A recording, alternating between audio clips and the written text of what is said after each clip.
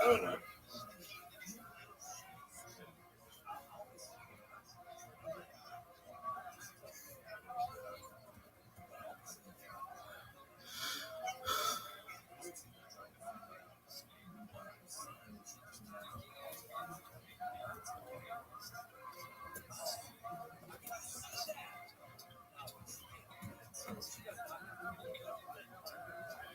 I think it was because of me to one of her friends, but then we patched things up, and then she didn't realize that I patched things up with her, and she still thinks that she still holds a grudge.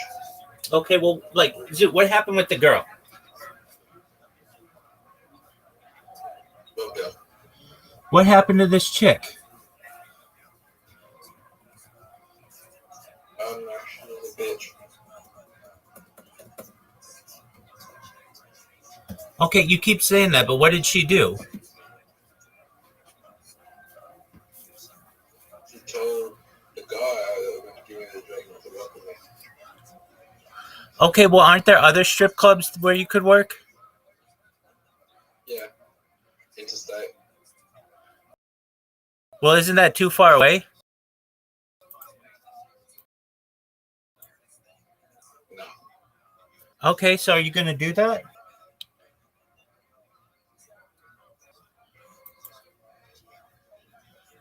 Yeah. So you're still going to do it?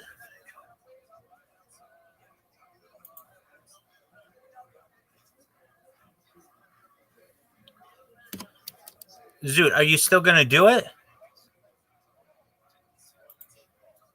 I'm going to try. Okay. Did McDonald's get back to you?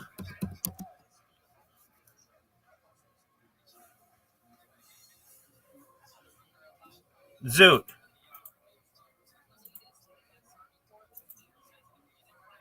Zoot. Yeah. And what did they say?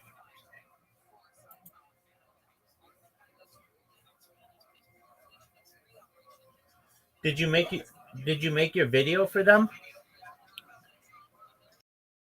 Yeah. So the application's finished. Oh. And what's the plan now?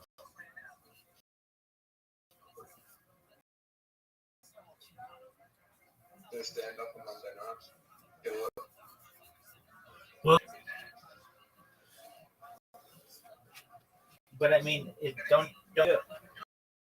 don't you have a plan for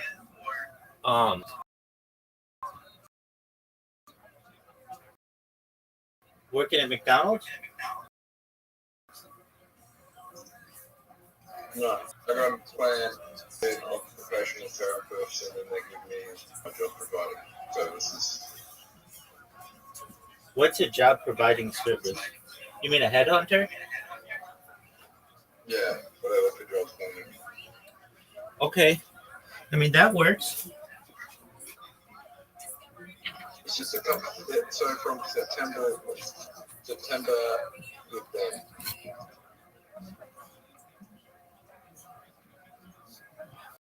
It's September 15th? Yep. Okay, so what happened September 15th?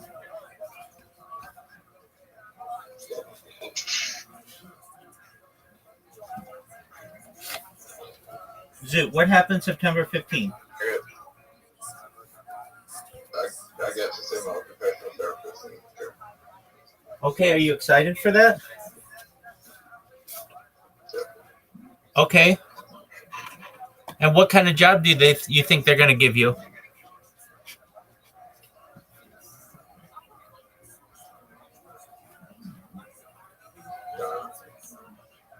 All right. Would you be willing to work a physical job?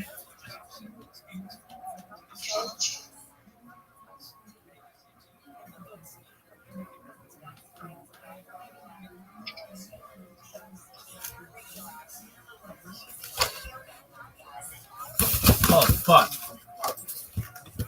Zoot, I'll be there in a second. And we're going to play. So just be patient. I need another 3 minutes. So, Zoot, what kind of job do you think they're going to give you? You don't know? $20 million. Do you think they're going to give you a $20 million job? Okay. Doing what? I deserve $20 million a year. Of course you do, Zoot. We all know that. Everybody knows that. All right. I mean, it's just gonna go up my nose. It's better that they do that than Zoot, have you ever done cocaine? Yeah. So you don't even know what it's like. No, I would never do cocaine. Dude, it's fun as fuck. All right, you ready for Moncala-san? Have you done cocaine? Tons. What? Yeah. Yo, welcome. What up, Cat? How you living, pimp? I'm doing good. Excellent. I was away for a couple of days. I had to do something. That's okay. I Shit. just decided to check up on what's going on here. Absolutely. We're just about to play a game. Zoot, are you ready for your invitation? Hello? Yo, what up? How are you? Did you send me the wrong info? Oh, you got it? Welcome. Yep. This isn't Moncala. Okay, well, we'll play whatever game you started. Which game are you guys playing? I don't even know. Zoot, what are we playing? Oh, we're playing... Send me an info. Hold on, we're playing Karam. Send me an info. Hold on, we're playing Karam first. You beat me the last night. So you definitely should try cocaine. Like, you're closing yourself up from so much fun if you don't try cocaine. There you go. Listen to Cat. You have to keep it under control. You don't need to be scared of the unfamiliar. You just have to keep it under control. That's 100% right.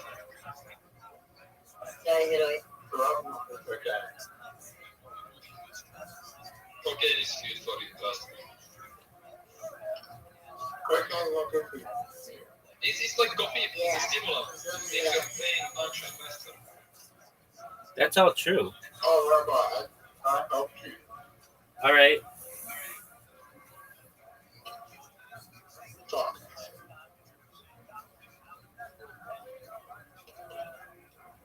I think like you're gonna get a few here, but I set myself up in a really good position. Yes, you did. Okay, that I will not disturb your gaming session more. I will see you later, maybe. Absolutely, Cat. Yes. Cat, you're always welcome. Excellent. Take care, Amethusa. Cat, peace, buddy. Don't do. I will, but no. I know right Don't now. do cocaine or heroin. Dog.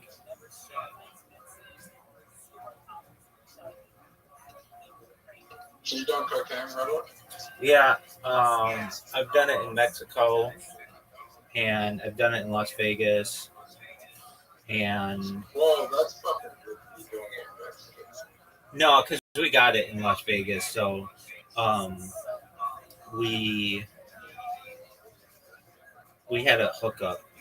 This guy, my uncle is like a high roller, kind of, not really, not a really big high roller, but like he knew a lot of people at casinos, and there was this guy who lived in his gated community, and my friends and I were there for spring break, and we were gonna do cocaine, and my uncle had said like he loves cocaine, but he doesn't do it unless other people are there because he would just do it all day. And so this guy comes over, and he has this like package, and we put it on a plate, and we snorted cocaine all night. I snorted cocaine as I tried to write a paper, and this paper just ended up being the worst paper I ever wrote. It was so bad that my professor, who was really cool, told me just enjoy spring break and write the paper when you come back. And then we drove from Las Vegas like through California to the Mexico border, and they just like waved us in the Mexico border. They didn't even stop us. And then we fucking snorted this. We just brought this plate with us, and my uncle had a condominium. My uncle had a condominium. You're good. My uncle had a condominium in Mexico, and then once we got there, we we like we ended up finishing the cocaine. I literally like had this whole plate of cocaine to myself, which I just thought was the fucking. I just thought was the coolest fucking thing ever, and um, I I was just up. Oh, I know. I was up so much. I was up all night fucking by myself doing cocaine, and I had to drive to Mexico the next day, and I couldn't do it. I was too tired, and I told my friends like, "Look, if you make me drive, we're never gonna fucking get there." And so my other friend drove, and um, then we made it to Mexico, and then once we were there was so much other shit to do. Like we took this tour of a tequila factory after dark, after it was closed, and we fucking got all fucked up on tequila. There's like a lot of fucking drugs to do. But yeah, I've done cocaine. Never to the point where I had like a cocaine habit. Um, but yeah, and it's a lot of fun. I love the like almost more than anything. There's like a whole how would I say like a procedure that when you do it, it's like hop it up, and it's like on a glass, it's like on a mirror, or it can be, and then you get like yeah, or plate or whatever, and then you fucking do it, and then it just like instantly hits you. You feel like you're in a movie. It's just, it's great.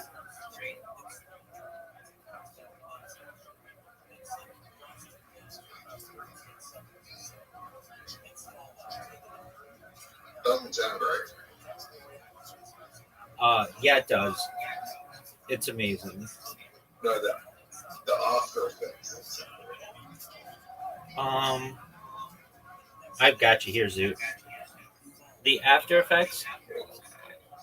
I mean, there's like a come down, yeah, but you can ease that. Now, I think you get into trouble when you start mixing it with stuff, but we were in a fortunate position because the guy, my like uncle's dealer, lived in a house right. It was like a neighboring house in this gated community. We knew where he got it. He got it directly from Colombia, and he used to just ship it around the world, around the United States.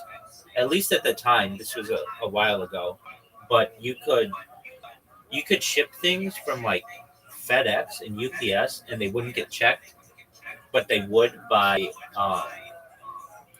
the the post office. Zoot, you have an invitation.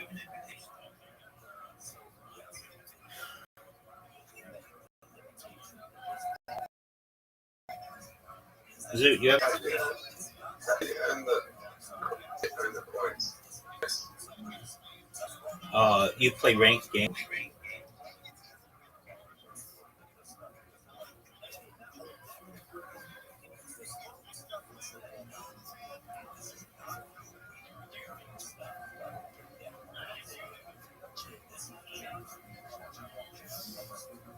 Grandma, I think I fucked up. Big dog. In Moncala, it's never over, baby. This is the most confusing game. Why do you think it's confusing? Because we don't know the strategies. I do.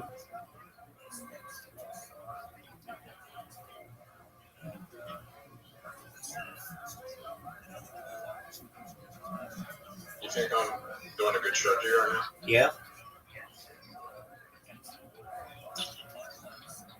I I do not.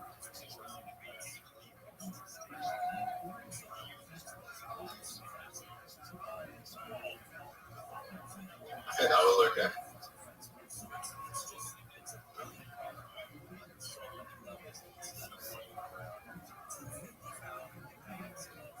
Your turn.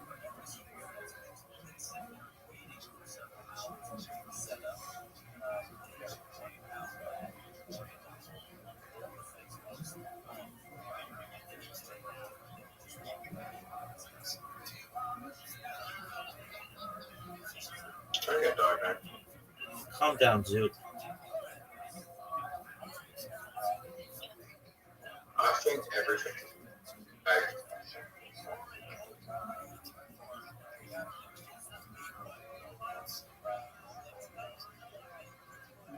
Oh, Yeah, that was big time, Zoot. that was a 10 out of 10. Yeah, it was.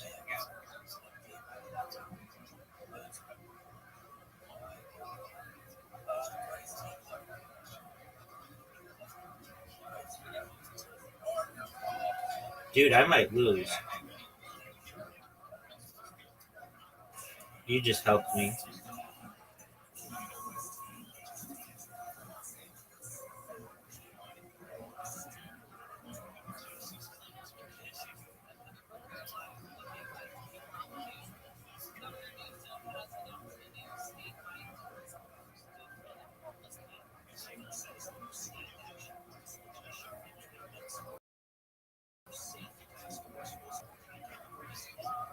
I won.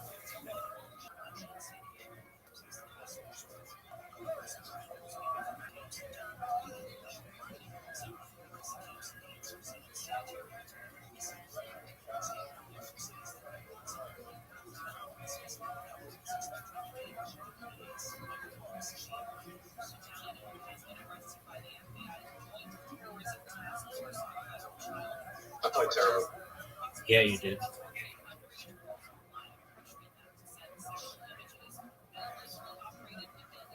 We're going to win the next game. I'm ready for you, pimp.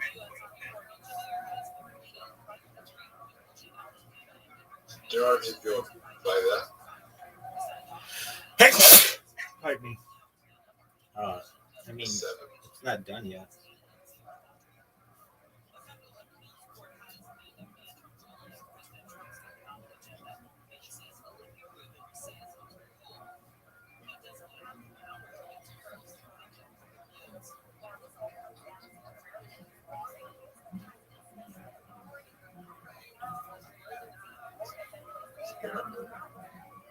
Calm down, Zoot.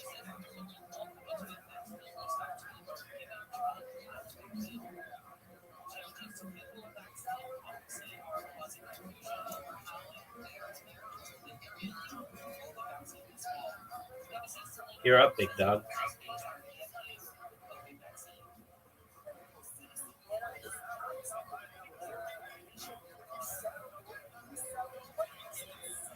I just won. Maybe. Actually, maybe not. Maybe. We'll see. You won. We'll see, big dog. Yeah, it's over.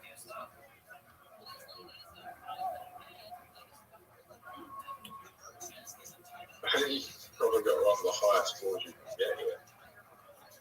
What was it? 41. But I'm saying higher than that. Yeah, I think that's. I don't know if that's the highest you can get, but it's high.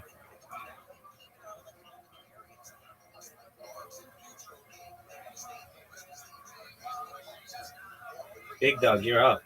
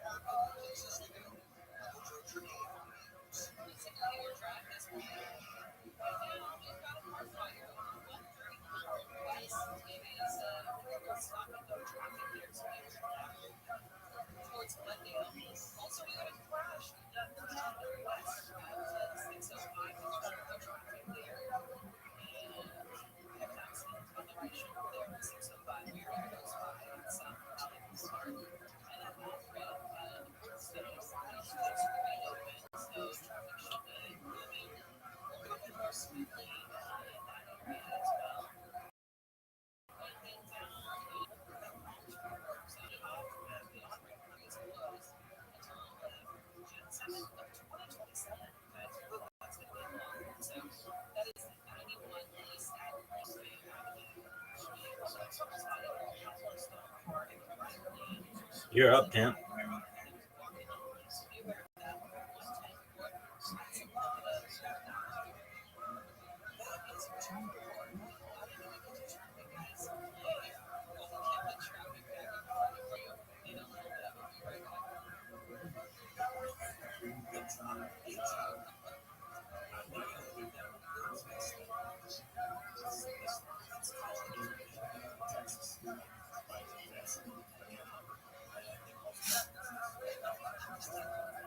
You're up, pimp.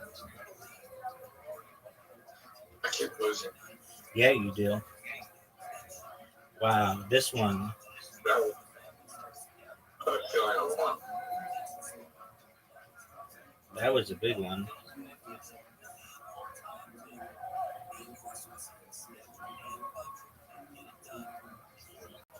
The best move here is this.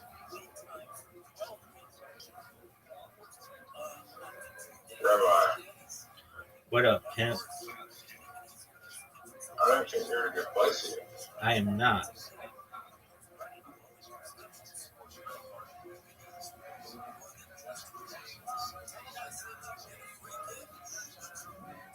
I don't think that was a good move. It was not.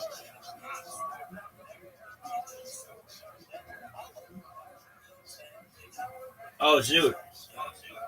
What's going to happen?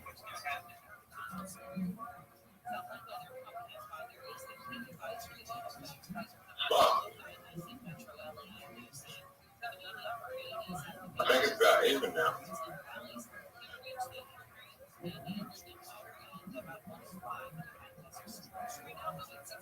Rabbi, What up, pimp? I can't lose. you can lose. I cannot lose. It's over.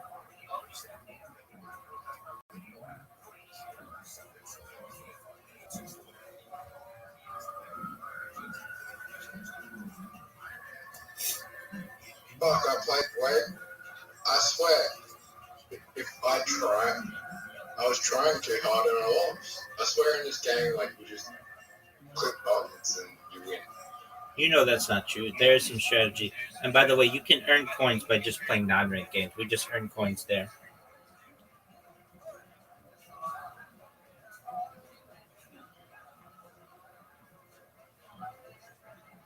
I've got an idea. What's your idea, pimp? I'm just gonna click buttons. I don't know if that's smart.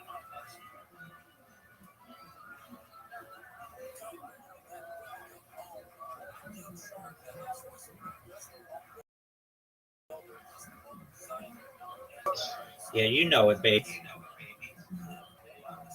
Oh.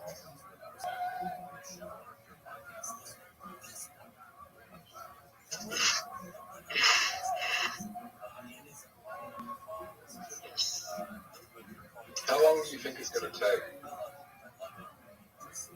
Oh man, my game just glitched out.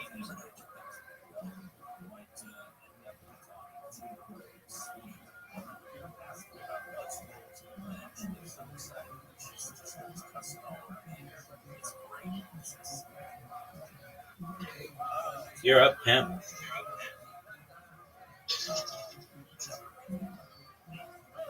Can you keep train forever, Rabbi? That's the plan.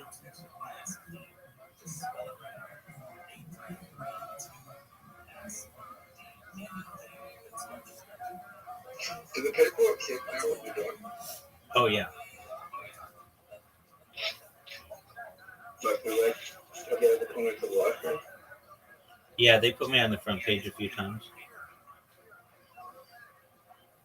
And they have to manually do that. Now they banned you? Correct.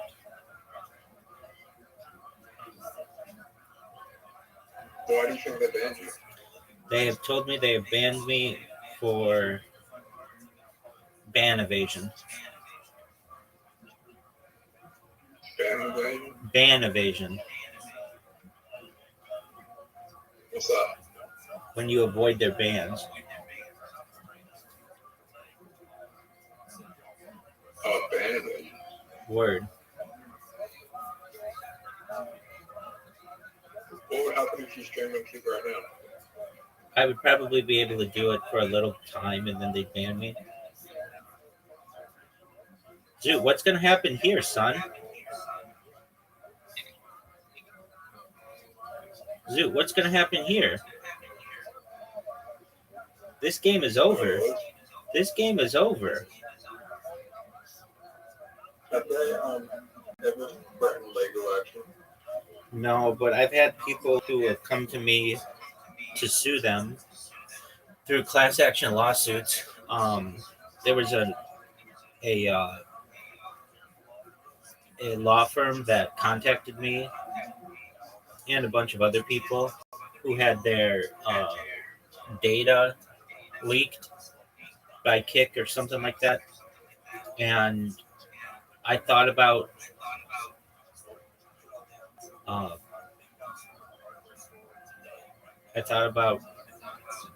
going along with it, but I figured they didn't really do anything that wrong, and whatever, it's no big deal. I didn't really care about it.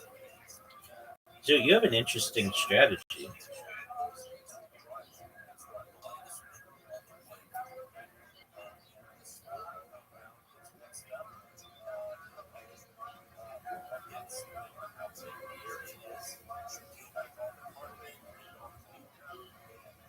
I think my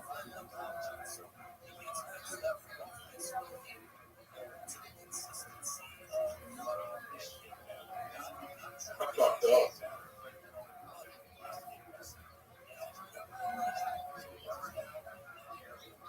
I could have really fucked you up there. Yes, you could have. Oh, you fucked up, son.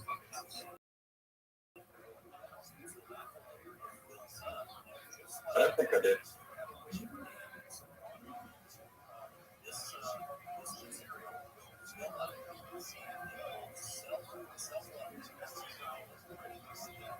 You might have won. Not a fucked up.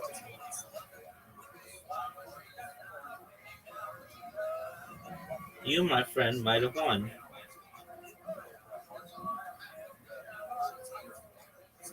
Nope, I got you. I got you, son.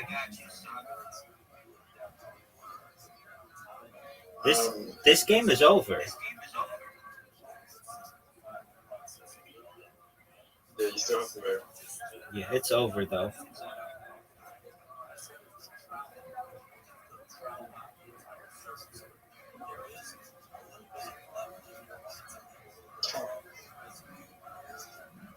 Baby, this game is over. I fucked up.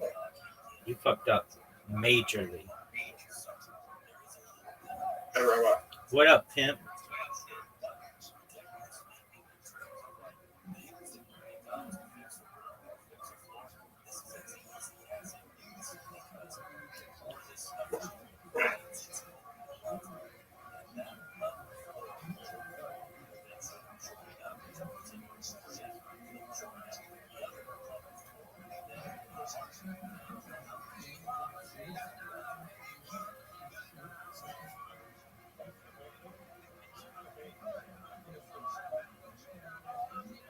Why do you think? Why do you think no one talks about people with impaired motor skills? Dude, they talk about them all the time. No, they don't. Ever heard of somebody with a DUI?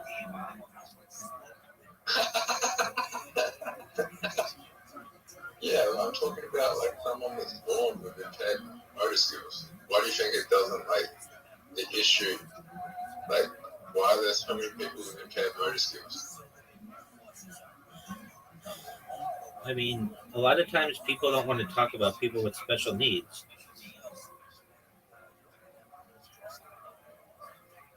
If you had a child with impaired motor skills, would you not want to talk about that? I don't know. I probably would want to be an advocate for those kinds of people. Good move, Zoot. Zoot, good move.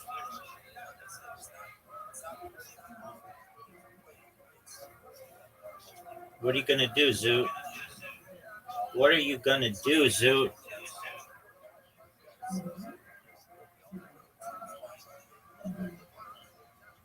Zoot,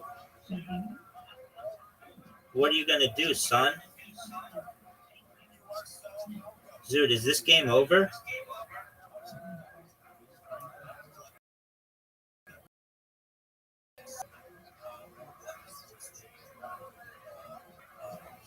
Zoot, is this game over?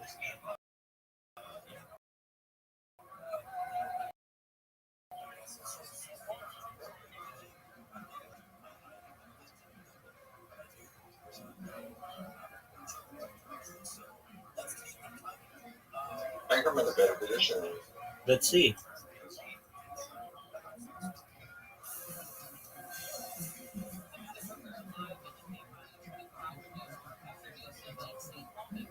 That might have been the worst. That was the worst move you could have made.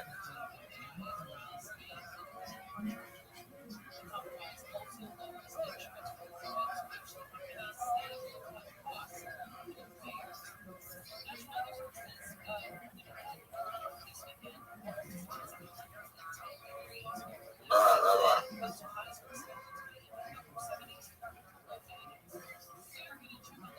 Might not be a great move.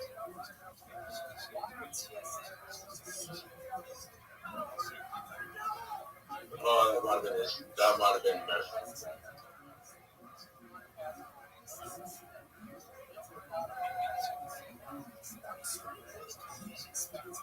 Bye-bye. I think I made this perfect move. Zoot, just win, babies.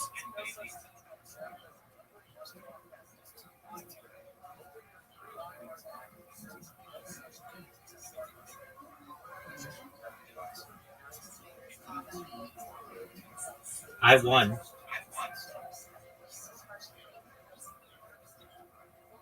You lost by as slim a margin as you can lose, by which you can lose.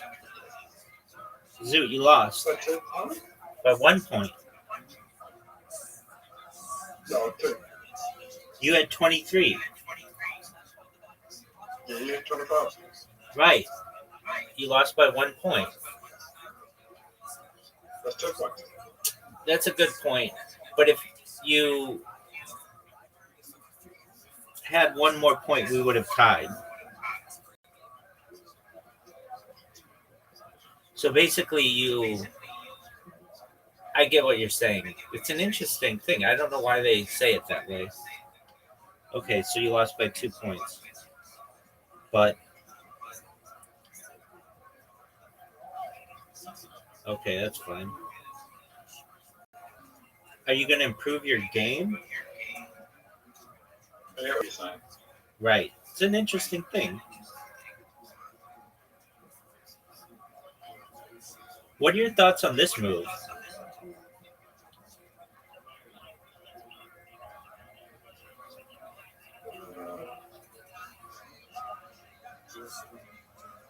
Not as good as this move.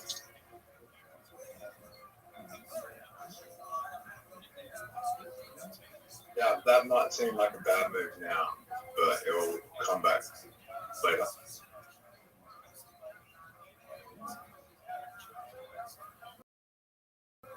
It's been 10 years. Zoot, you're up.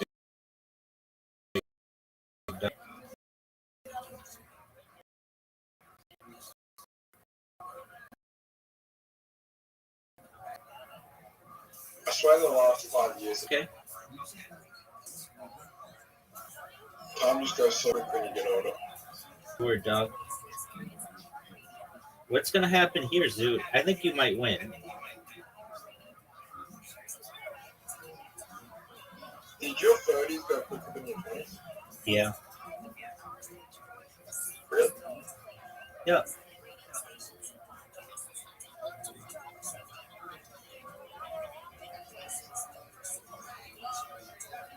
Zoot, what's going to happen here?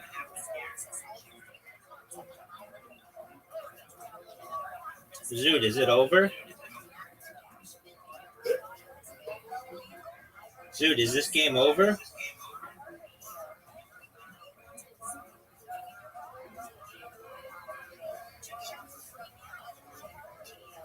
Zoot. Zoot, is this game over? What up, pimp? Does every year get faster and faster? Yeah. Really? Yes, sir. Zoo, you've lost like 5 games in a row. Doesn't it slow down when you get like to old age as well? But time slows down when you get to old age. No, it goes like extremely fast then.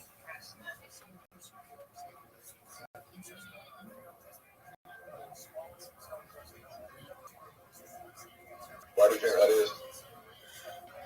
It's more relative time. So, like when you're 3 years old, 1 year is 1/3 of your life. But when you're 30 years old, 1 year is 1/5 of your life. I made a mistake.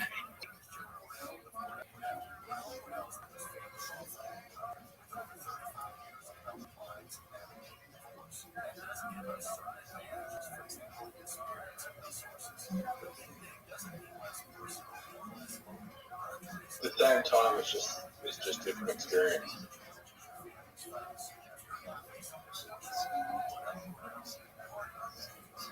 And your brain processes.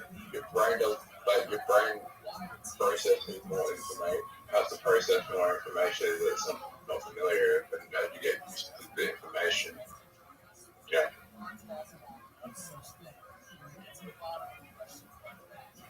I heard constantly moving location and um, slow down your feeling of time perception. You're constantly moving location, your brain has to process more information than before. That could be. If you stay in the same location, your brain isn't processing more information, as much information. Zoo, what's going to happen here?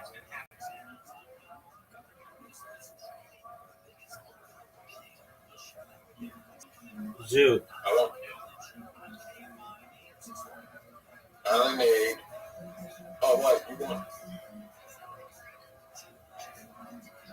Yeah, you want. You want. Not necessarily.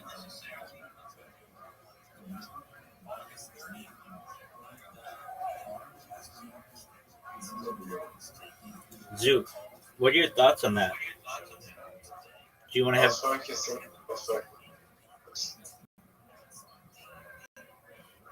All right, it's time to play Mesh Monsters.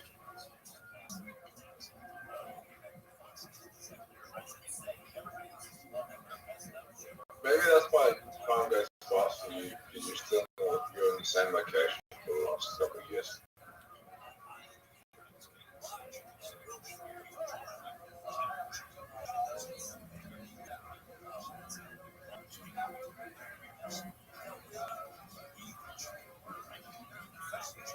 I'll tell you something though, right? What do you want to tell me, Zoo?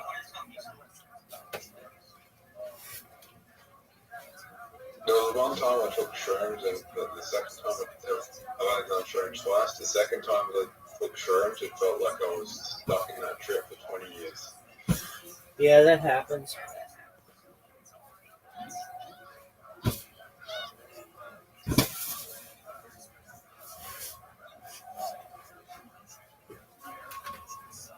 I went to hell, I went to heaven.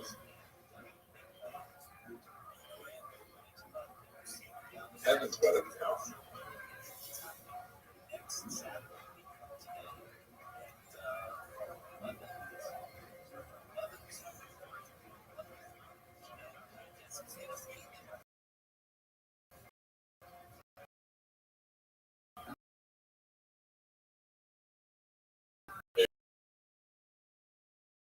Big time. Are you proud of that move? Yeah, but I helped you.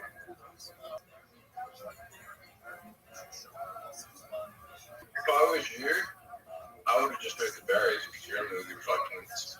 You're only losing one extra health point because you started with an extra health point. Yeah, I'm not a big fan of the berries on this one.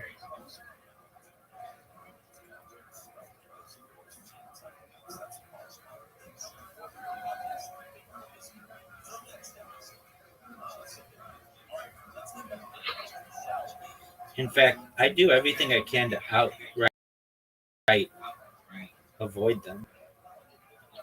You think it? Rabbi, What up, pimp?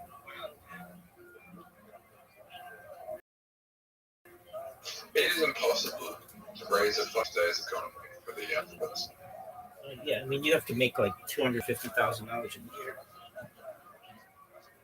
$250,000 a year to raise a kid in this economy? More than that. Just to own a house in California, it's about $250,000.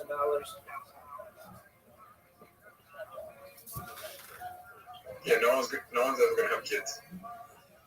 They will. They'll just have them out of wedlock, and then they'll be basically of the state.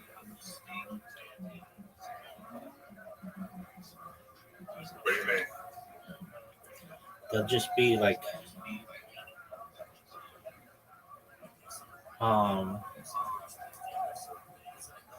they'll be in like foster care and stuff. No one wants to do that.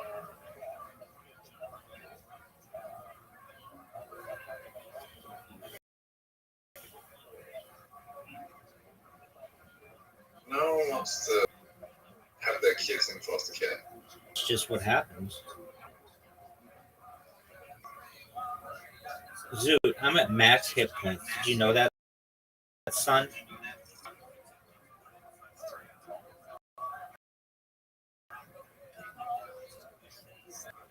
You're up, big dog. Zoot, were you aware that you are up?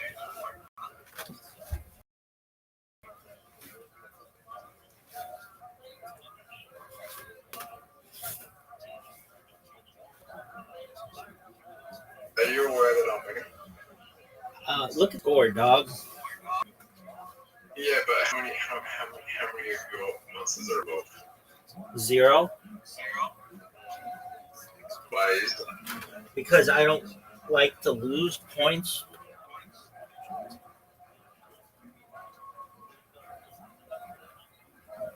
Rabbi, I just gave you an extra move.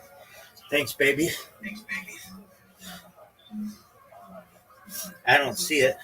It could go. It's right in front of you. It's your turn. Are you stupid? I didn't see it. That was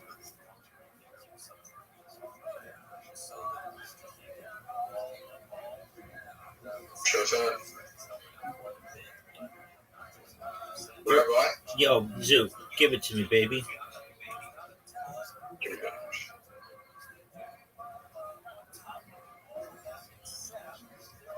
Love that thing on that. Yeah, push food.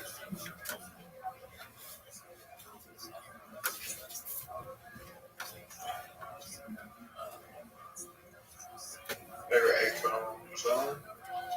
Um, does he sing on Bartender?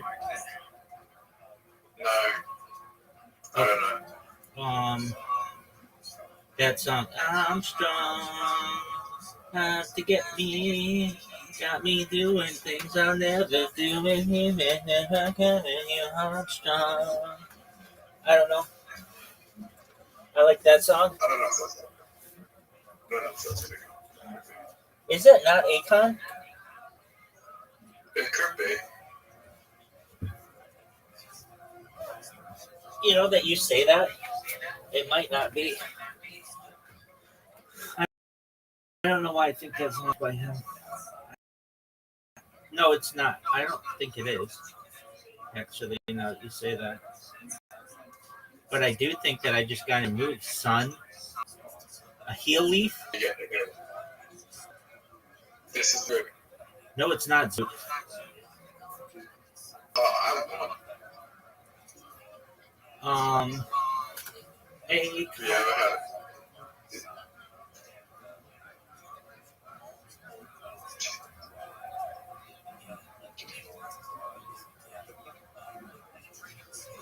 Zoot, you're doing stand-up comedy on Monday? Right. Are you gonna record it? Today? Yeah. But today someone told me that they met someone in Australia that they autism by telling me about autism. I don't get it. I don't either. They just dropped it by listening. You're the autism. Possums there? Yeah. Maybe I should be by possum and feel my problems. Have it. So what are you talking? You don't even know what it is. I know what it is. No, you don't. It's about social and verbal communication. No one knows that. That doesn't necessarily mean that's what it is.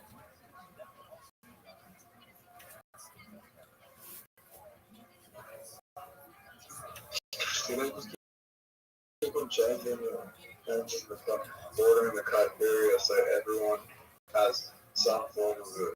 And then they're just like, oh, you have it severely. It's like, what? Yeah, exactly. The fucking person who diagnosed me with it was just misinterpreting everything and they diagnosed me as well.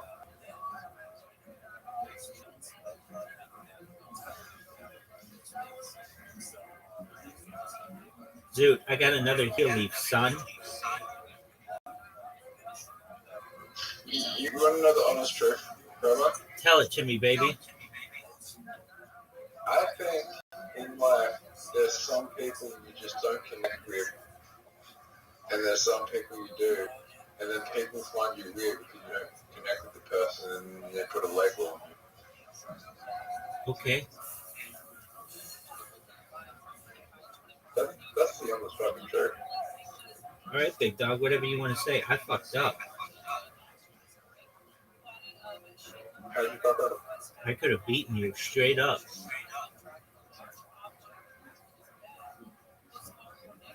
This game is over, son. It's over, baby. Should I fuck up like would I still be alive if I didn't get there? No.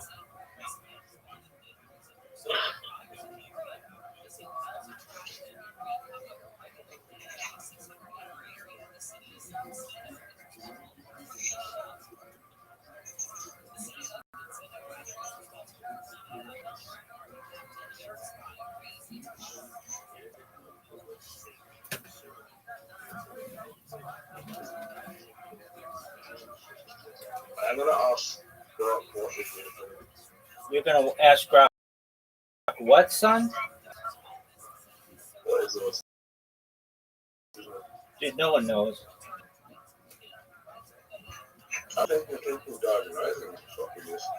I think it's what Rain Man had. Even though they say that's not what he had. You know.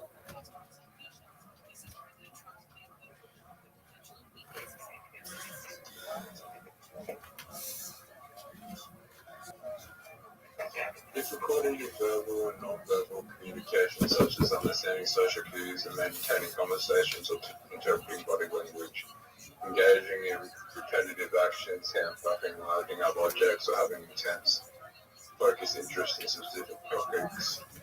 Sensory sensitivities, over or under sensitivity to what's like sounds, textures, or lights. I don't have any sensory sensitivities, and I don't have. Dude, are you gonna accept the fucking invitation? You're gonna jerk yourself off raw.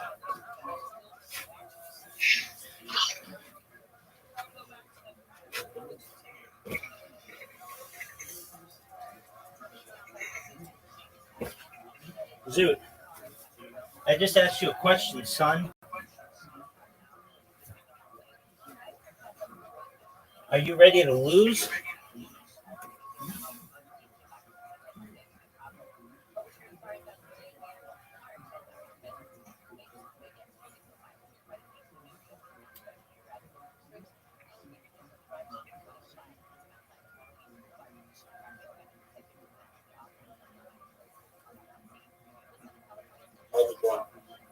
So you always say that, and literally, you always lose.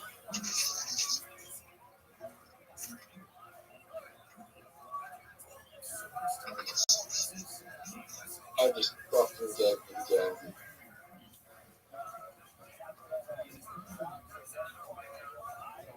Well, like, you realize that I could not have lined it up more perfectly for you the other way.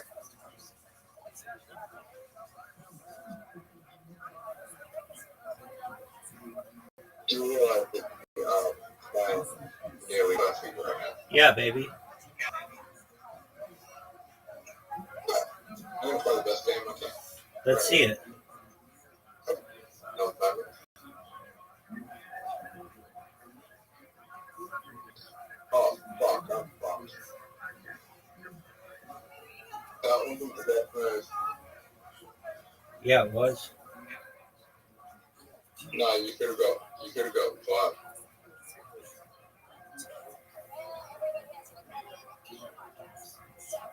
Okay, that was a pretty good move.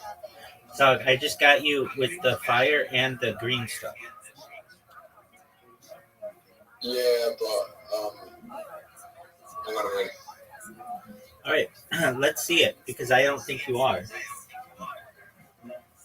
you ever? Oh, shit, that was autistic. That was Tourette's, son.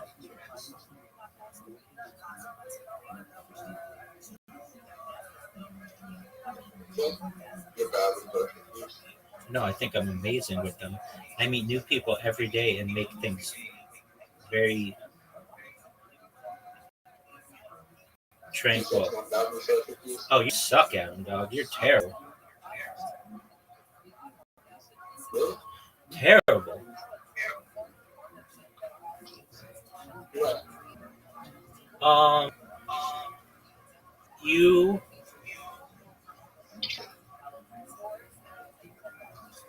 when meeting a new person, you're not very open. You ask strange questions, sometimes to make it awkward. Not that's not always that bad, but you you when someone asks you a question, you don't answer immediately. You get distracted and do something else. Sometimes you just leave without saying bye, like things that normal people do, and it's frustrating. You when somebody new says, "Hi, how are you?" You'll just be like quiet, and then I'll sometimes have to say, "Zoot, how?" They said hello. How are you doing? And you'll be like, "Oh, I'm fine."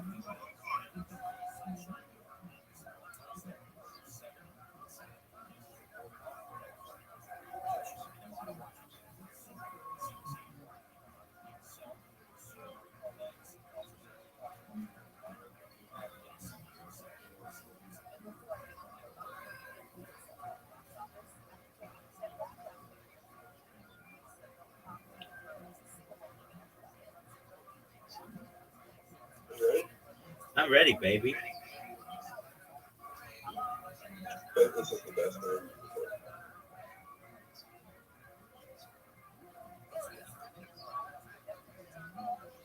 That was good.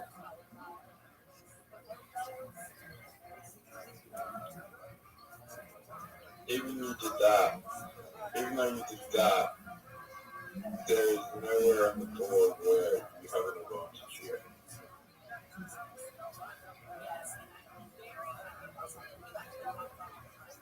Bye-bye. What up, pimp? I can fuck you hard. Calm down.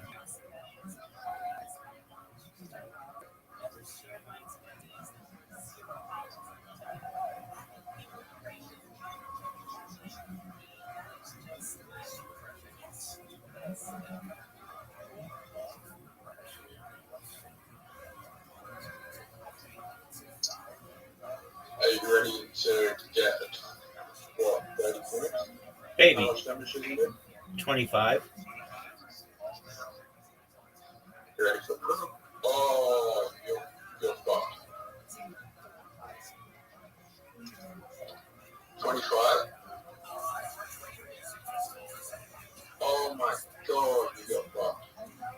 Dude, look at you.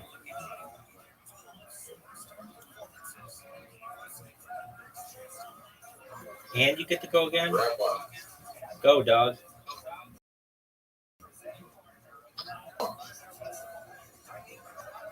I don't think I can believe it.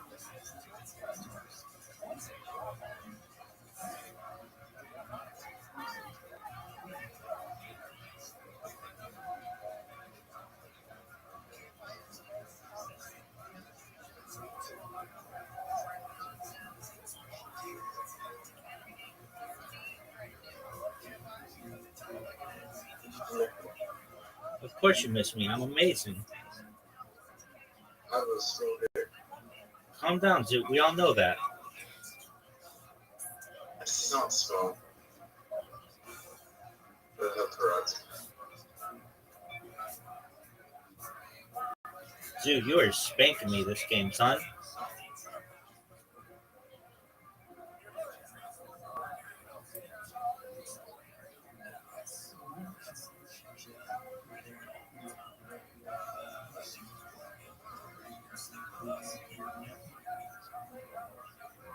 You're up, big dog.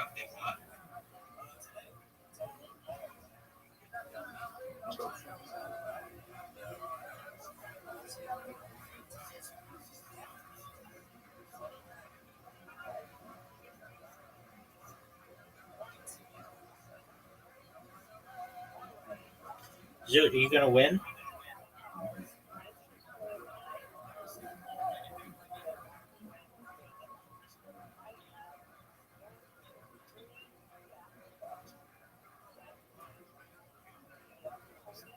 Zoot.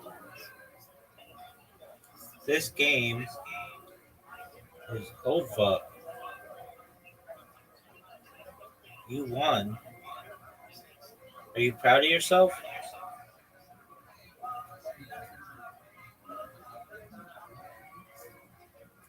It's over.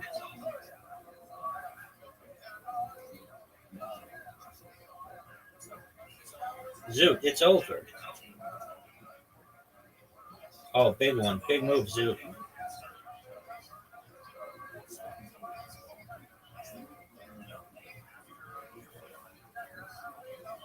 Zoot, end it.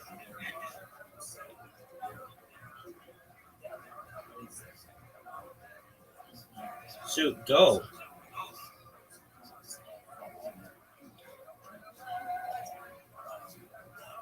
I just gave it to you. No, you didn't. Oh, fuck. No, you didn't.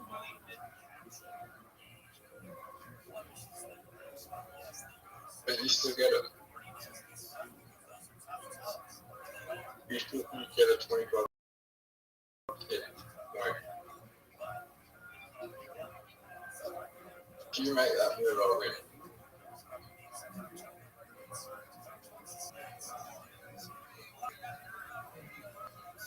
I didn't want it.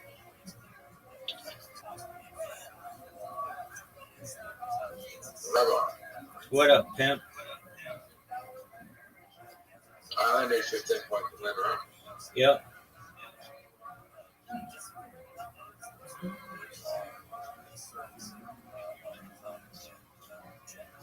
Oh, dude, I'm about to lose. Fuck.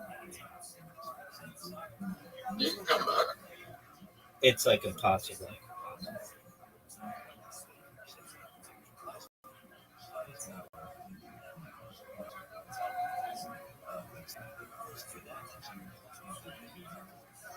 The board is not in your favor right now. I don't think it's going to be mine. Maybe.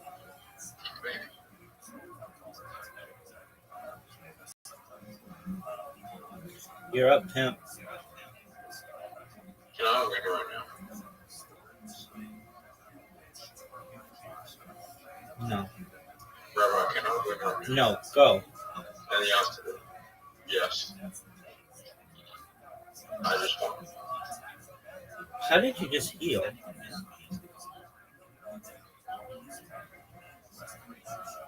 Zoot, are you proud of the way that you just played?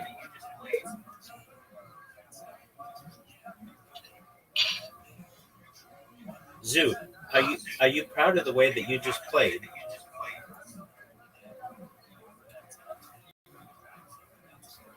Zoot, well, you should be. You play like a G.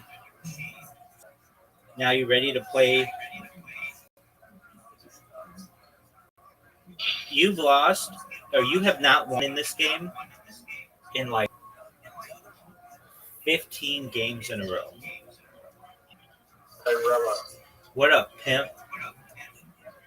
have you ever had an out-of-body experience? No.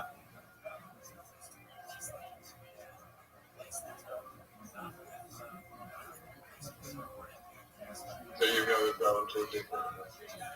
No.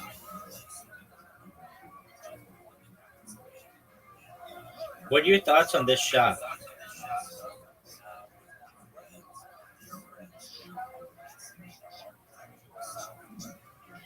You just helped me.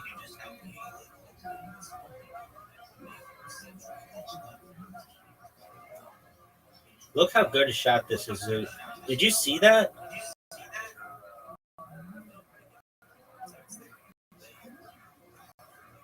Zoot, did you see how shot was?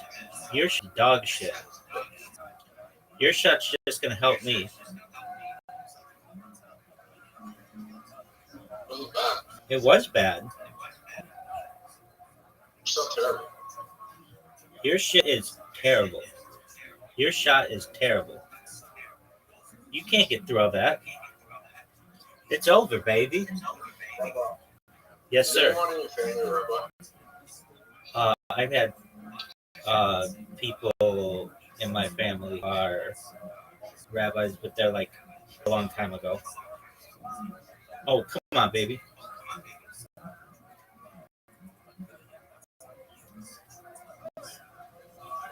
Family knows what you're doing. Yeah, I'd say so. What do they think of you?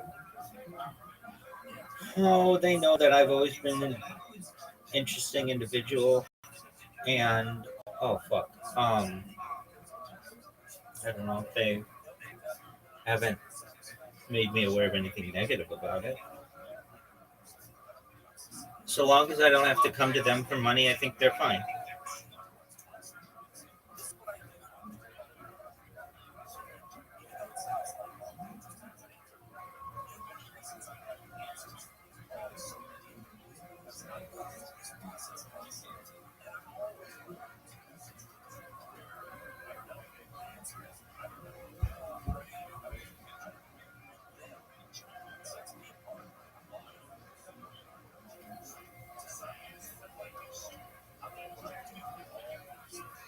Zoot, what are your thoughts on this move? What are you gonna do? What are you gonna do? You're just gonna help me. Thank you. Zoot, thank you. Zoot, did you hear me just say thank you?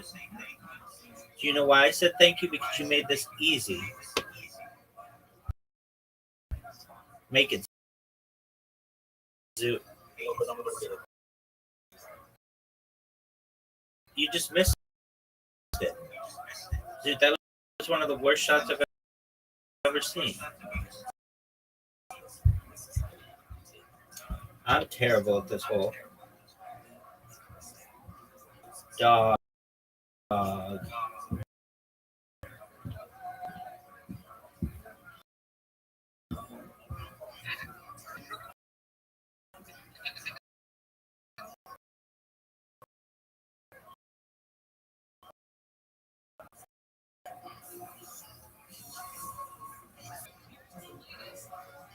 Dude, look how good a shot this is. Dude, you admitted that you have a little dick.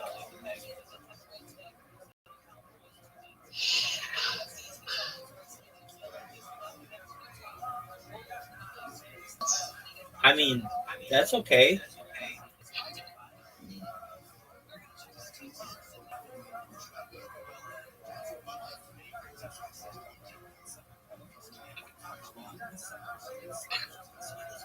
I I don't think I do. I think that I'd rather be whacking a finger than have Tourette's syndrome. What? You know what? I would rather be whacking a finger than Tourette's syndrome. I wouldn't go as far as an entire hand, but maybe I might say that I would rather have lost maybe, God forbid, an entire hand than Tourette's syndrome. It seems terrible. All your secrets are gone. You admit like stupid shit randomly. You could seriously piss off like people, even if like you could just you could piss off people and you didn't mean to. Oh, dude, it all comes down to this hole. I hope you win.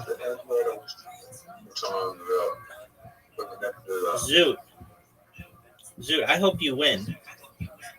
I've beaten you like 15 games in a row. You should, or we tied. This one's just a game of chop. Yeah, but that's what you need. That's what you need. That's what you need.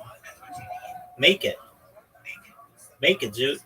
Well, it's not a game of chop. It's not a game of chance. We just don't play it. Make it. Make it. Zoot, you won. Dude, that was amazing. I'm proud of you. Yeah, I'm not. I don't care. You won, dude. That was really great.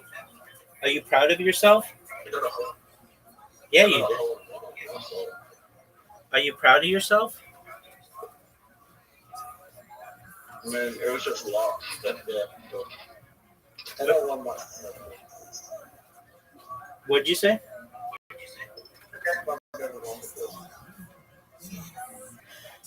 You've never won before? Yeah, it's a game of oh, that's the ball. I have feelings for the winning. Zoot.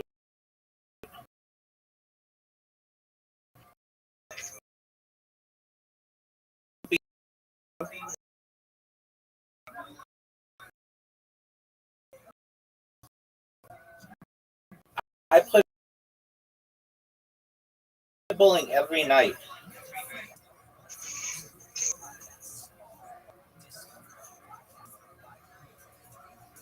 Maybe the case is not big. Not courage, dog. I mean,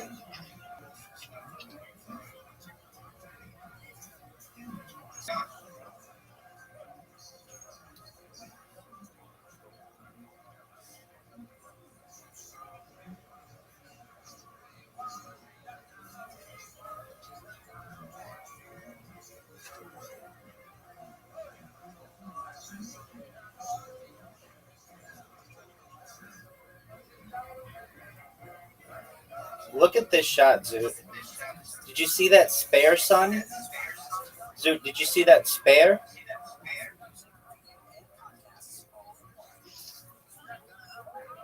how is that not a strike? Because it wasn't. You didn't knock down all the pins. In order for it to be a strike, you need to knock down all the pins. Zoot, you're done.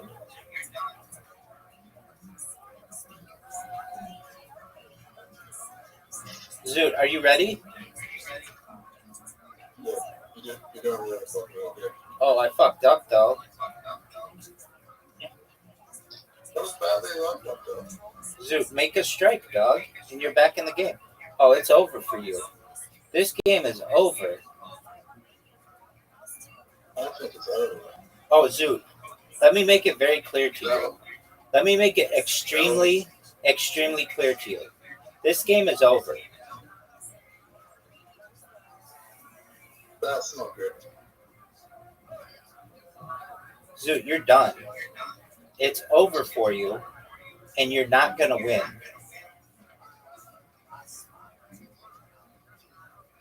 Dog, What do you think of the goal? what do you think of this shot, son? Look at the score, Zoot. That was a 7 out of 10. Technically, I think it would be an 8 out of 10. Zoot, this game is over. You could get 3 strikes in a row, and you still lose.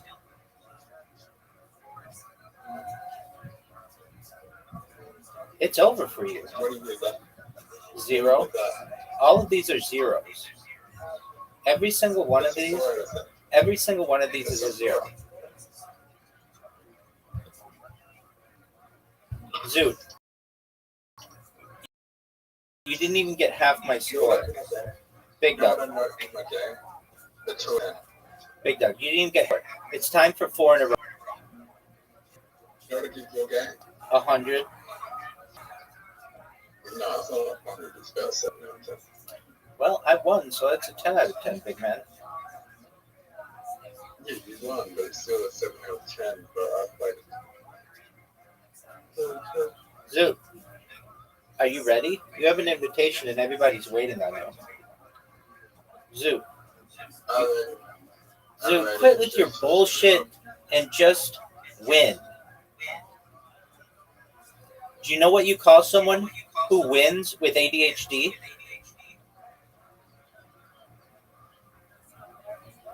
With ADHD. That's exactly right. I mean, we discussed this yesterday that like it might not even exist. Everyone has trouble paying attention. There you go. Are you going to go, though? That's my question for you. Are you going to go? Zoot, that was a brilliant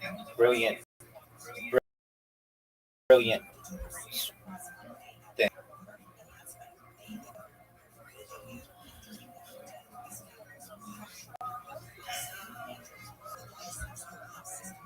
Zoot, what are you going to do, son?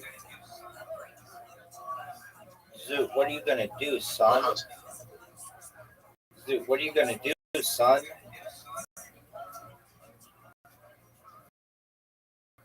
Zoot, you want to know something? You just won. Yes, sir. Hey, Rabbi, how important will I be? Extremely. You help me to create content overnight when it's most difficult for me to create content. People will be fascinated by our conversations. And you know what else by which they'll be fascinated? How badly I whoop your ass in all these games. People will just be going cray for that.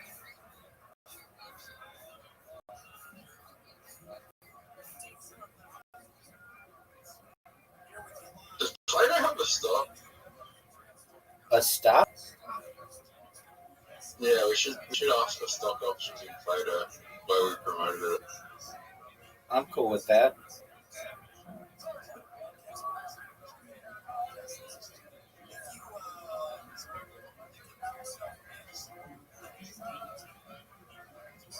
They should get equity in the initial public offering Plato before they get public. Perhaps, big dog.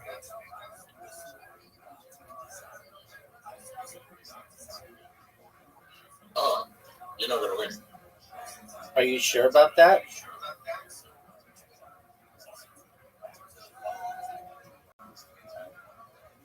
I just blocked your win.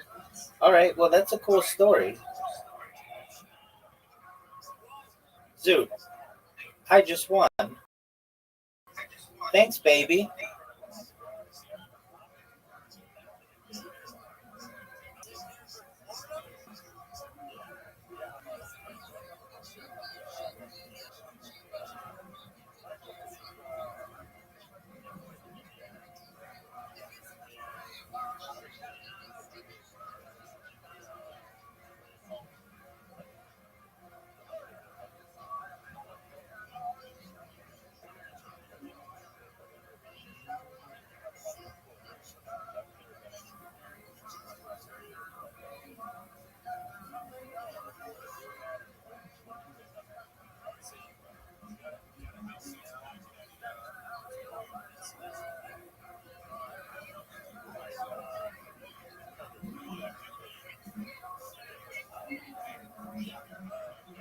Zoot, thank you for the win.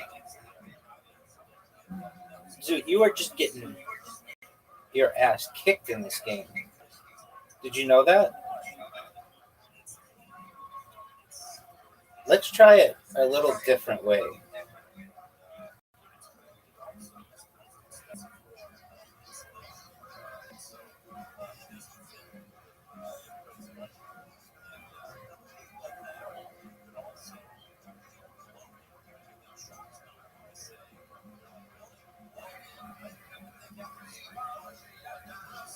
You're up, Suit. I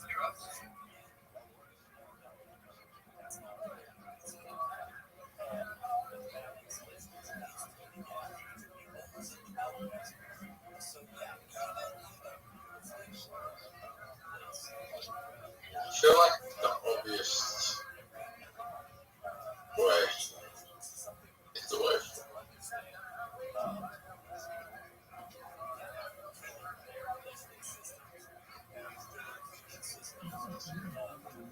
What do you keep doing? I'm gonna win, baby.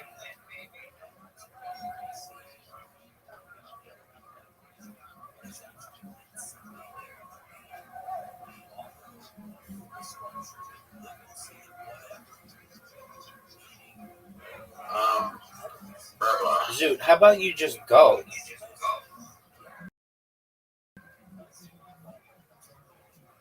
Yeah.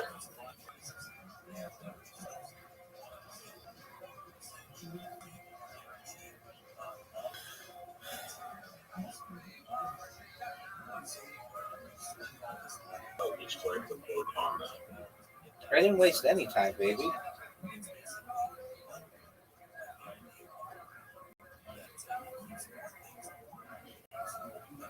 What did I waste it on? You're up, big dog.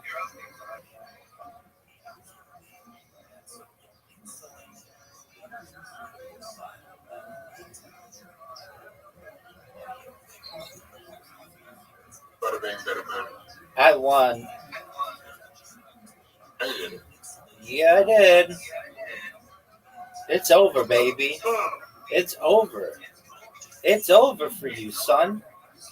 That game is over for you. OVER, baby. Over. That can't break. Zoot, I mean, what do you want me to do about it? You're up, baby. Everybody's waiting on you. Are you going to go? Or are you going to jerk yourself off? I'm gonna jerk myself. Of course you are. I don't think that was a good man. All right, well, that's your opinion.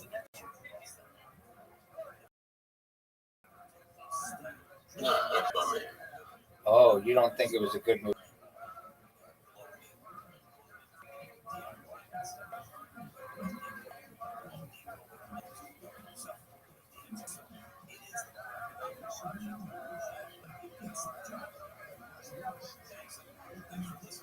Oh, Zoot, go fuck yourself.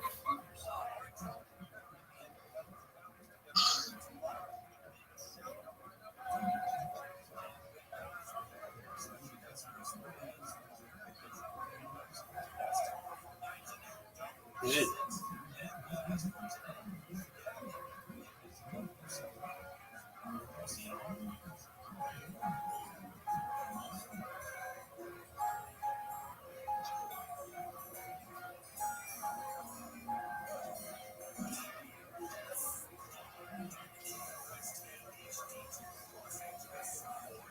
Brother.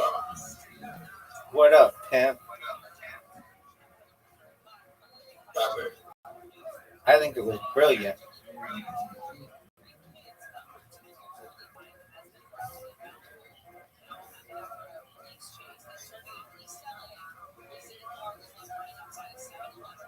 You're up, big man.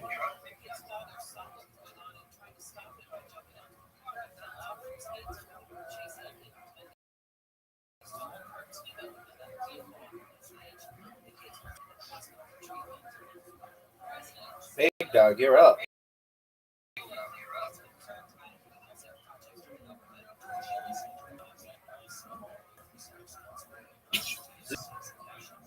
Did you know that you're up? Are you part of that? The man that blocked you from getting away. Okay, are you proud of that? Yeah. Oh, Zoot, you fucked up. Where did I fuck up?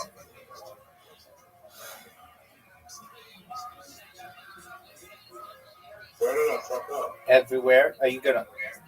Oh, baby, that's a good move. Baby, baby, baby. That is a good move, Zoot. I just won. Zoot, you've made a really good move. I just won. Oh, yeah, you did. How was I so blind to that? How was I so blind to that?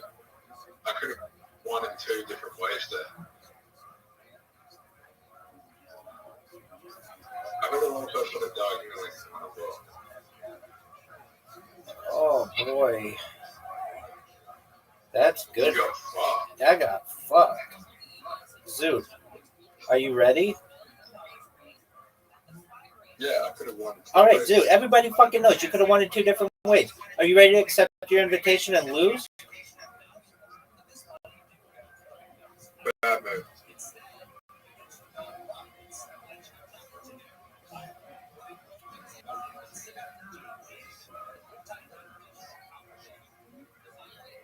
Bye-bye. What up, pimp?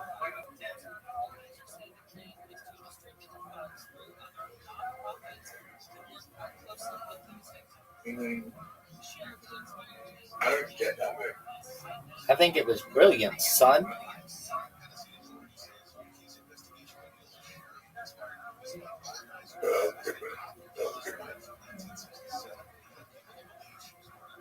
That was a good move as well.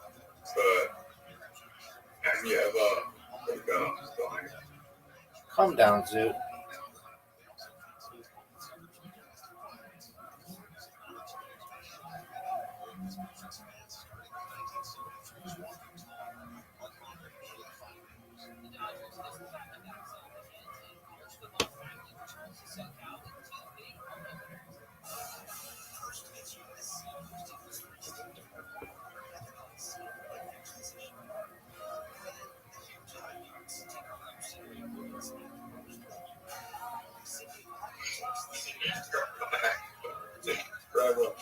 What up, pimp? Zoot, it's over for you.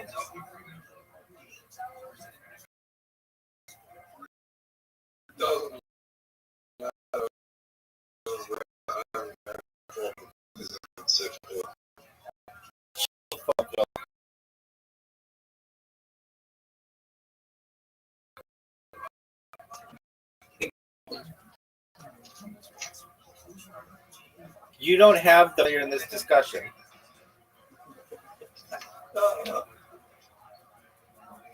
Know that you have an invitation and everyone waiting you to accept it, dog? Zoot, what are you doing?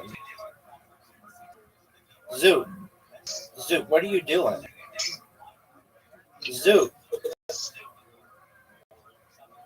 you have an invitation and everybody's awaiting you. Are you gonna go? Yeah. Are you proud of that? Are you proud of that move? Yeah, I'm gonna go.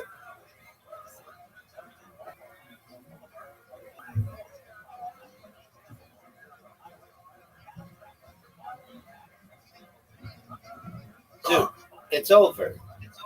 Zoot, you just lost. That was my intention. Is that my fault? At what point was that my fault? Yeah, I need to take a little bit of break. Okay, well, do it after this darts game. Zoot, everybody's awaiting you to play darts. Zoot, this is your game. Yeah. So accept the invitation. I'm gonna get bet off this game. Okay. Everybody loves your plans. Accept the fucking invitation. Zoot, I sent you an invitation. I'm waiting on you to accept it.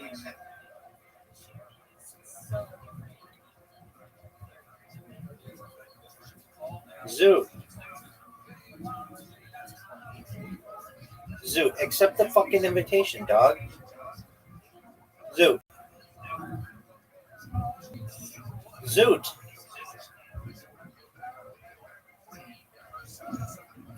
Zoot, accept the invitation.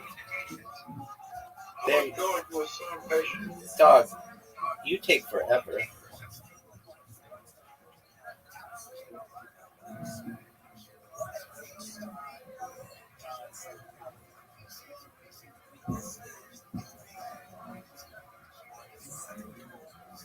I'm about to get dead.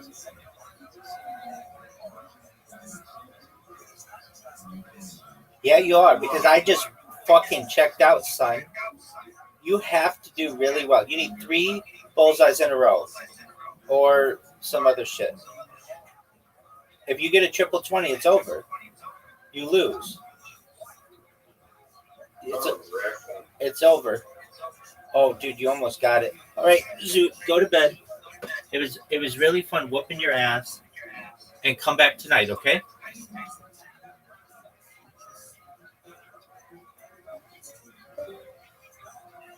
Well, that was fun.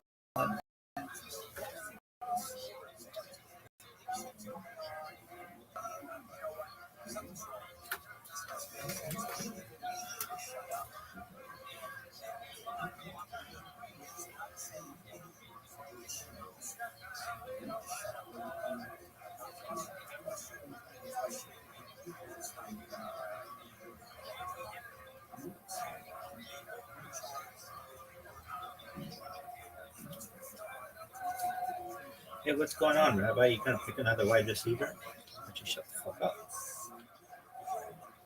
All right. I'm literally just gonna pick any fucking running back.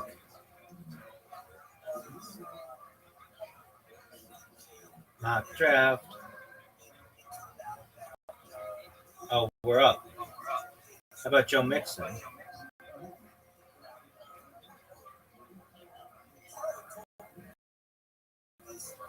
How about Jaden?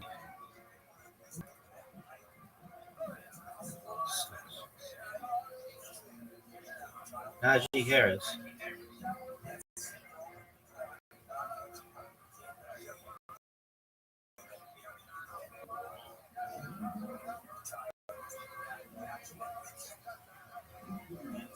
From a fireworks accident.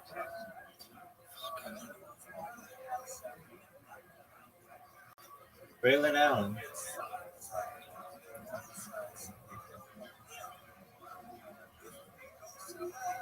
All right, wait. Let's take a rookie.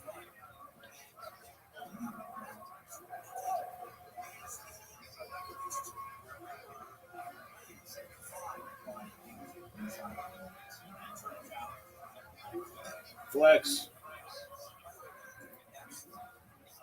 Mims, another no.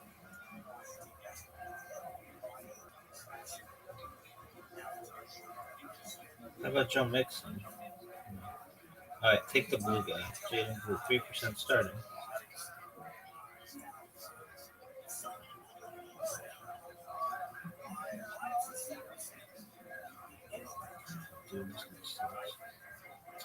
All right, here we go. Here we are. Jaden Blue. Got him.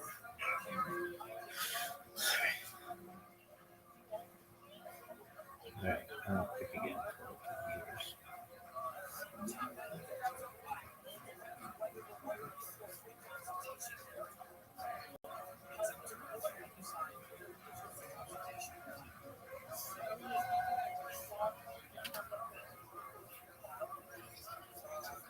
Oh, you're done. You're fine. Go fuck yourself.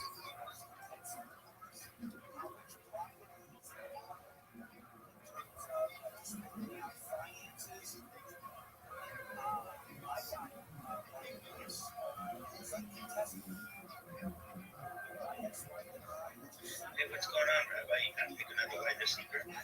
Shut the fuck up.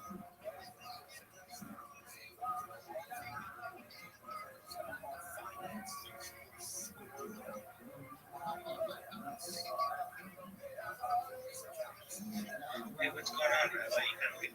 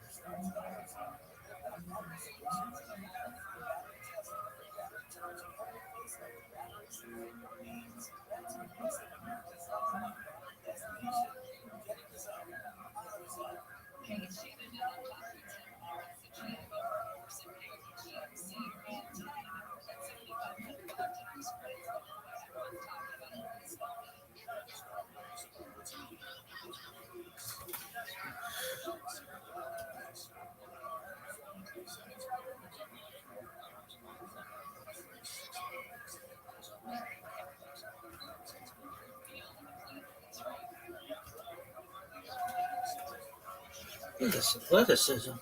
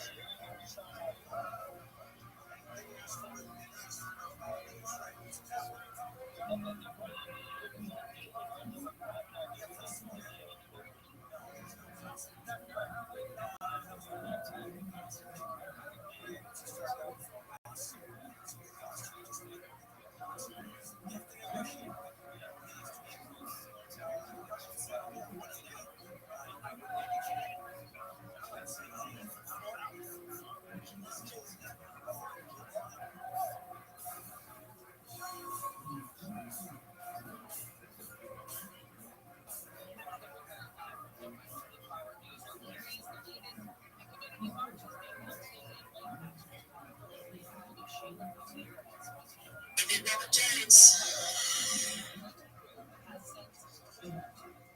Yes, I swear my life. Your dad's David Bowie? Yeah, Like Space Odyssey? David Bowie? yeah. Ground control to Major Tom. No fucking shot. Are you lying? No.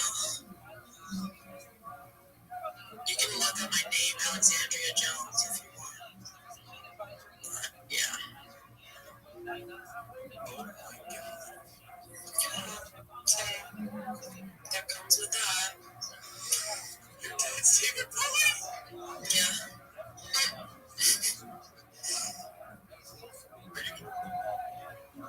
I swear. No, I know you probably get slut.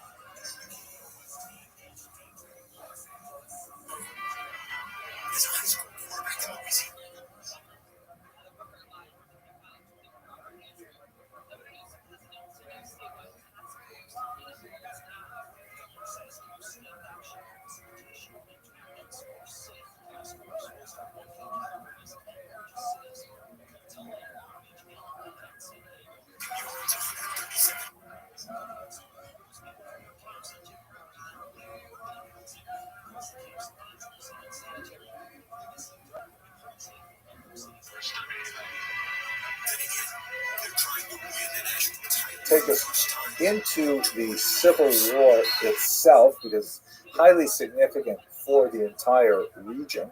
And ironically, considering the focus of the world today is on Ukraine, this is an area that's extremely pivotal to Ashkenazi Jewish history because of an unusual experiment that occurred in Ukraine at this time. As you can see from the note in the back, it's one of the several examples of early Ukrainian currency during the very brief period when Ukraine attempted to develop an independent country during the Civil War. It would ultimately fail because of several reasons, but swallowed up by the communist movement that would wipe out groups that were striving for Ukrainian independence and would establish instead a Ukrainian Soviet Social Republic. But as you look at this document, you can see on the upper left, it has in Russian the word 100 karbovantsiv, which is the karbovanets, which is the unit of currency. On the right, it has it in Polish, both official languages of the Ukrainian state. And at the very bottom, you can see the word in Yiddish, 100 karbovances. That this is in fact a fascinating aspect of the period. Yiddish was established as an official language of this very brief-lived Ukrainian state. So let me back up a little bit by telling you that, ironically, I actually know a little bit more about what we're talking about today than most of the times I'm actually speaking, because my PhD dissertation was on this particular period. You can see here, as published by Harvard, a prayer for the government of Ukrainians and Jews in revolutionary times, 1917 to 1920, because I specifically looked at this very unusual rapprochement between Jews and Ukrainians, who you would think would have some, very negative history, some baggage that had to be dealt with before they could affect the political rapprochement. We have the Khmelnytsky rebellion that we talked about a while ago. We have the extensive pogroms that occurred in the 1881 period. We will also have pogroms in 1903, 1904 in Ukrainian ethnic territory. How is it possible that they were able to cooperate on the creation of a state? But in fact, this happened. Here's the Ukrainian translation that appeared just a little while ago in Kyiv. I'm very proud to have it being available to the Ukrainian public as well. So basically what's going on is if you look at this map here, you'll see where Jews are living in Ukraine. The blue line is the present-day boundary of Ukraine. That is, of course, before the Russian invasion of 2014 and their annexation of the Crimea, and also their attack in the eastern part of the Donbass, which it still seems to be up in the air. But you can see there's very large concentrations of Jews in right bank Ukraine. That is the western part of the country, and bleeding over into neighboring countries as well. More than 15% of the population in these regions. And let us not forget that the Jews are quite distinct from the Ukrainians in a lot of key demographic areas. The Ukrainians, hugely agrarian, majority of the population involved in traditional agriculture. Jews, on the other hand, overwhelmingly involved in commerce, living in villages, towns, and cities. Ukrainians primarily knowing the science of the land and its rhythms and so on. Jews, on the other hand, educated to be literate and to understand how numbers work, mathematics, and so on. And so the Ukrainians, in their attempt to create a state, which would be focused around an organization that they would call the Centralna Rada. Rada is the Ukrainian translation of the word Soviet Council, but it really had a very character in this period. Their activity around this Central Rada was fully aware that the small Ukrainian intelligentsia that was also ironically concentrated in the western part of the country was insufficient in numbers to be able to effectively govern a territory of this size, second largest country in Europe, that has today about 44 million, I believe, In the beginning of the century, they had something closer to 40 million, but it's a massive territory. How are they going to be able to manage it? The Russians and the Poles, who also had significant populations, also primarily in the cities, all had different interests. The Russians, of course, had allegiance to the former Russian Romanov dynasty, and many of them wanted to see the creation of a Russian federation dominated by Russia. And the Poles, of course, were struggling to create their own country to the north out of the ruins of World War One. They had reasons not to be so necessarily loyal to this burgeoning Ukrainian state. The Jews, on the other hand, had no other loyalties that were were automatically attached to them, and it stood to reason that many of them would see the benefit in specifically associating their energies with this new nascent state in Ukraine and helping it to thrive and grow. And so, to the surprise of many observers, the dominant Jewish Ukrainian mood, which can be measured in several ways, actually was in favor of this new Ukrainian development, which had promised many communal rights to Jews. Just to give you an example of one document that illustrates those promises and the difficulty they had in creating them, as I mentioned, Yiddish became an official language of this nascent Ukrainian state. But how do you actually run a government with Yiddish when the government itself is barely able to write anything in Ukrainian, its first language? So here's one typical document that I discovered in my archival research. It's a letter written to the Jewish of Lviv, and if you look at you can see it's obviously written in two different scripts here. There is a typewritten Ukrainian script, or if you look carefully at it, you'll see that many letters are actually handwritten into the document, and that is because the Ukrainian language has an alphabet which is similar but not identical to the Russian alphabet. They're both Cyrillic languages, but there are some letters that Ukrainians have the Russians don't have, and vice versa. They also pronounce certain letters differently as well. One of the letters that's missing in the Russian alphabet is the letter that we would recognize as the letter I in the Roman alphabet. Or I with an umlaut, with two dots instead of one. And so you can see that what they've had to do, the typists had to use a Russian language typewriter, because there are very, very few Ukrainian language typewriters. The Russians had engaged actually a tremendous amount of energy in the late 19th and especially early 20th century to try to control the spreading and standardization of the Ukrainian language. They really wanted to preserve the Russian language against a popular movement to turn the vernacular into a formal written standardized language. This is ironically, as my father, Oliver Scholem, would say, plus ça change, plus c'est la même chose. One of the things that Putin is demanding of Zelensky in his current war on Ukraine is that Ukraine has to protect the Russian language, right? The worries that Russia will somehow be, that great Russian literature will be lost if Ukrainians don't make special protections for it. At any rate, here you can see more of the reality of the situation. The vast majority of the population, especially the agrarian population, especially in Western regions, are much more likely to speak Ukrainian amongst themselves, although Russian was the formal language of government.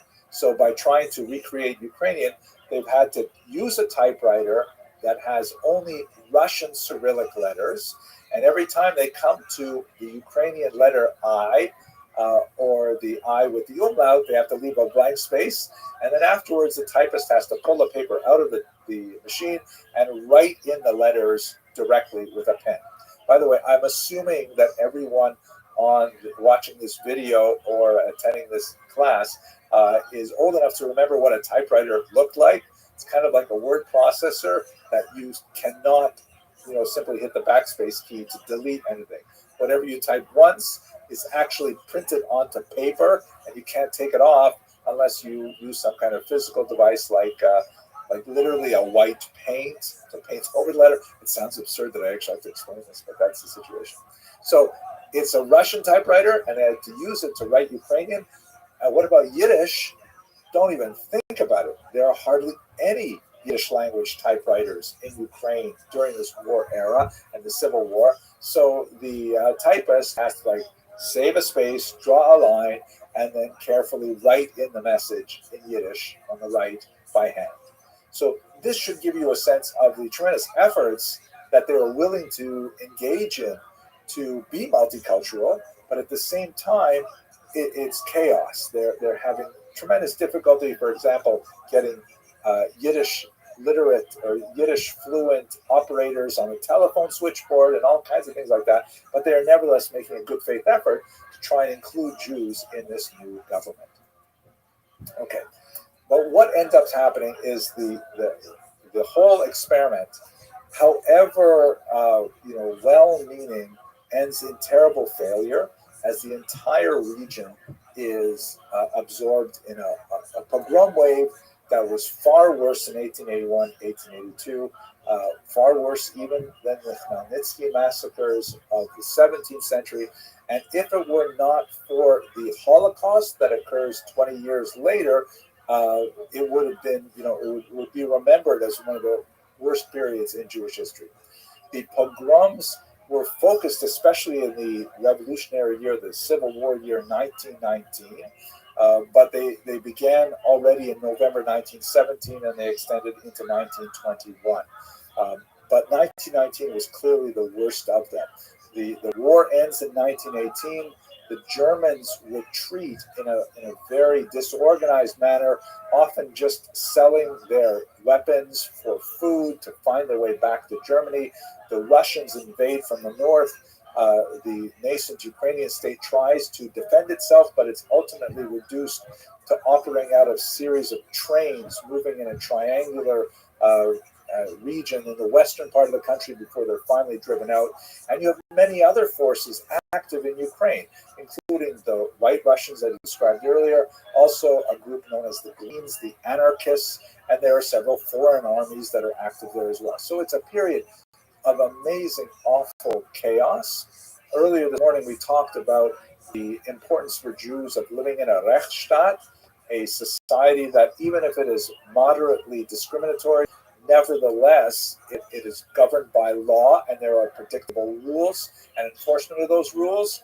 1919 was the polar opposite of all that, as you have pogrom waves just washing over the entire territory, many communities being hit multiple times, and the degree of violence, the murderous nature of these pogroms dwarfs anything that was experienced prior to this period.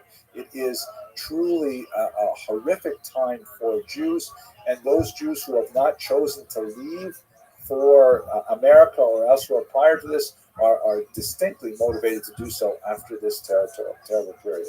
Now, one of the great ironies of this period is that 40%, the plurality of the pogroms that are recorded with a known perpetrator at this time, were perpetrated by the same government that was at the same time engaged in extending all kinds of unprecedented communal rights to Jews. What's good, son?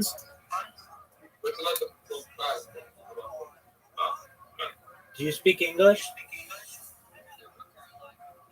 One thing, the first time for me using iPhone. iPhone is for retards. How are you? I'm well. How are you, my friend? I'm actually Cat. You know Cat? Oh, yeah, I know Cat. So I stole my friend's iPhone. I didn't steal it, but I just took it because us Jews, they can do what they want. Okay, so how are you?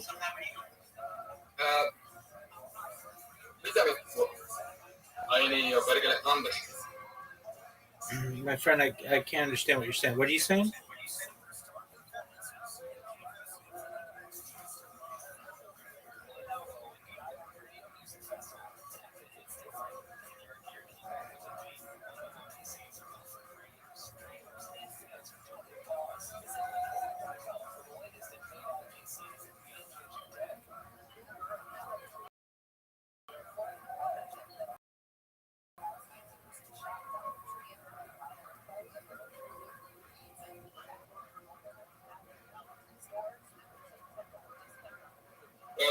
sorry, Rafa, I'm not the bar owner. We are. But what do you think? Is alcohol kosher? It's not. I think It is. it is. Yeah. But I see videos from the beautiful Jewish parties where everyone is dancing and they seem to have so much fun. Is that actually possible without alcohol? Alcohol is very kosher. Really? Yes. We're not What do you Muslim. think about We're not Muslim.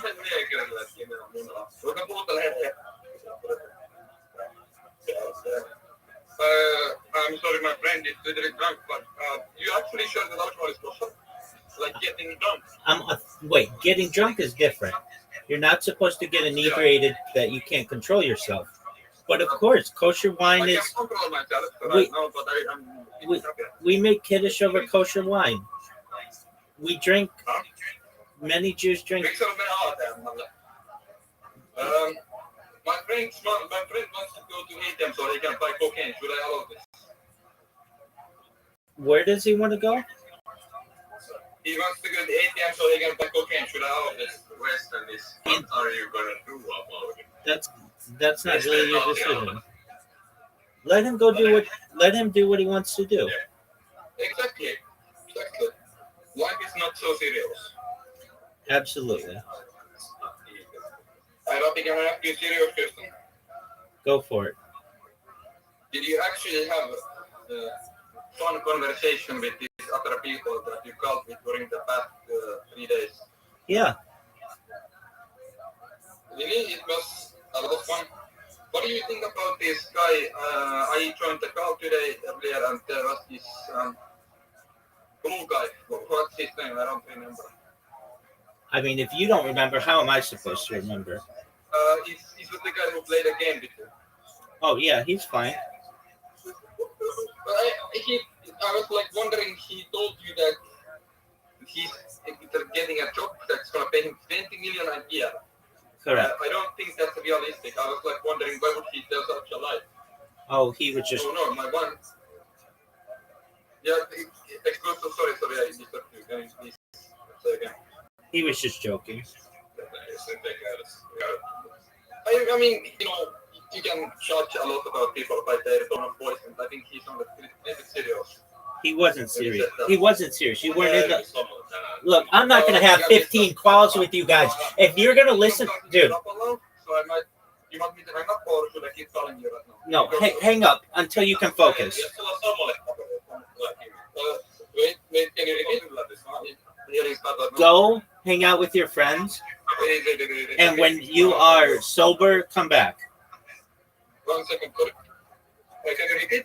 Go hang out with your friends. Wait, fuck. Okay, repeat me.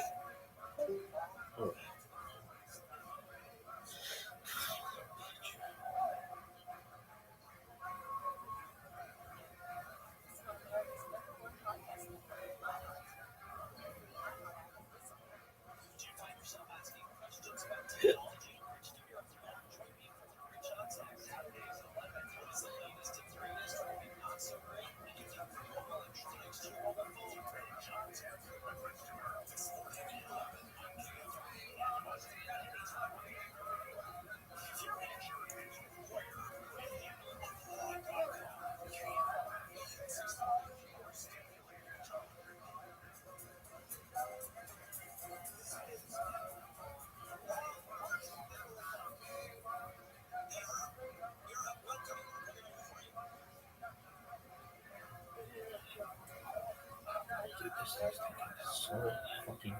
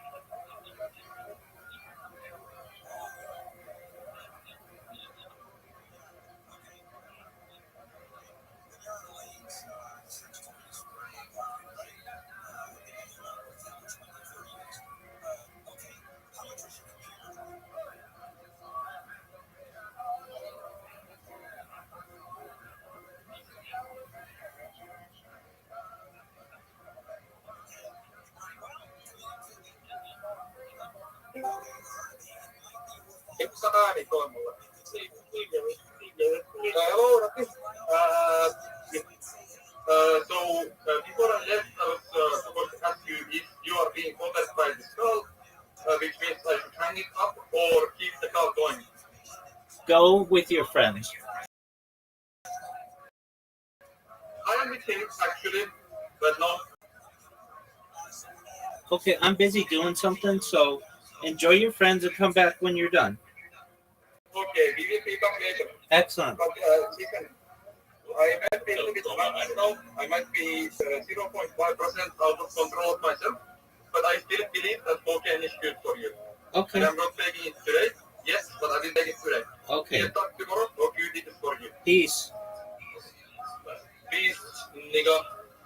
Miksi puhuu neekeri? Oh, sorry.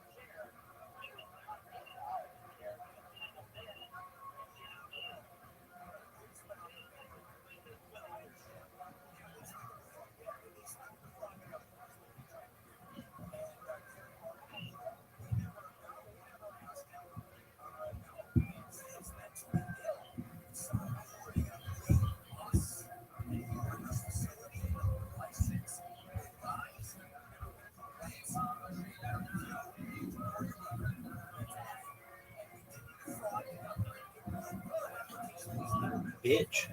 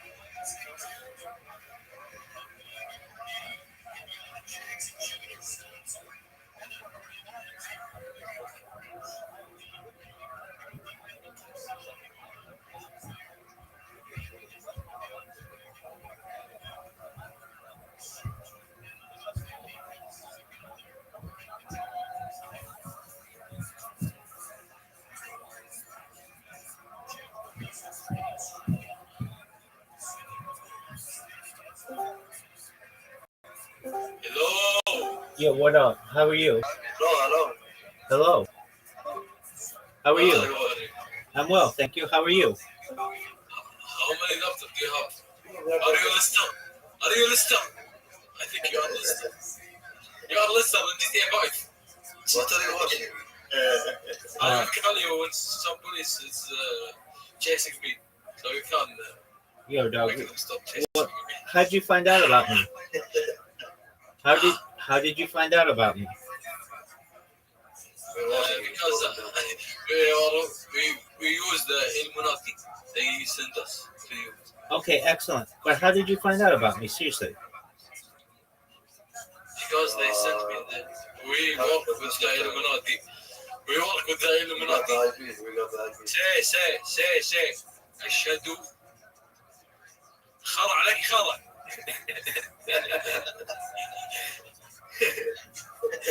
How did you find out about me? How did you find out about me?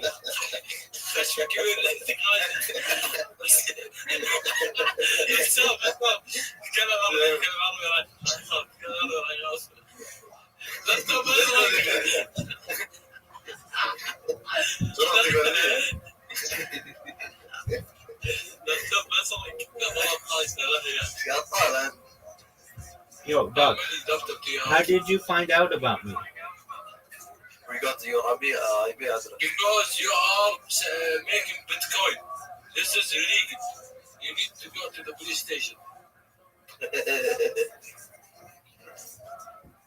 I asked you a question nicely. How did you find out about me? told you. We told you we work with the Illuminati. And with the FBI. True. We know where you live. That's great.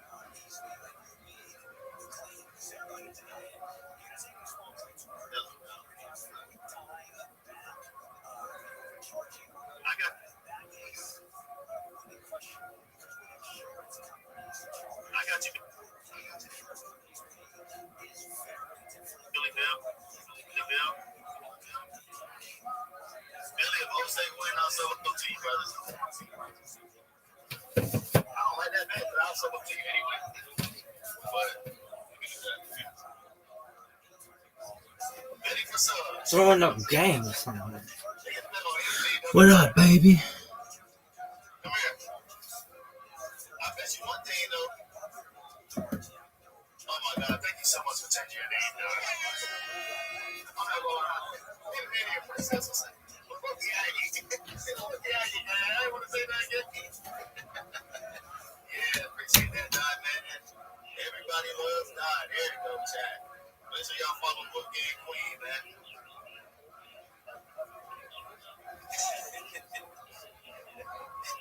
Man, y'all funny as hell, man. We should have had a Book Game watch party, bro.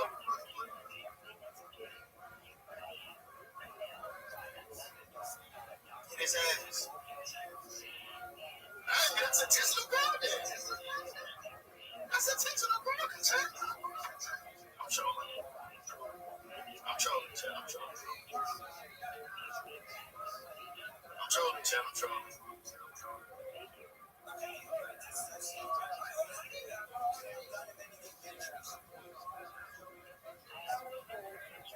But why niggas keep texting me talking about Arch Manning is a bomb, chat?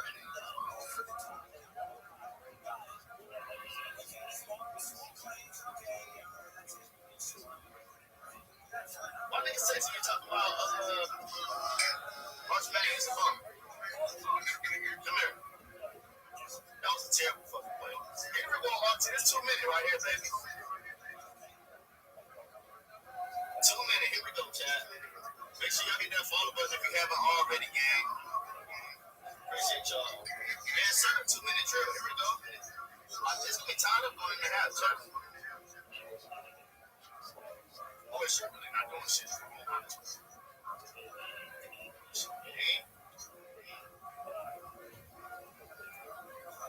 Who the hell I got in this village?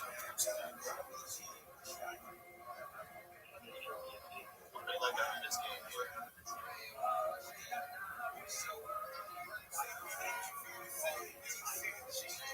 Bro, I swear it is, bro. I didn't turn it down, chat. Bro, chat. Nigga, if fucking LSU in Miami win after I hit the transfer portal, appreciate that ball of green, man. If LSU loses and Miami wins, oh my God, nigga, I'm gonna be stoned. I'm not talking about stones and rocks. I'm talking about stones and rocks. I'm gonna be really big. Like, nigga, it's so many Miami Hurricane fans on my head, bro. When I announced chat that I was entering the transfer portal, oh my goodness, they were on my head, bro.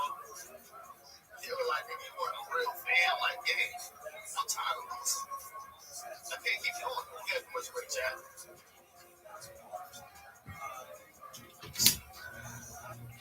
They're like, other shit covered. Bro, everybody needs to today, bro.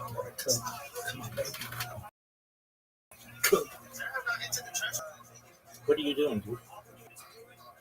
Should I not have hit the transfer portal chat? Because they say Miami might get it done. Get the phone, though. No, commercial break chat real quick. Straight up, go Tigers, man. I gotta do this. This is the opposite. I'm about to do this type before the hell. Appreciate y'all for pulling up, chat. Make sure y'all hit that follow button, man. Happy Saturday, chat. Happy weekend too today, boys. Chat, if you're unemployed, do you celebrate this weekend? If you're unemployed, do you celebrate all these weekends? That's a legit question. I'm not bullshit. No, I'm not bullshit.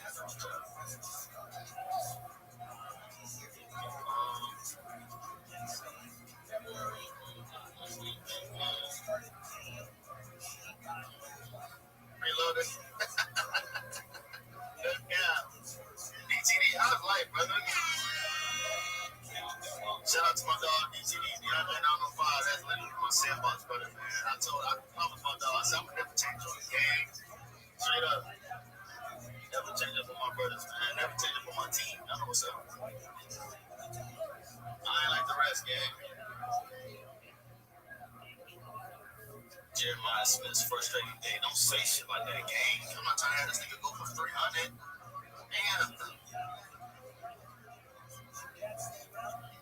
Archie, are you ready, game? Motherfucker, Archie, ready, girl.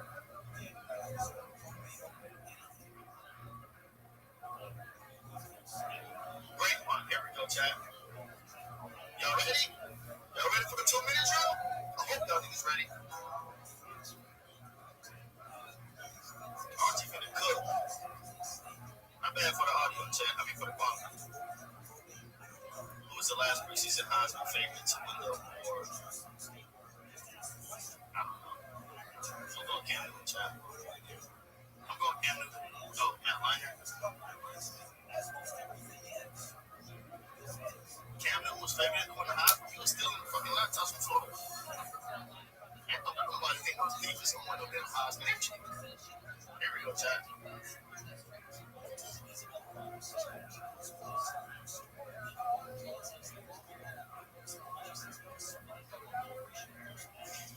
I'm not liking these routes either. It's early though.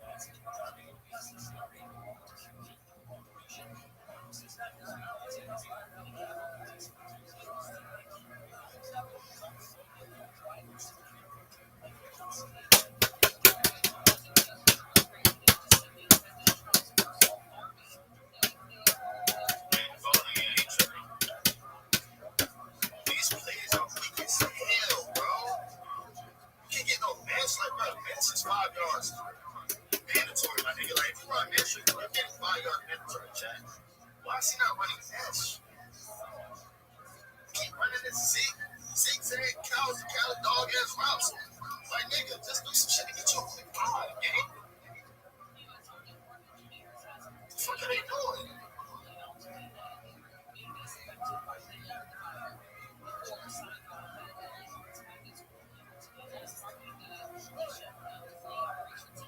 Bro, I'm going for that shit. It's a minute left, bro. You gotta go for it, bro. You gotta go for it, gang. It's still like, bro. You damn right they're keeping the offense out there. We need at least 3 going to the half, Chad. Come on, come on, come on.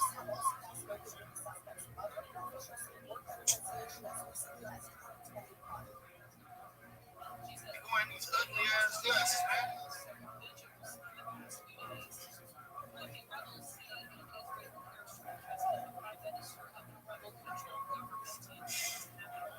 They're gonna piss me off, Chad.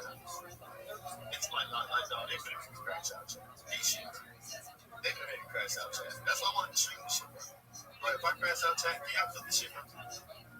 I swear, bro, if I lose this bet, bro. Chad, if I lose this bet, nigga, it's gonna be a lot of furniture. Why you gotta take my fucking shirt so goddamn lazy? Why you gotta take my sleeve? Why you gotta take my sleeve so lazy, Jack? I'm not even wearing a jacket so shit. Oh, shout out to the bros, man. Oh shit. Oh shit. Oh shit. Oh shit. Yeah, they came back quick as hell.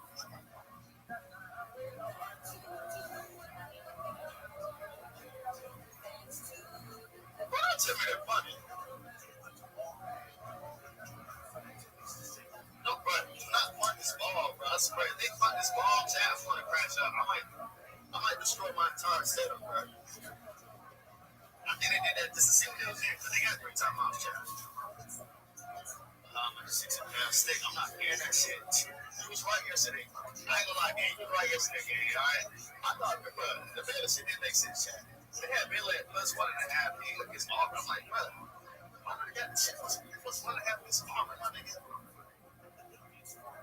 I didn't know about Auburn quarterback, but he's literally like him. He's like him, Chad. Like, okay, it's like him. I think it's doing everything for niggas, bro. I had to but you go back to 480. They put it.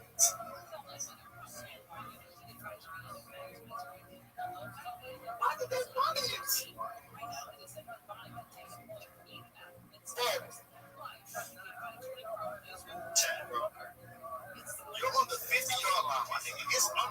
minute left to go. You don't get the ball back after half. Why the fuck are we open? God, it was 4-3. These niggas that scared.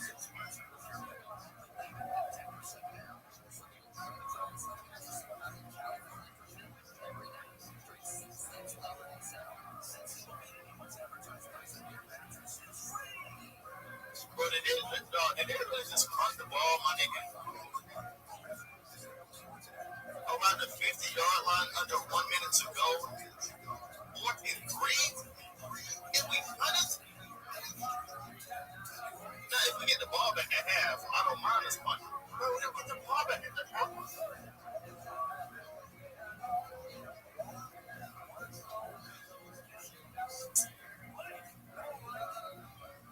That just pissed me off. I'm not gonna lie, that's just so much.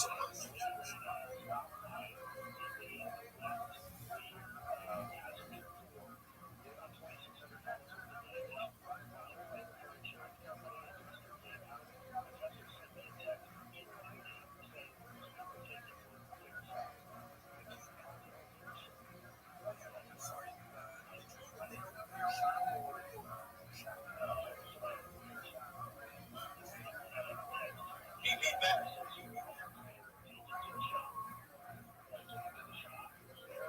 Heck here.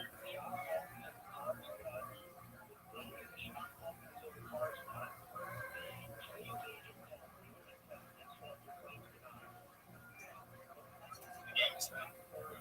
Everyone's gonna have time slow. I'm finna drink some water. We're about to recover. And when I come back to this fucking desktop, text me, but get your shit together. Word. This game is ass. Agreed.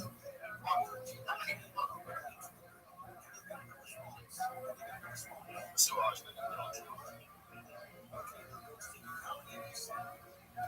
this shit here.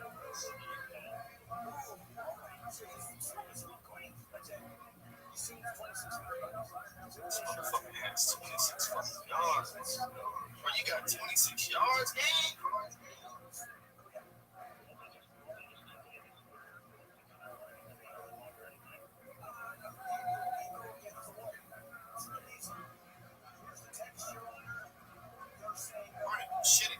Shit, anything, just at all.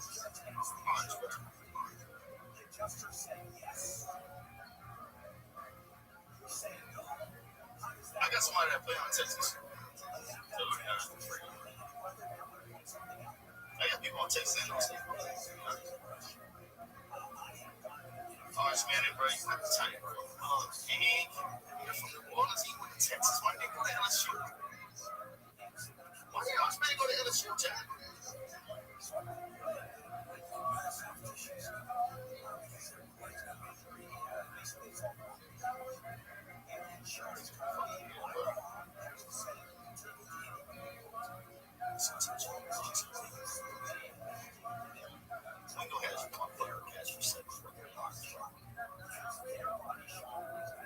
Running back has more yards than fucking receivers.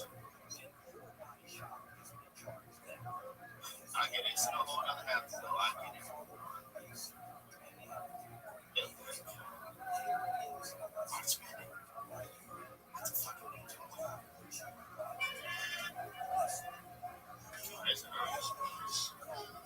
Alright, what we gonna do, Tim? I'm about to put good old Roll Tide highlights on there. And when I come back, the game will be on. Alright, chat. Y'all are free to watch the highlights if y'all want to.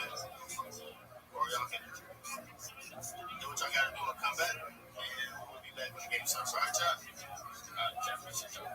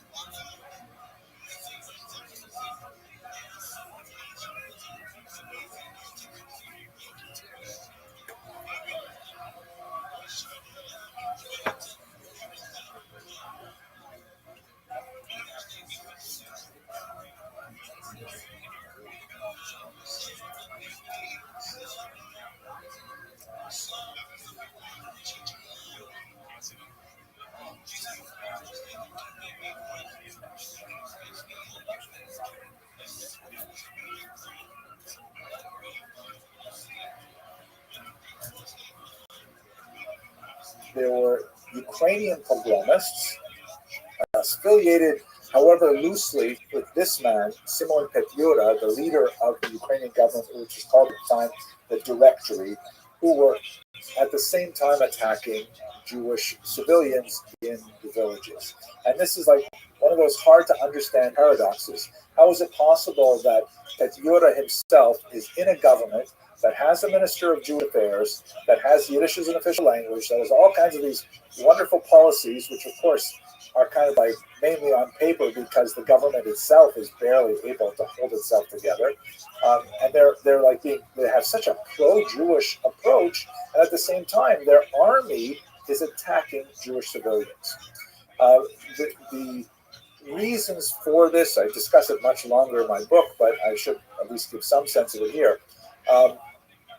Petlura succeeds in amassing a remarkably large array of forces early on in this period, specifically in the winter of 1919, bringing together over 100,000 troops, but they're mainly made up of peasants who grab pitchforks or whatever they can find. They have no uniforms or anything like that. They have very poor command and control structure, but they declare themselves for the Ukrainian National Republic and for Petlura. What's good in your neck of the woods. And then by the time you get to the end of the spring, those 100,000 odd troops have diminished to about 16,000 under the pressure from the Soviets, the Whites, and then several other parties active in the region.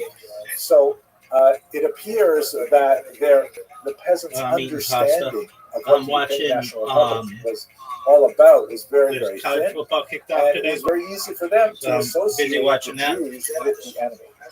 this became a What's on your agenda for self-fulfilling today? prophecy because, ironically, of the various forces active in Ukraine at this time, the one force that was pretty reliably unlikely to commit a pogrom were the Soviet army under the Jewish leader Trotsky. Very cool. They're only associated with 2% of the recorded pogroms. So it's not like there were not pogroms that were affected by Soviet soldiers, but there were very few of them. They were far more disciplined. And so what ends up happening Nepal is amazing. Is that the Soviets experienced a surge of I've support been a fan of Nepal for a long for time. the Red Army from this Absolutely. Jewish population, so much so that they had Nepal to is scramble amazing. to try and create training centers that could work in Yiddish with these, yeshiva boys who are running out of yeshiva, their pay is flying, never having touched a rifle in their life, but they want to join the Red Army. We're dog, and people take advantage of Nepal, and I don't like it, especially Western cultures. They go there, they pay a whole bunch of money to be able to climb Mount Everest, they poop all over it, they throw their litter everywhere, and they leave. Jewish support for the army specifically, but there was also a smaller surge for communism in general, as many disaffected Jews felt like Judaism had failed them. To do so safely, kind of secular messianism would actually come to their rescue. Right. Now, in terms of Petyura himself, it's important to note that later historians have often characterized Petyura as the architect of these pogroms, a kind of like early version of Hitler. And in my research, I discuss at some length how I do not feel that is an appropriate way to understand his role in the violence. It's a wild place to live. Himself actually had published some very pro-Jewish things well before the war. He wrote some very favorable reviews, for example, of plays that dealt with Jewish characters, things like that. And it seemed really out of I've been north of Santa Barbara, as far as south of San Diego. I've been to the ocean, the mountains, the desert. I've been to Beverly Hills, Los Angeles, Disneyland. What ended up happening was he was assassinated in 1926, and in a dramatic trial that occurred in Paris. I'm gonna fucking sleep in your bed. No doubt, baby. The story behind his assassination is really quite dramatic.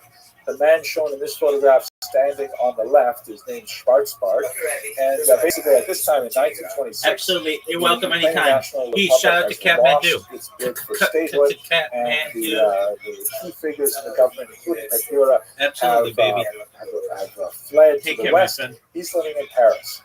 Petyura walks out of a cafe one morning on the Rue Racine, and this man, Schwarzbart, walks up to him and says to him, "Vous êtes Monsieur Petyura?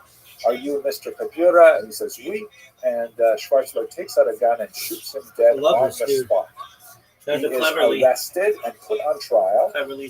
But in a brilliant legal move, his defense argues that he was acting out of revenge for the pogroms that had affected the Jews of Ukraine.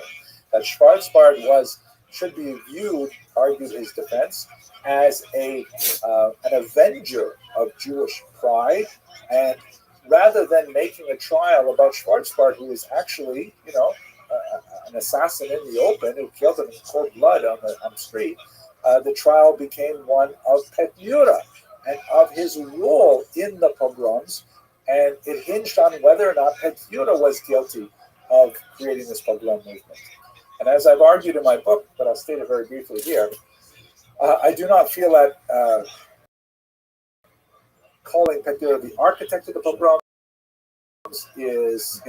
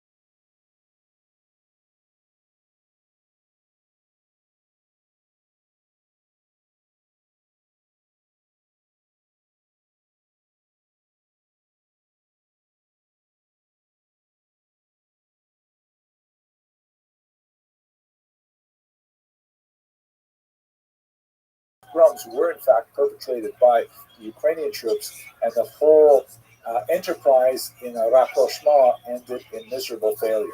And many Jews saw the Red Army being a far more effective control on the violence, and so therefore support for the Red Army grew significantly. By 1920, the Ukrainian experiment in statehood ends in failure. Its leaders are mainly exiled to the West, and Ukraine is now absorbed within the Soviet Union. And Ukraine at this point constitutes the biggest single concentration of Jews in the Soviet Union, because the Jews who lived in Polish regions and the Lithuanian regions are now living in independent Poland and Lithuania, and to a certain degree Latvia as well. So Ukraine has a hugely important role in our understanding of Ashkenazi culture in the Soviet Union.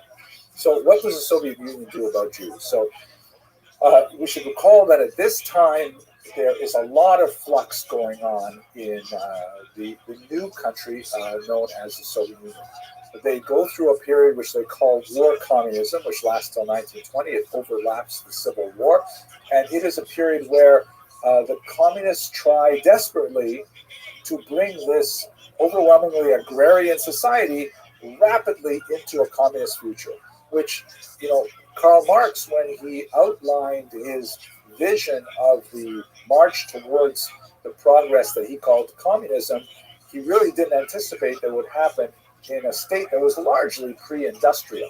So they have a really difficult time trying to make these backward agrarian communities behave like modern technological industrial communist states. And so they decide to back off, and they adopt a new program called the New Economic Policy, or NEP. And this is sort of like a toning down of the rapid collectivization of agriculture and things like that. And that proves to be the breathing room that a lot of people need to begin to rebuild the economy after 4 years of World War and 2 years of Civil War. Sorry, there's also a tremendous change at the top of the political establishment. Lenin, who we've described as the mastermind behind the communist revolution, has a stroke. And the last 2 years of his life, he's debilitated. So that leaves a kind of a gap, a vacuum in power, in which both Trotsky and Stalin and another figure, Bukharin, are all jockeying to take advantage of. Ultimately, the winner would be Stalin, as we shall see. But for now, we should talk about the Jewish aspect of it. Stalin is not a friend of the Jews at all. Stalin definitely harbors a very distinct anti-Semitism that will eventually express itself to its fullest later on in his reign. But this time he's still too weak to really, articulate it. And more moderate, sometimes Jewish-inspired ideas dominate the party for its first decade. They establish something called Yevsektia, which is a Russian acronym for the Jewish. It is actually, it is a Russian acronym, not Yiddish. It is a Russian acronym for the Jewish section of the Communist Party. The idea being that the Jews, because they are a highly distinctive population, very different demographically, economically, religiously, linguistically from the broader populations, they need a special communist party in order to move them towards communist ideals and recognizing their special, sort of complexion. Ironically, they're paralleled by a women's section of the Communist Party for similar reasons, which would also have exactly the same lifespan as the Jewish section.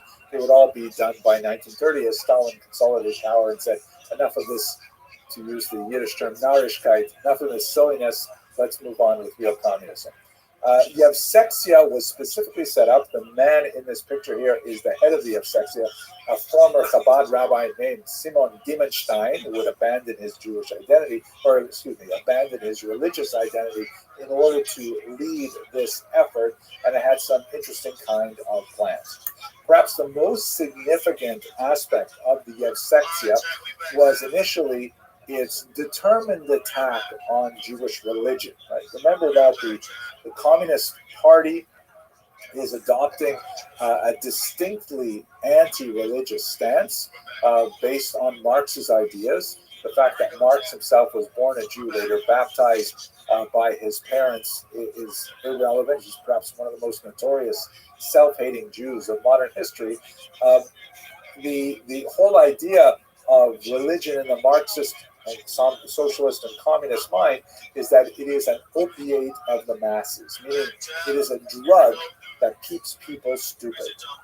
What specifically does it occlude from their vision? It obfuscates the importance of class in their lives, and that their true enemies are not the adherents of rival religious movements or nationalist movements, but in reality, their true enemies are their class enemies. And so doctrinaire Marxism teaches a complete atheism in order to allow people to see through the veil of religious promises to the fact that they are being manipulated by upper classes for the control of scarce resources. So there's a determined, ironic expression of this organization called the League of Militant Atheists directed at Jews. This organization was known in Russian as the Bezbosniki, the godless, I really like the term. In Jewish terms, they were called simply apikorsim, heretics, but they distinctly strove to try and extirpate Judaism from the masses, which was a difficult task because although this is a changing and evolving society that is adopting a more and more secular approach, this is still the heartland of traditional orthodoxy, and they were fighting against a major demographic current. They would have, however, significant success, aided by the upheaval of the Holocaust and so on. And the image on the left, which is more of an anti-Christian image than an anti-Jewish one, Jesus is giving out alcohol to all the guests, the common peasants at his party, and they're drinking themselves stupid, vomiting, and the whole idea of the opiate of the masses is very well encapsulated in this picture. So with regards the Jews, there was decided emphasis on trying to extirpate religion. Sometimes they would be co-opted, like they wrote special red Haggadahs that were designed to try and teach Jews that they really weren't rescued from Egypt by Moses. They were actually rescued from the Russian monarchs by Stalin. I mean, crazy kind of transvalued messages. But the overall approach of the party in the 1920s was one called korenizatsiya. This term, it's hard to translate into English. The word koren means a root, like a root of a tree or something like that. And so it means indigenization, or developing the true origins, the true culture associated with the people before it gets poisoned and twisted and warped by outside influences. It was at its core a belief that if you went back to the original folk culture of the peasantry or whatever, you would find a culture that was very amenable to socialist values, and that you would find a culture that, you know, would naturally be communist. And so you see this policy of korenizatsiya being applied to many different peoples, not just the Jews, but in the Jewish world, it was especially known as a period in which Yiddish has a remarkable renaissance. Yiddish was regarded, unlike Hebrew, the religious language, right? No religion here. Yiddish was regarded as the true folk language of Ashkenazi Jews living in Ukraine and elsewhere in the communist union. And so therefore, anything that was Yiddish was good. And there was tremendous amount of resources poured into like developing Yiddish literature and Yiddish plays and Yiddish poetry and all kinds of things like that. Remarkable flourishing of Yiddish, so much so that many Yiddish intellectuals who had already emigrated to America chose to move back to the Soviet Union in the 1920s because they saw a tremendous cultural renaissance of the language. Now, there are some funny things associated with this. Like, for example, Yiddish is about 15 to 20% Hebrew. Lots and lots of borrowings from Hebrew, the religious language. And that was considered to be somehow tainting of the language. And so the Yiddishists of the period, working with the policy of colonization, tried to like edit Yiddish so it would not have that Hebrew root. So, for example, Hebrew is not, unlike Yiddish, a phonetic language. It doesn't have vowels. The nekudot, the punctuation points, it's hard to exactly describe what that is if you're not familiar with Hebrew, but they're added later. If you read the Torah in the original scroll, it will have no vowels. You literally have to memorize the various possible pronunciations and understand which pronunciation is appropriate for this particular sentence. There's lots more to say, but I don't have enough time to say it.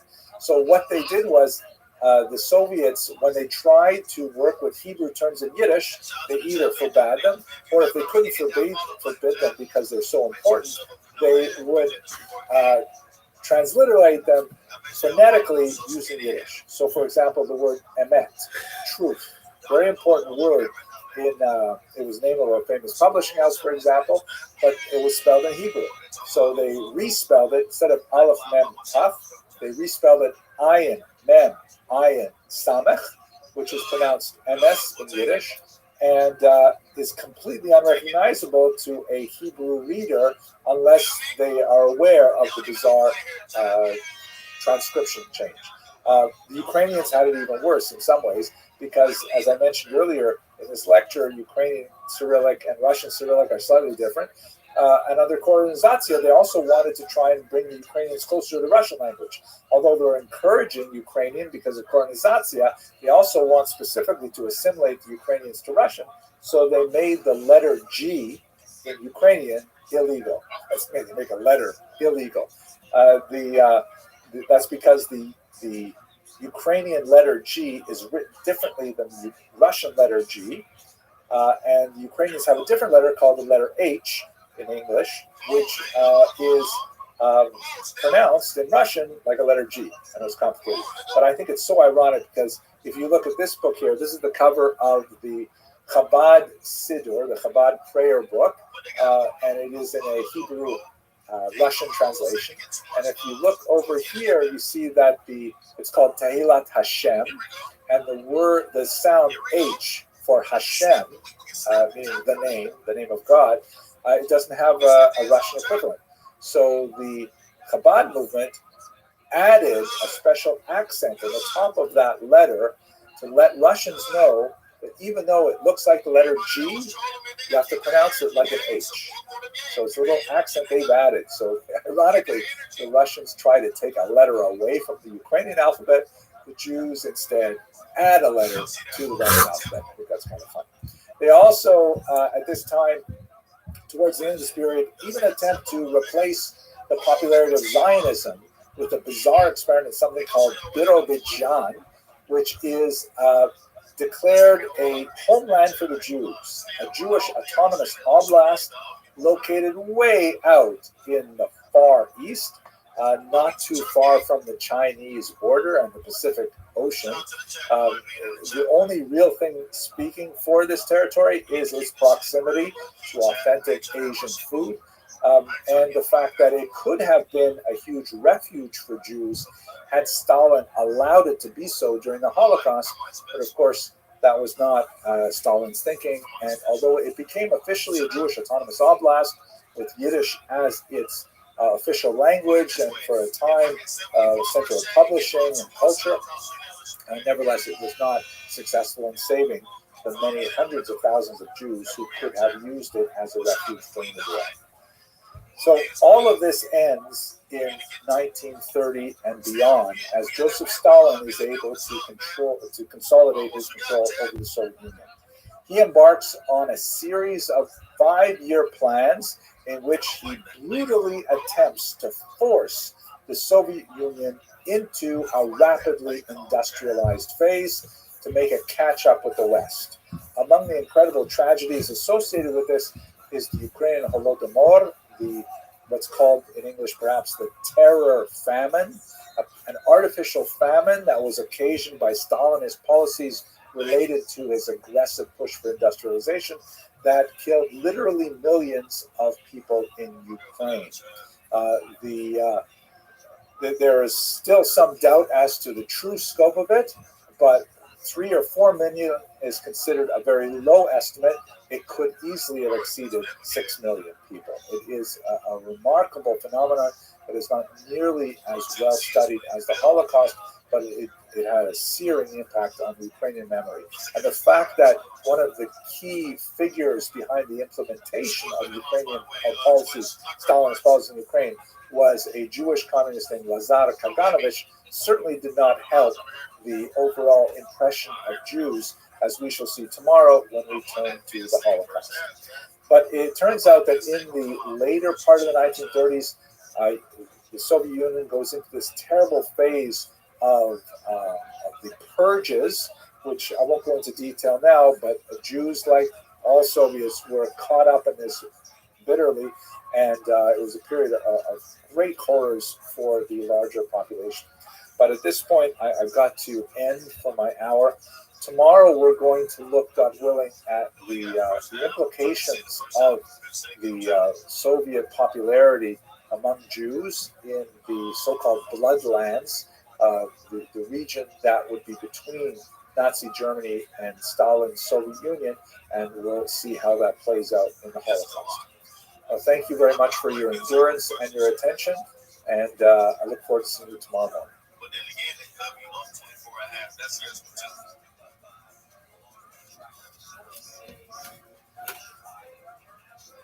Say gonna kill you. I'm about to say gonna destroy these niggas. I ain't gonna lie to y'all. I'm chill, bro. Shout out to the chat, man.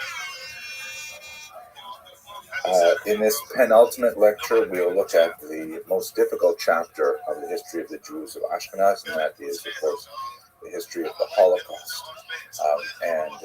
Thankfully, it is the penultimate chapter because we'll have one more lecture after the break in which we're going to look at post-Holocaust Ashkenaz.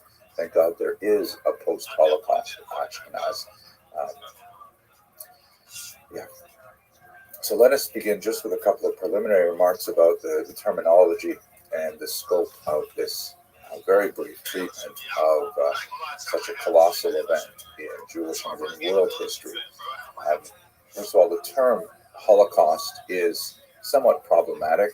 Several terms were coined in the course of the years after World War II in an attempt to describe the magnitude of this tremendum, this earth-shattering and unprecedented genocide. There were prior genocides. We spoke briefly about the Ukrainian Holodomor, for example, but there are certain unique aspects that set the Holocaust aside, including, for example, the application of modern bureaucratic industrial methods to the slaughter, the sheer scope and scale of the Nazi dark ambitions to destroy all of the Jews of Europe. These are things that cry out for specific terminology, but we struggle to find the correct terms. The term Holocaust has largely been accepted in the scholarly and certainly the popular world, but it has its limitations. It's basically a Latin translation of the Hebrew word olah, which is a type of sacrifice offered to God, as described in the book of Leviticus. The olah is a sacrifice which is completely burnt. That is, sometimes you see it translated as burnt offering. And there is certain levels of kind of a poetic rhyme to it, in the sense that, so many, but certainly a minority of the victims of the Holocaust were in fact completely burnt up in the crematoria. But it has problematic aspects as well. For example, if we are comparing the victims of the Holocaust, specifically Jews in this context, although of course there are many other victims. Roma, for example, suffered very heavily. And people with mental and physical disabilities were singled out, Jehovah's Witnesses, homosexuals, whole classes of people, and of course the general enslavement of Slavs and their massacres in many contexts. But if we are somehow to use the term Holocaust to describe this phenomenon, where when you look at it in context, the god receives a pleasing aroma from the Ola, whatever that exactly means. So does that mean that somehow the sacrifices of the Holocaust were, God forbid, desired by God? That's certainly a very problematic thing. And if the victims of the Holocaust are the burnt offering itself, then does that mean that the Nazis are, God forbid, somehow the high priests? Very, very hard thing, or the priests, I should say. Very, very hard thing to tolerate. Several other terms are in some usage among Orthodox Jews, particularly those of an older generation. They tend to use the Hebrew term korban, usually pronounced with the Ashkenazic Yiddish pronunciation korban, which ties the Holocaust to the great destructions of the temples in Jerusalem in ancient times, and that gives you a sense of the magnitude that with which they regard this event. In Israel, the term Shoah is very popular. That has a kind of a generic meaning of destruction in general. It's also a biblical Hebrew term, but it lacks the problematic association with the sacrifices. But we will work at any rate with the term Holocaust for our purposes. Now, I only have, an hour to go through this horrible event, and I'm going to rush through it, unfortunately, to try and give a succinct overview, especially for those of you who are in this audience who are not well familiar with the Holocaust. But I would like to point out that I have an online course which is free and open to the world on my website, which is henryabramson.com, and I certainly encourage you to sign up for that course so that you'll be able to dip into it at any time. Certainly you can watch the dozens of lectures I have there on many aspects of the Holocaust to be more well educated on this terrible moment in human history, which has implications for us all, Jewish and non-Jewish. But for today and for this purpose, we're just going to take 1 hour to try and survey the entire event. Let us begin with interwar Germany. So in the last lecture, we spoke about the implications of World War I, and specifically, we looked at the map of Europe after World War I, after the peace treaties had redrawn the entire map. Now, there were big losers in World War I, specifically Germany and Austria-Hungary lost a tremendous amount of territory. They were essentially blamed for starting World War I, although if you look at the unfolding causes of that world conflagration, it's not entirely clear that they bear sole responsibility for the chain reaction of events that led to those incredible hostilities. But at any rate, that's the way the victors determined the post-war era. Many Germans, Austrians, Hungarians, and so on were very upset with this, to be understandably so, and many of them chose to seek intellectual refuge in the political ideologies associated with revisionism, meaning they wanted to revise those peace treaties. The element that is specifically attached to a kind of anti-Semitic impetus is this thing that the Germans called the Dolchstoß, the stab in the back.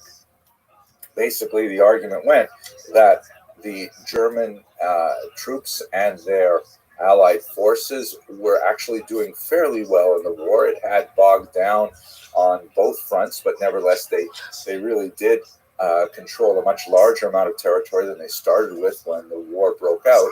And then because of internal weakness and war weariness within their countries, that according to those who advanced this theory really pointed to Jewish peace agitators and communist agitators in some cases, they prematurely surrendered. And they left their soldiers behind in the field. This is the basic idea of the Dolchstoß, the betrayal from within, a stab in the back. And you can see in this Austrian propaganda from the period, that really encapsulates the mood of the era. On the left is the lantern-jawed, determined Austrian soldier, steely-eyed gaze as he bravely defends the front from any attackers. But unbeknownst to him, there's these dark storm clouds that gather, and this grotesque woman with a strange kind of French-style hat.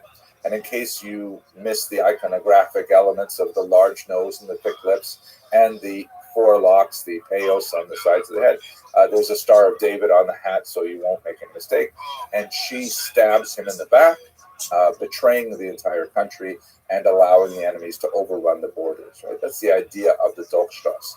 And this resentment over the anti-war movement really consumed a lot of the Axis powers at the time, and ultimately contributed to Hitler's rise to power, which is a fascinating topic itself, but takes us a little bit further away from our focus on the Jews of Ashkenaz. So I refer you once again to my totally free and open to the global community course on the Holocaust.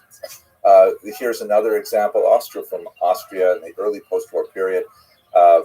It's an election campaign poster, and you can see it says, actually there's a piece that's cut off from the top that says you should vote for a particular party, and it says German Christians and save Austria.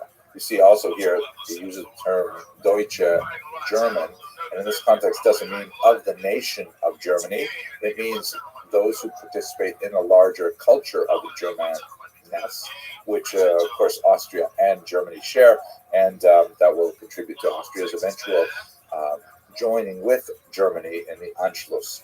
But looking at the iconography, you see that there's the Austrian eagle there, and it's being strangled by this strange worm-like constrictor snake that is clearly identified as the Jew, with the hooked nose, the thick lips, the payos, it's a trope for the era, a yarmulke in case you're not sure, and smiling as Austria is choked by this Jewish influence.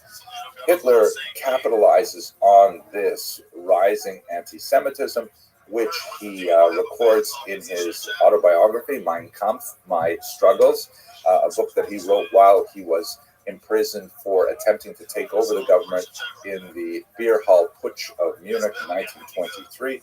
And he proves to be kind of rock star popular with Germans. He never wins a majority in any of the elections in which the Nazi Party runs, but he does win a plurality, the largest single minority chunk.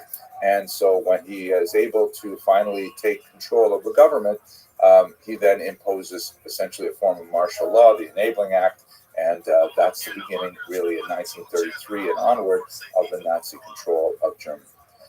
In the 1935, they established the Nuremberg Law, shown here in graphic form. This was a key element of the unfolding of the Holocaust, because if one is to move from, mere inflated rhetoric, from, bombastic statements which Hitler was prone to make, including in January 1933, a threat to hold Jews under gas, which many scholars feel is not necessarily foreshadowing in an intentional way the use of Zyklon B in the gas chambers, but rather is a reference to his desire that Jews should suffer the same kind of gas attacks that he and other German soldiers had suffered during World War I, specifically chlorine and mustard gas. But nevertheless, if you're going to move from this kind of bombastic demagogic statements, you need to identify the Jews if you are going to persecute them. So one of the very first efforts in this regard was this law, the Nuremberg Law, which clearly defined this eternal question, who is a Jew?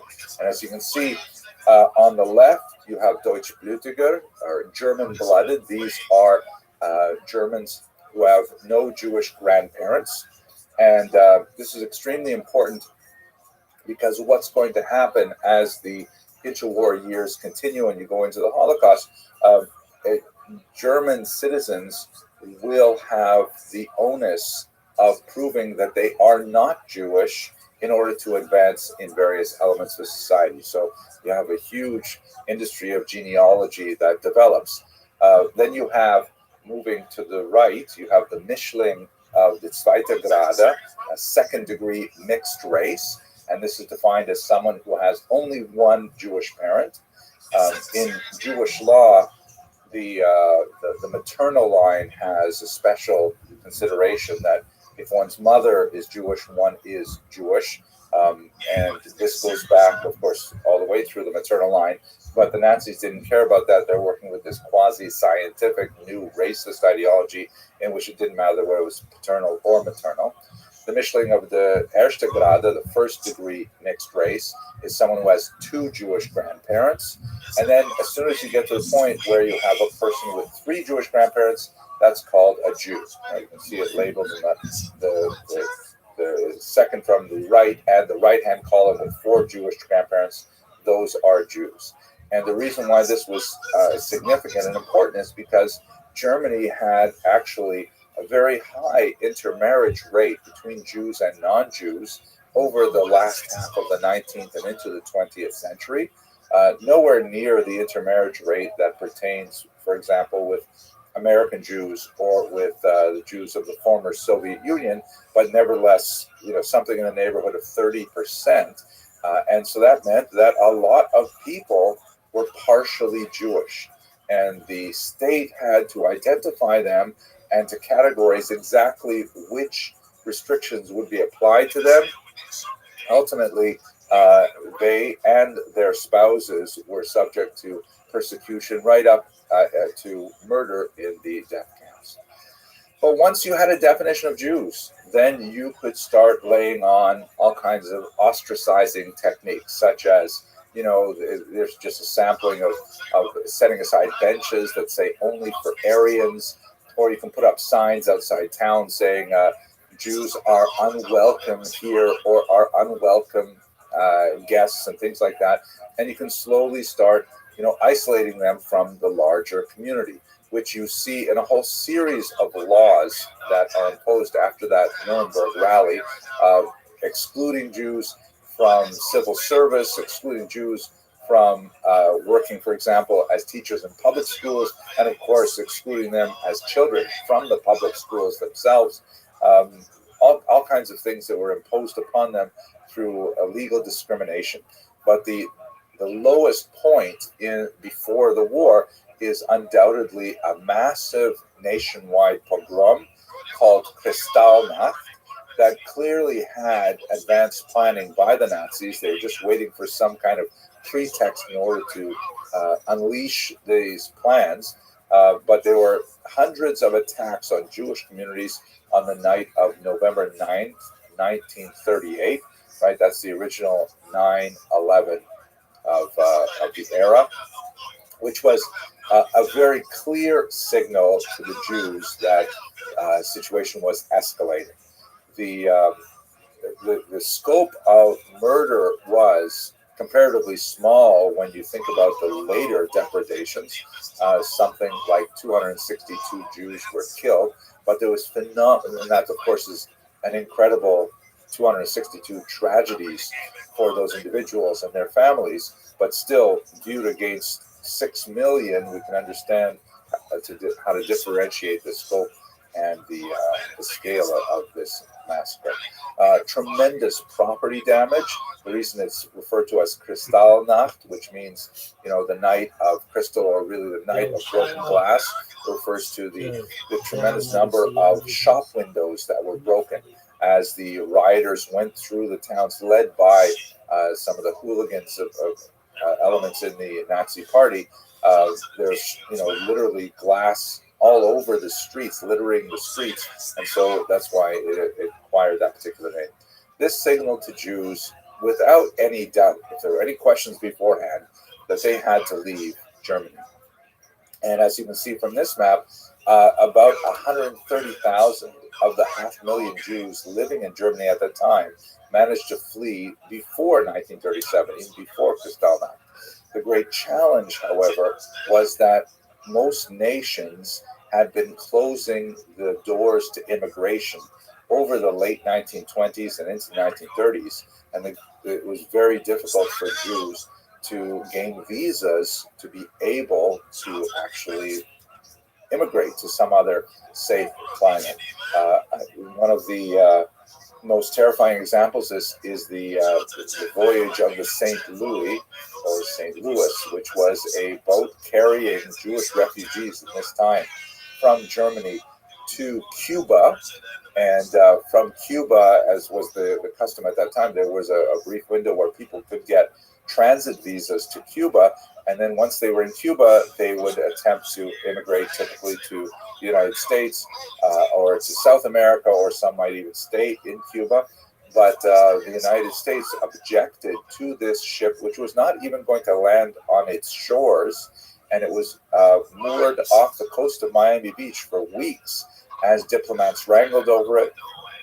Ultimately, the St. Louis was sent back to Europe with all of its passengers, most of whom were killed in the Holocaust following.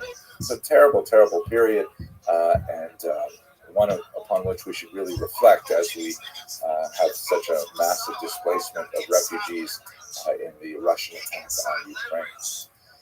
Now, the war actually breaks out September 1st, 1939. One of the key diplomatic events that makes the war possible is a secret pact called the Molotov-Ribbentrop Pact that is signed by the foreign ministers of the Soviet Union, Molotov, and the Third Reich, Ribbentrop. And this was essentially a non-aggression pact between two erstwhile enemies. I mean, the Nazis representing fascism on the one hand, and the communists representing, socialism on the other hand. They were like bitter enemies. But when Hitler proposed to Stalin that they should cooperate, and the prize for both of them would be the acquisition of the territories that separated them, Stalin was very happy to accept. And so what happened on September 1st, 1939 is, in a coordinated attack, the Nazis invaded Poland and the Baltic states from the west, and the Soviet Union invaded from the east, and they met at a border that at which point they had previously agreed not to attack each other. And so why this is especially important for German purposes is this meant that the Nazis had a safe eastern front in 1939. Once the area was pacified, then Hitler could turn his attention to the west in the attack on France and Belgium and elsewhere, and ultimately that's what he did. Later in 1941, he would double-cross Stalin, taking him by surprise, and invade the Soviet Union, but that's a little further down the line in our story. But for now, what happens is you get this map that you're looking at here, a Polish language map, and the key line for us is the red line, which demonstrates the non-aggression tract boundary that was defined by the Soviet Union and the Nazis prior to the war. The territories on the left side, the west, were taken over by Germany. Some of them were outright annexed, basically on racial grounds. If the dominant population there were ethnically German, then they were simply annexed to the Third Reich, and all undesirable populations, including Jews, were pushed out into that green region in the center, which is extremely important, the so-called general government. This was not an area that was annexed by Germany, and in fact, the Nazi bureaucrats in charge of it were not entirely clear what they were supposed to do with all of the Jews that were being forced into the region. We don't have space or time to go into this in greater detail, but it is important to recognize that the Third Reich was an unusual combination of chaotic, spontaneous, impetuous leadership with a very dedicated, detail-oriented bureaucracy. It's a very unusual combination in which, you know, Hitler would essentially approve radical initiatives and then hand it off to the bureaucrats who would go and like actually figure out how to operationalize Hitler's will. And if Hitler would change his mind, then the bureaucrats would have to like undo what they had been doing and work on something else, and they did so with great fidelity. But it also meant that at the highest levels of the government, there was chaos and often contradictory impulses. But we won't go into that in greater detail. At any rate, the general government is going to be extremely important because that is the region where Jews would be heavily concentrated, and they would work towards their plan called the Endlösung, or the final solution. The first thing that's happening in this region is they establish numerous ghettos. And as you can see, they're scattered throughout the region. This map shows the post-1941 period when the Nazis invaded the Soviet Union as well, and they were able to establish them within what would be Soviet territory. But the first group, the green, the yellow, and black ones here, were established when the Nazis first invaded. And at this time, they had not clearly articulated and defined what they were intending to do with the Jews. They certainly wanted to control them, and the ghettos were a subject of some debate in the internal Nazi hierarchy. Ultimately, of course, they decided in favor of them against the arguments that, it would spread typhus and things like that, foment rebellion, which all those things, of course, were true. But this points to a much larger issue in historiography of the Holocaust as well, that sort of pits two major bodies of thinkers against each other. And it's very important to understand them. Let me just mention them briefly here. One school of thought, which really emerges from the immediate post-war era, the Nuremberg war trials, was a school of thought called intentionalism. And this was pioneered by great historians like Lucy Davidowitz, for example. And the argument was among intentionalists that Hitler and his Nazi party intended from the earliest period to murder all the Jews of Europe. And they certainly can draw a pretty straight line from statements that Hitler made and decisions that were laid out, that it was all kind of an unfolding plan to destroy the Jews of Europe. In the 1970s in particular, however, a new interpretation began to emerge among historians called the functionalist model, of which there are many scholars. Martin Broja is one of the early ones. Christopher Browning, my own teacher, Michael Maris are in that camp, in which they say that, there's no question that Hitler and his close associates were incredibly virulent anti-Semites of, a colossal order. And they certainly would not have, looked askance at the idea of this mass murder. But did they really actually plan this from the beginning? Were they that organized? They point to all kinds of contradictory elements, like, for example, the plans to resettle Jews in the Lublin region, or the plans to, take the island of Madagascar and expel all Jews there. And the fact that Jews were actually free to leave the Third Reich right up until 1940, well into 1940, October, if I remember correctly. If they were really intending to murder all of them, why would they be pursuing these ventures? And furthermore, the first real smoking gun document that clearly indicates the Nazi desire to murder all the Jews of Europe is dated quite late. It's dated January 1942. No way. How is it possible that they don't have any documentation of this plan until that late a date? So functionalists argue that while, again, recall, this is not diminishing the anti-Semitism that was present in the Nazi Party and its leadership, but they argue that the plans to murder all the Jews of Europe grew out of a function of the war. meaning as the war was progressing and Nazis began to experiment with different policies and procedures, they began to see that actually murdering all the Jews of Europe was possible. And though they slowly moved towards this idea through experimentation and through testing the waters and things like that. So that's a major difference between intellectual, being intentionalist and functionalist that characterizes much of the historiography. There's no question that the dominant interpretive mode that most scholars use today leans towards a functionalist interpretation, and it helps explain a lot of the internal contradictions that seem to be going on in the Nazi Party. But to return to our narrative, they're developing these ghettos, first in the German controlled regions, and then later after 1941 in the formerly Soviet regions. And they seem to have a divided opinion as to how exactly they are to be run. And there are two main models that seem to coexist with each other. Once again, an indication of the lack of clarity among the Nazis as to what they're supposed to do with all these Jews piling up in the general government.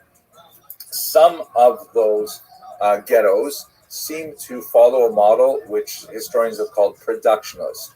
Łódź is one in particular example, where the thinking was that, the reason for the ghettos, and again, Hitler's not really outlining these things for anybody. Local bureaucrats are trying to figure out these issues on their own. So Łódź was regarded as an example of using the Jews for slave labor, meaning like, why would you destroy all of this human capital? Let's make use of it for the war effort. So Łódź, which had a tremendous reputation as a textile center, and Jews were heavily concentrated there in that industry, a very traditional kind of industry for Jews to be involved in. And so the key to survival in Łódź, at least for most of its duration, was to get a work permit, to be useful.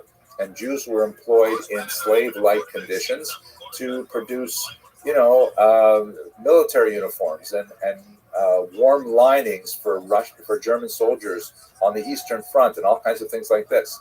Ultimately, the productionist model would fail because those Jews would also be sent to the gas chambers. But for much of the early period of the war, that seems to be the way that they thought they were supposed to operate. Others, like Warsaw, notoriously, were operating on a model which scholars have called attritionist, meaning the Jews were essentially to be rounded up, concentrated in areas, and then allowed to die of starvation and disease, which also happened. Warsaw did not have any major industries that were especially useful to the Nazis. They were given sparingly from time to time a ridiculously low ration of food, like 150 calories per person, which is absurd. No one can survive on that. And so the Jews of Warsaw strove to figure out ways to smuggle in food from the outside, to engage in bribery with local Germans and Poles to try and bring in more food, but it was subject to tremendous depredations of people simply literally dying in the streets of hunger or of typhus and other things. So the ghettos are the dominant way in which Ashkenazi Jews appreciated the Nazi policies. That sounds so strange to say like that. The ghettos were the way in which Jews experienced Nazi policies from 1939 until the summer of 1941. That would change dramatically with something called Operation Barbarossa.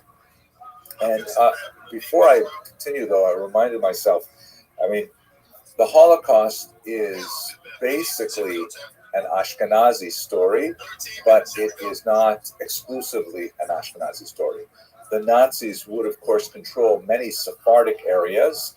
The coast of North Africa, with its Jewish populations, is especially significant.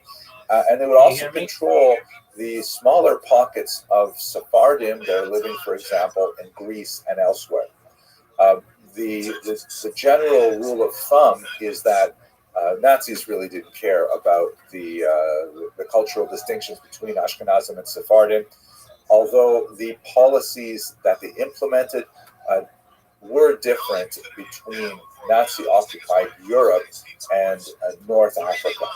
And the experience of Sephardic Jews was by and large rather distinct, certainly one of persecution, certainly one of abuse and murder, but not to the same degree that the European Ashkenazim and those Sephardim who lived in regions of German control in Europe experienced.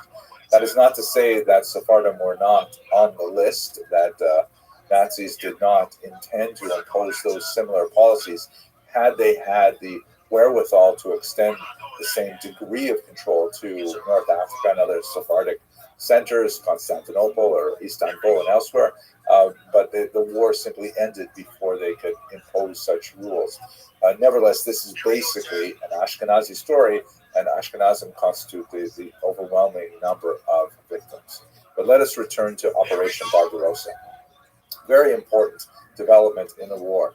The date is significant, easily as significant for the Holocaust as the beginning of the war in September of 1939.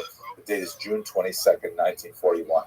And it's a good example also of another important thing to bear in mind when we talk about the Holocaust, and that is the understanding that the Holocaust and the Second World War are not identical. They are overlapping historical phenomena, but they are following largely parallel tracks that, developments in the war had direct influence on the Holocaust. But it's clear also, for example, if we look at Hungarian Jewry, that the Holocaust, the war against the Jews, to use Miskewicz's pungent phrase, was primary for the Nazis and even more important than World War II.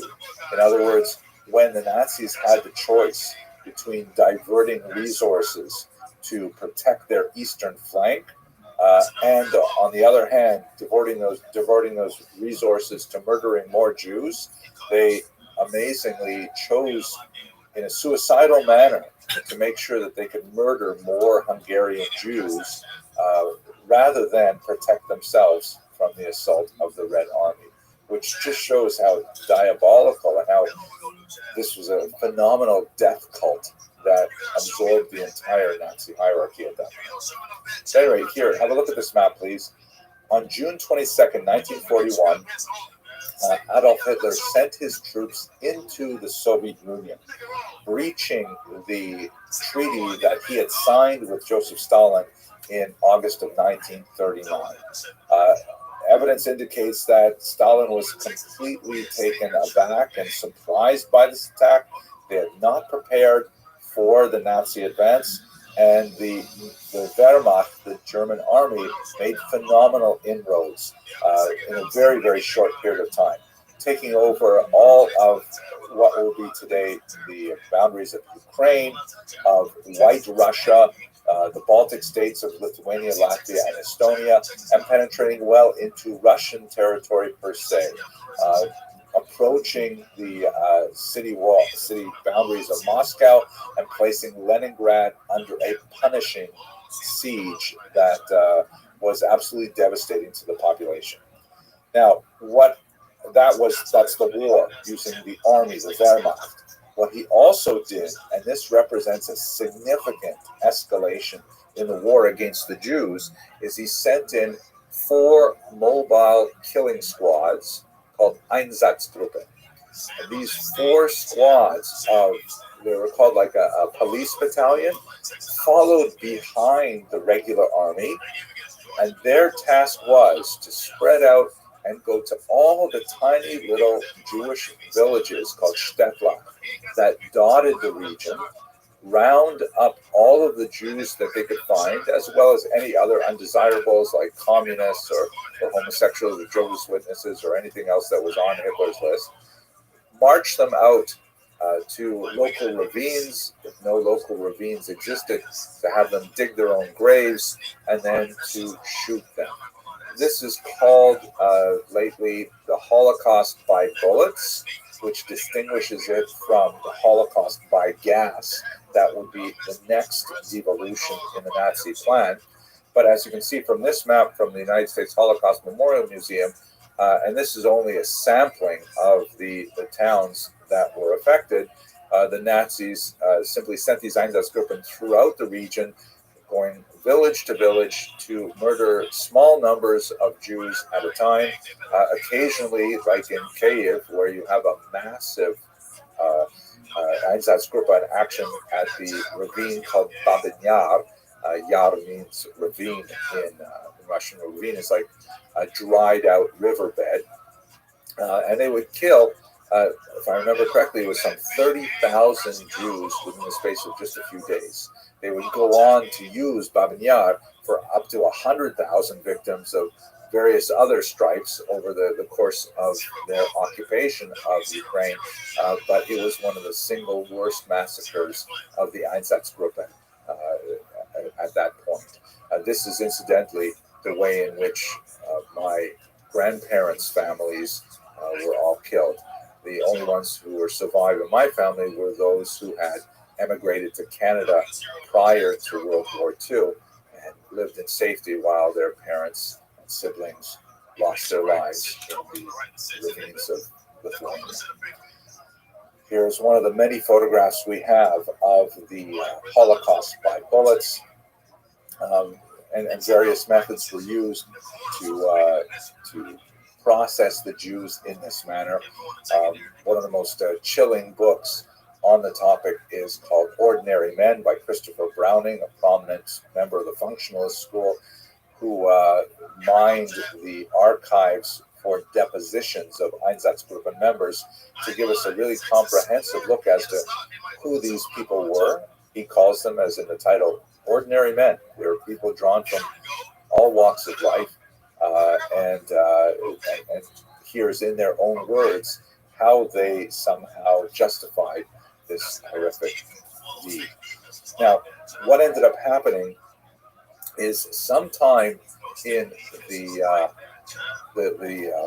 autumn of 1941, moving into the winter of 1942, the Nazis changed their mind about how they were murdering Jews. There's a lot of speculation as to why they changed their minds. It may have, some historians point to the rapid, successful advance of the Wehrmacht, and perhaps Hitler was thinking in a euphoric manner, wow, my gosh, if I can conquer the Soviet Union the same way I conquered Western Europe, right? England alone was not yet conquered. They were suffering under the horrible bombardment of the Blitz, but he controlled Western Europe in a euphoric manner. He might have said to himself, you know what, maybe I can really murder all the Jews of Europe. Other scholars point to the fact that they were bogged down by what was often called what was often called Russia's greatest general, General Winter, because the Nazis were not well prepared for the climactic change of the seasons, and their advance began to bog down. And so Hitler would say to himself, according to this model of thinking, you know, if I can't win the war against the Soviet Union, at least I should kill all the Jews of Europe. And so that indicated a shift.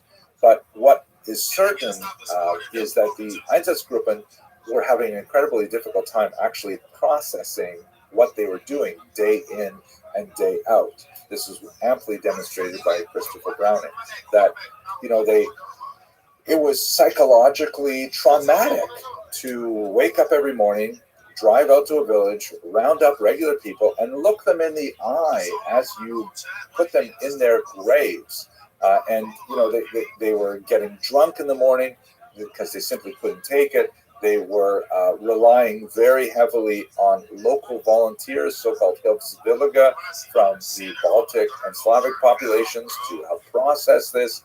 And they had to receive all kinds of pep talks from even people as high-ranking as Heinrich Himmler, who would come out and say, you know, this is difficult, but you're doing it for the greater good of the Third Reich and so on. Generations will remember you for your heroism and things like this.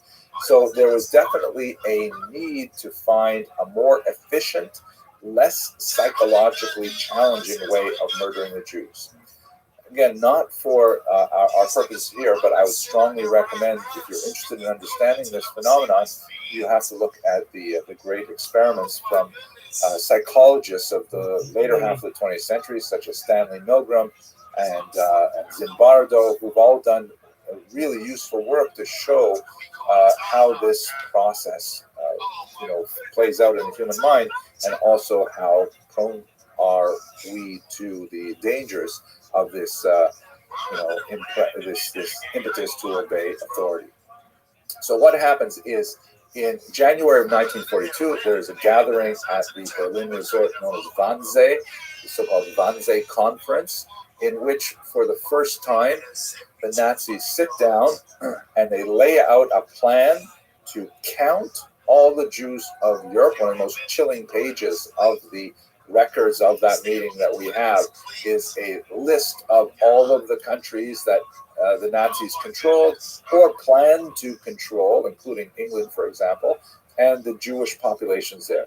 And they were clearly intending even to hunt down 200 Jews living in Albania. It didn't matter, large or small, they were going to murder all 11 million Jews of Europe at the time. And the way they would do it was they were going to adopt a technique that they had early pioneered in their attempts to rid Germany of people with mental or physical disabilities, people who got with Down syndrome, things like that, just horrific things that they would seek to harm the most vulnerable people in their society first. They were experimenting with the use of gas to murder these people, and they started developing experimental chambers where people could be murdered en masse with gases like Zyklon B, essentially a rat poison. And they established 6 death camps. These were distinct from the hundreds of concentration camps that they had developed as early as 1933. The concentration camps were largely they were scattered throughout Europe, and they were basically for political prisoners, which could include Jews as well, but that was not their main purpose. And they were abusive, and people died from malnutrition and from beatings and things like that. But the concentration camps were essentially open-air prisons that were designed to house those people that Hitler didn't want functioning in society. The death camps, on the other hand, were institutions, factories, designed to eliminate human beings. In fact, the term that was used was Vernichtungslager, which means literally to make into nothing camps, as opposed to Konzentrationslager, which means concentration camps. These 6 camps were set up with access to the rail lines. That was crucial. And so rather than leaving the Jews in the ghettos, where, for example, in Warsaw, they would just be left to die, the Nazis began from the spring of 1942 deporting Jews on the rail lines to these death camps, where they would immediately be sorted according to those who might be useful for slave labor. All of these death camps also had like satellite camps where a small number of Jews would be forced to engage in slave labor, either for something like associated with the war effort, like Auschwitz had a small satellite camp where they were producing acetone that they needed for the war effort, or to house those Jews that would be used in the murder process themselves, the so-called Sonderkommando, who would have the incredibly difficult tasks of removing the bodies from the gas chambers, transporting them to the crematoria where the bodies would be burned, and so on.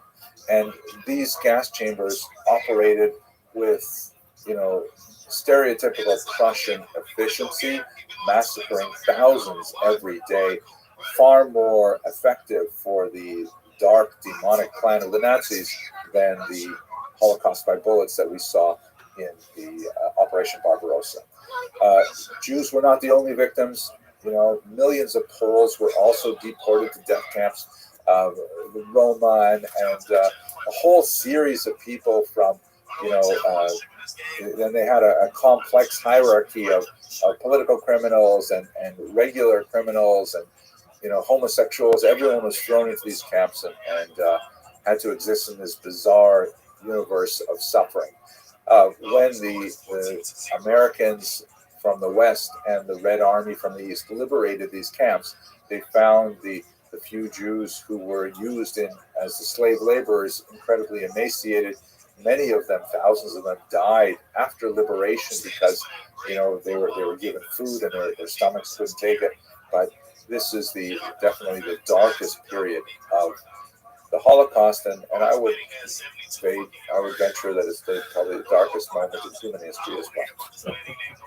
Now, we should take some time to specifically think about the populations of the region, other than those who were direct victims of the Nazis by being sent to the death camps.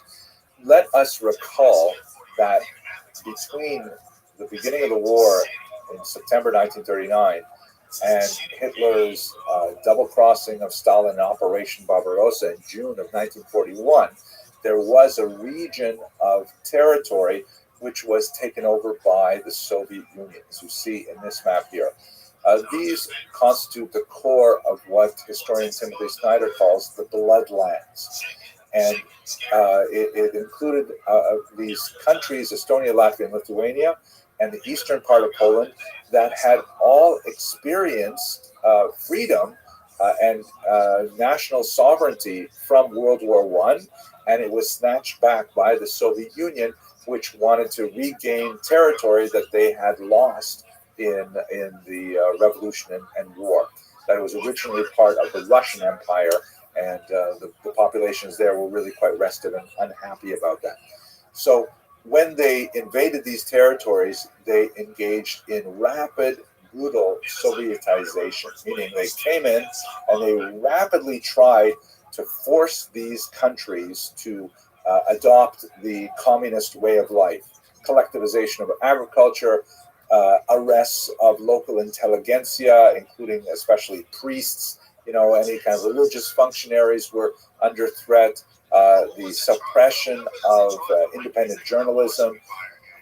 And one of the ways that they justified it was they had these kind of, show elections where remarkably 98% of the local population said, oh yes, we love communism. We're so happy that we can now be a Soviet socialist state.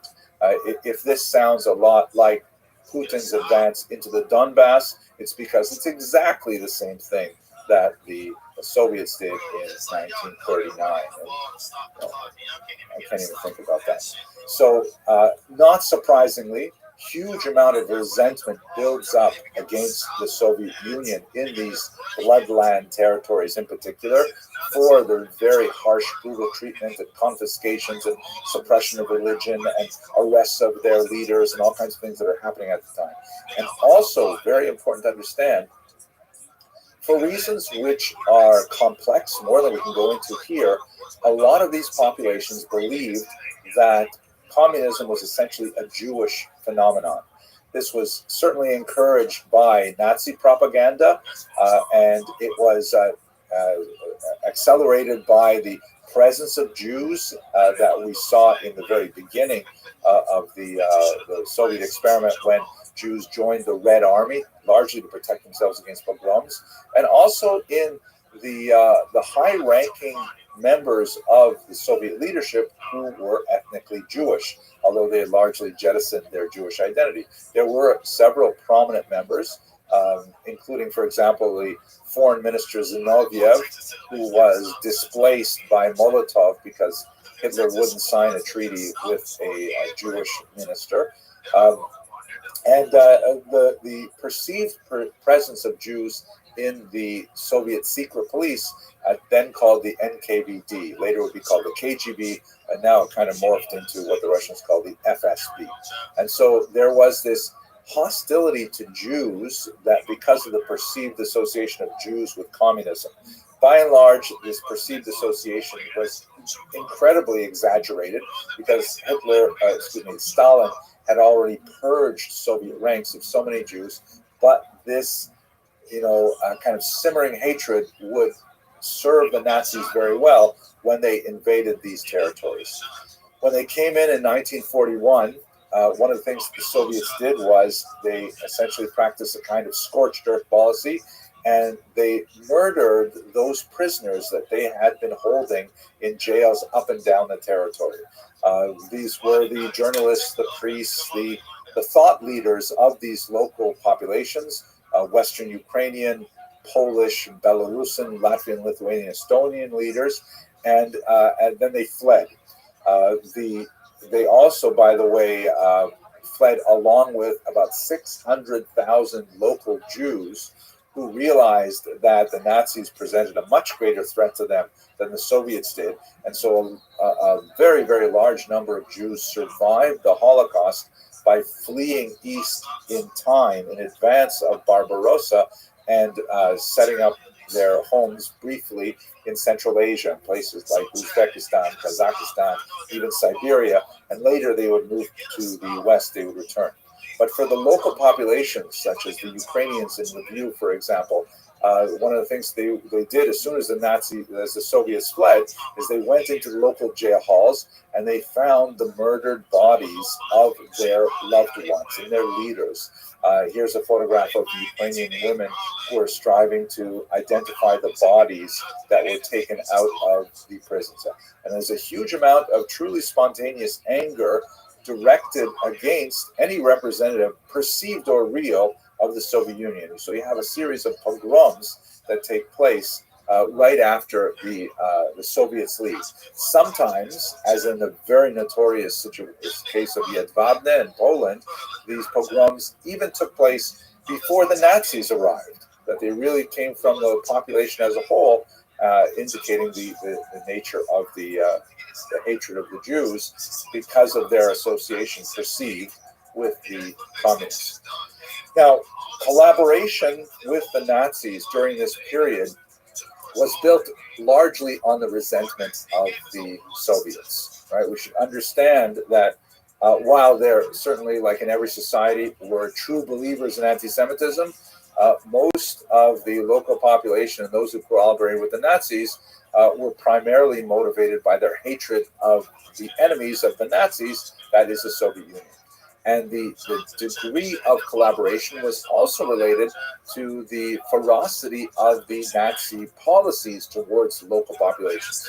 Whereas in Western Europe, as you can see in this map here, which shows you the high point of Nazi domination of Europe, in Western regions like France, the Nazis largely left people to their own devices, allowing governments to remain in place as long as they reported to Nazi authorities, allowing policemen to continue doing their jobs, and they basically ran themselves in a wartime martial law kind of environment, but nevertheless they had tremendous amounts of freedoms. And to a certain degree, collaboration with the Nazis in those states is far more egregious than collaboration in the East.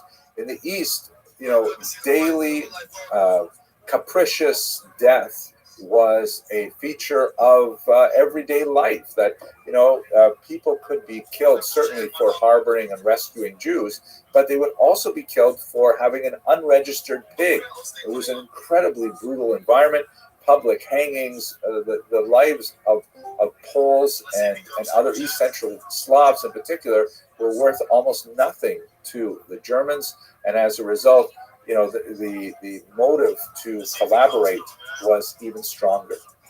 And in this context, we can also understand that many of the Slavic states at this time even developed Nazi units. The Germans, as they were beginning to lose the war, were incredibly concerned by the advance of the Red Army, and so ironically they allowed SS units, which previously had been reserved only for purebred Germans that could prove their descent all the way back to 1750 with no Jewish blood. They started admitting Slavs of a lower racial hierarchy in the Nazi mind, very trapped within this ideology, and they created divisions like the so-called Galicia Waffen-SS division, which was made up of Western Ukrainians who primarily wanted the opportunity to fight against the Soviets. This complicates the entire process of understanding and unpacking collaboration efforts among these Slavs, where you do definitely have real anti-Semites who delighted in the murder of innocents, But most of the collaboration that we see is primarily motivated by the hatred of the Soviet Union, which may have had also war criminality involved. We could go into specific units, but again, time is very short. And we should also bear in mind that this collaboration has to be placed against this consciousness the local people had that they were also victims. Poles in particular were invaded by both the Soviets and the Nazis, and the insinuation that Poles are all war criminals is something that rankles the Polish spirit to this day. Now, there is, as we shall probably discuss in the next lecture, some kind of ridiculous, measures to deal with this phenomenon, such as legislation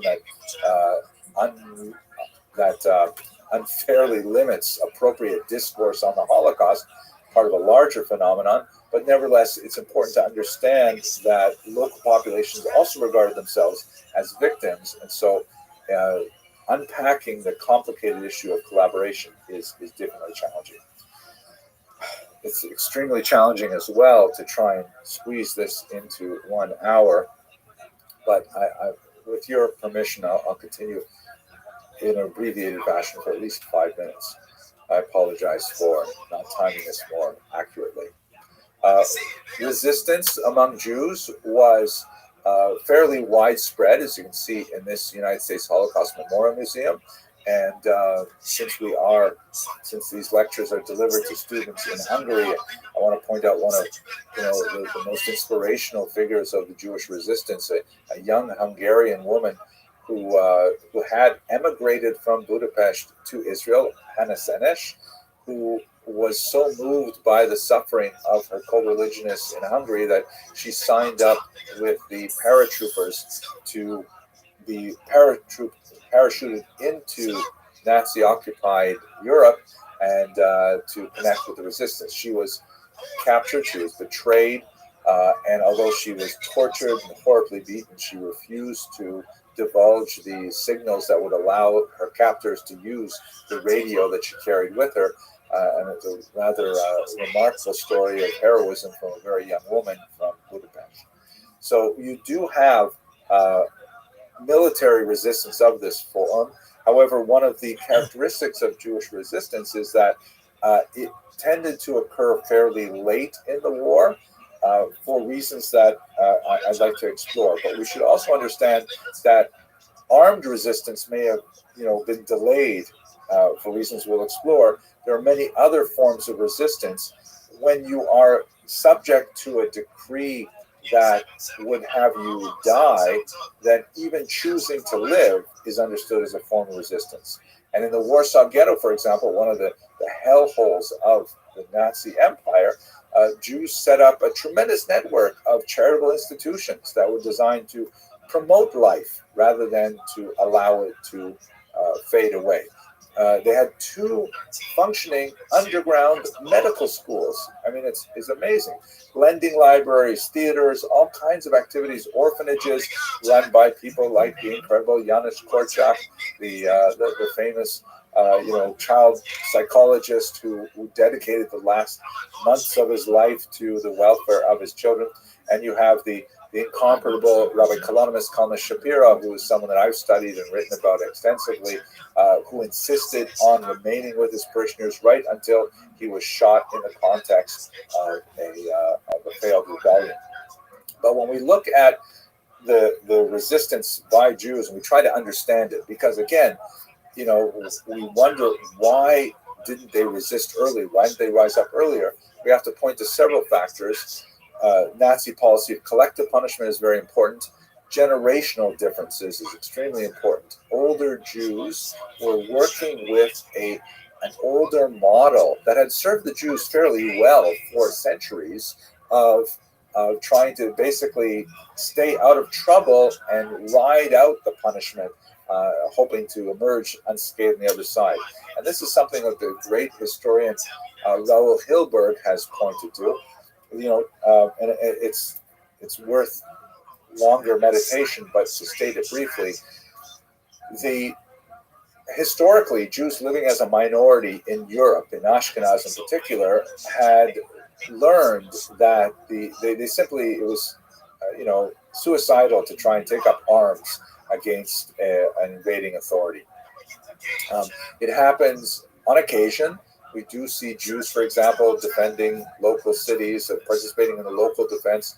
We do see Jews engaging in military activities in Provence, for example, not exactly Ashkenazi Jews, but nevertheless, we do see in the south of France.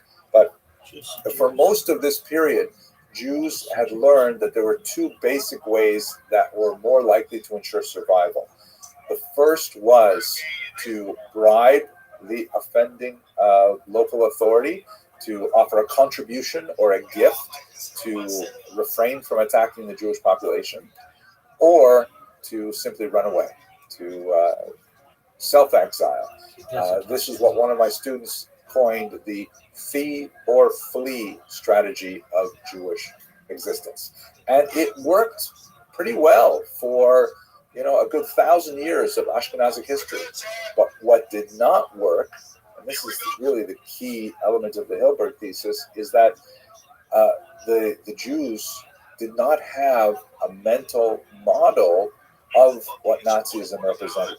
Hitler's level of anti-Semitism, and his type of anti-Semitism, was such that bribes were not to be considered, that this was some kind of like diabolical messianism where all Jews had to be destroyed in order to somehow save the world, and that there was no room to flee.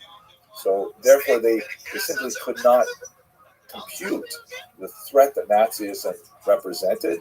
The younger generation is especially important because they were not laboring under this misconception to the same degree, and as a result, it was only after the large deportations from Warsaw, for example, in the summer of 1942, well after it, that you have in the spring of 1943, the heroic but ultimately doomed Warsaw Ghetto uprising.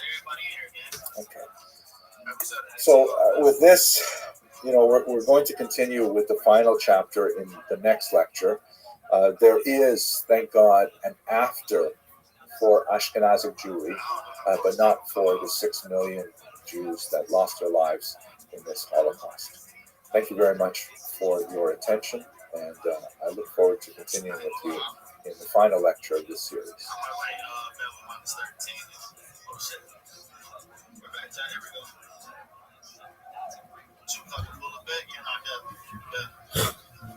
Run that ball.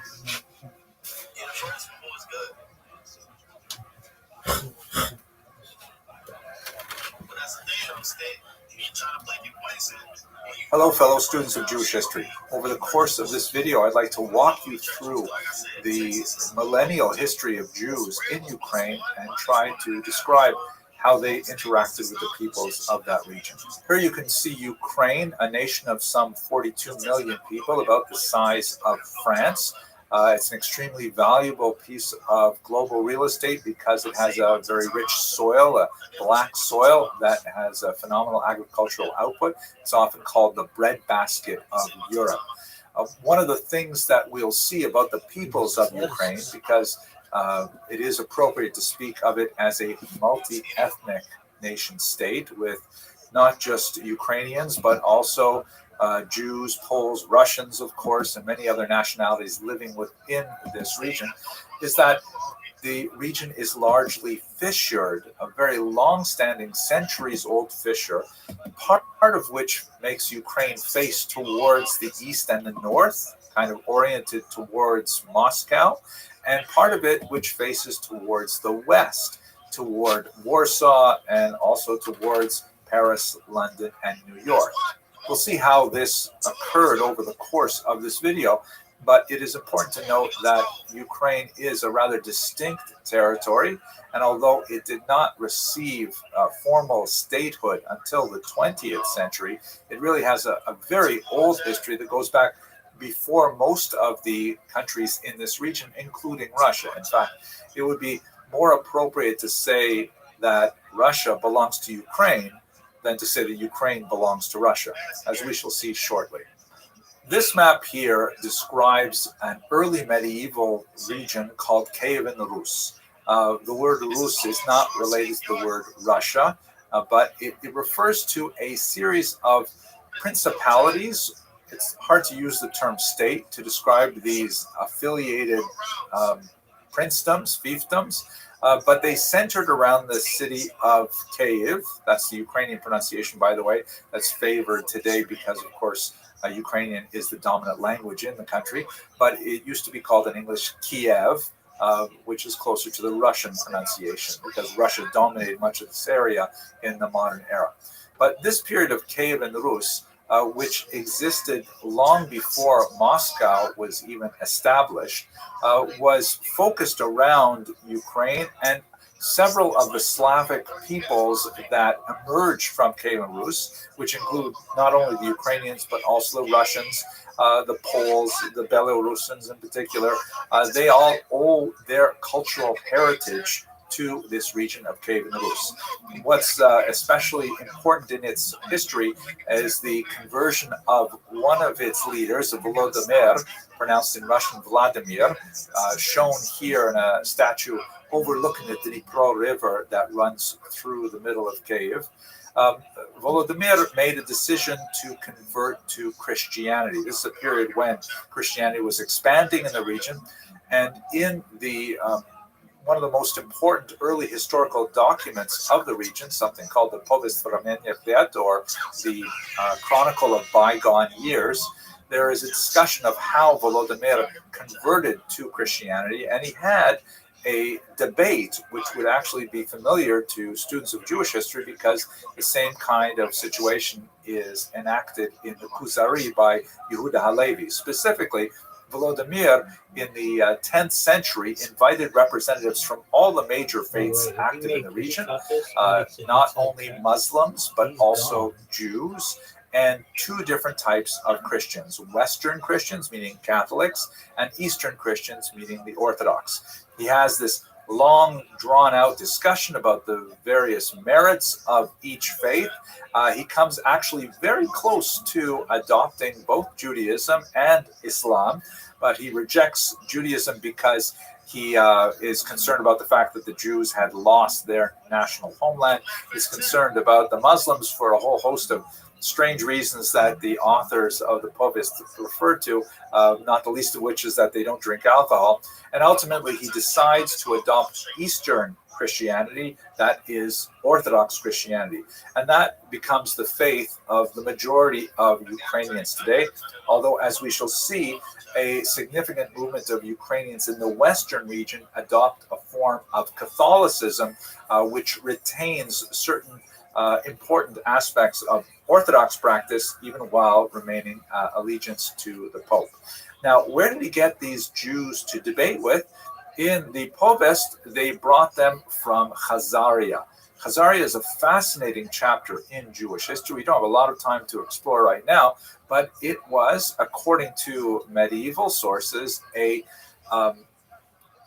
medieval Jewish kingdom that existed between the Black and the Caspian Seas, as you can see here, for actually several hundred years. Now, there's a lot of questioning among Jewish historians about what is the extent of the conversion of these local peoples to Judaism. There are some scholars who believe that it's all a myth, that it was made up in the medieval ages. Other scholars retain that it was in fact a Jewish kingdom, but the Judaism was quite attenuated. Perhaps it wasn't rabbinic Judaism. It's not for our discussion today. But it is interesting to note that there were definitely Khazarian Jews who were active in Kiev. One of the most fascinating documents to emerge from this period is this document, which was a letter called the Kievan Letter, discovered in the Cairo Geniza. The Cairo Geniza is a collection of medieval documents, primarily written in Hebrew characters, sometimes in Judeo-Arabic, sometimes in the Hebrew language. And this was a document purportedly from Kiev itself that was a letter of introduction for a Khazarian Kievan alms collector, tzedakah collector. And this was what we would call in modern Jewish parlance a petek, a little document that he would use And the document talks about how, he's a member in good standing of the community. He's fallen in hard times. Would you please help him out with a donation? And especially interesting is that there are several signatures, as is typical even in the 21st century, signatures of various dignitaries attesting to the truth of this person's bona fides. And one of those signatures is written, as you can see here, in Turkic runes rather than in Hebrew, which would suggest that one of the officials, the Khazarian Jewish officials living in Kiev, was not sufficiently literate in Hebrew to be able to sign his own name, but nevertheless was a figure of some importance. So what we know is that there were Jews living in Kiev in the period of Kiev and Rus. And by the way, there were Jews there much earlier. We believe that there were Jewish, settlements and trading posts on the Black Sea, but very, very little data is available about them. But definitely by the time you get to the 8th, 9th, 10th century, there is a Jewish presence in Kiev. There is even, in fact, a member of the rabbinic school of Tosafot, which left a very extensive commentary in the Talmud, who was called Moses of Kiev. There's several other figures from this period that indicate that there were Jews living there even at the very beginning of Ukrainian history. Now, what happens to Kiev and Rus is it is overrun by the Mongols. And so there's a period when Mongols take over the entire territory. And when the Mongols finally recede, then the region of Ukraine is eventually absorbed into a very large state, which is called the Polish-Lithuanian Commonwealth, formed largely by a dynastic union between Polish and Lithuanian royalty. And as you can see, it's quite a massive state. It includes what would be today, you can see that it has modern boundaries on it, the Baltic states of Estonia, Latvia, Lithuania, and extends through Belarus and much of Poland, and includes a big chunk of Ukraine, not quite reaching down to the Black Sea. And to this region, you have a massive influx of Jewish migration that extends from the 11th century onward, especially peaking around the 16th century. And the reason why Jews are especially moving to the Polish-Lithuanian Commonwealth, which is dominated by Ukraine in the southern regions, is because they are being driven out from the West by an increase in anti-Semitism, charges of the infamous blood libel, host desecration stories, the persecution after the Black Death of 1347-48. These are driving Jews to the east. At the same time, there is an economic vacuum that is attracting them to the Polish-Lithuanian Commonwealth. The reason for this is primarily because Jews become part of a complex economic system in which Polish landlords who hold large Ukrainian holdings called latifundia hire Jews essentially to be leaseholders, to be middlemen for them, collecting income in the form of various types of taxes on produce, poll taxes, taxes for crossing bridges, all kinds of things.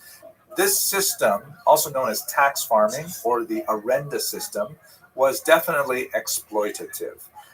The Polish landlords had very little incentive to minimize their rapacious demands on the Ukrainian population, and they simply would send the Jews in to make their collections.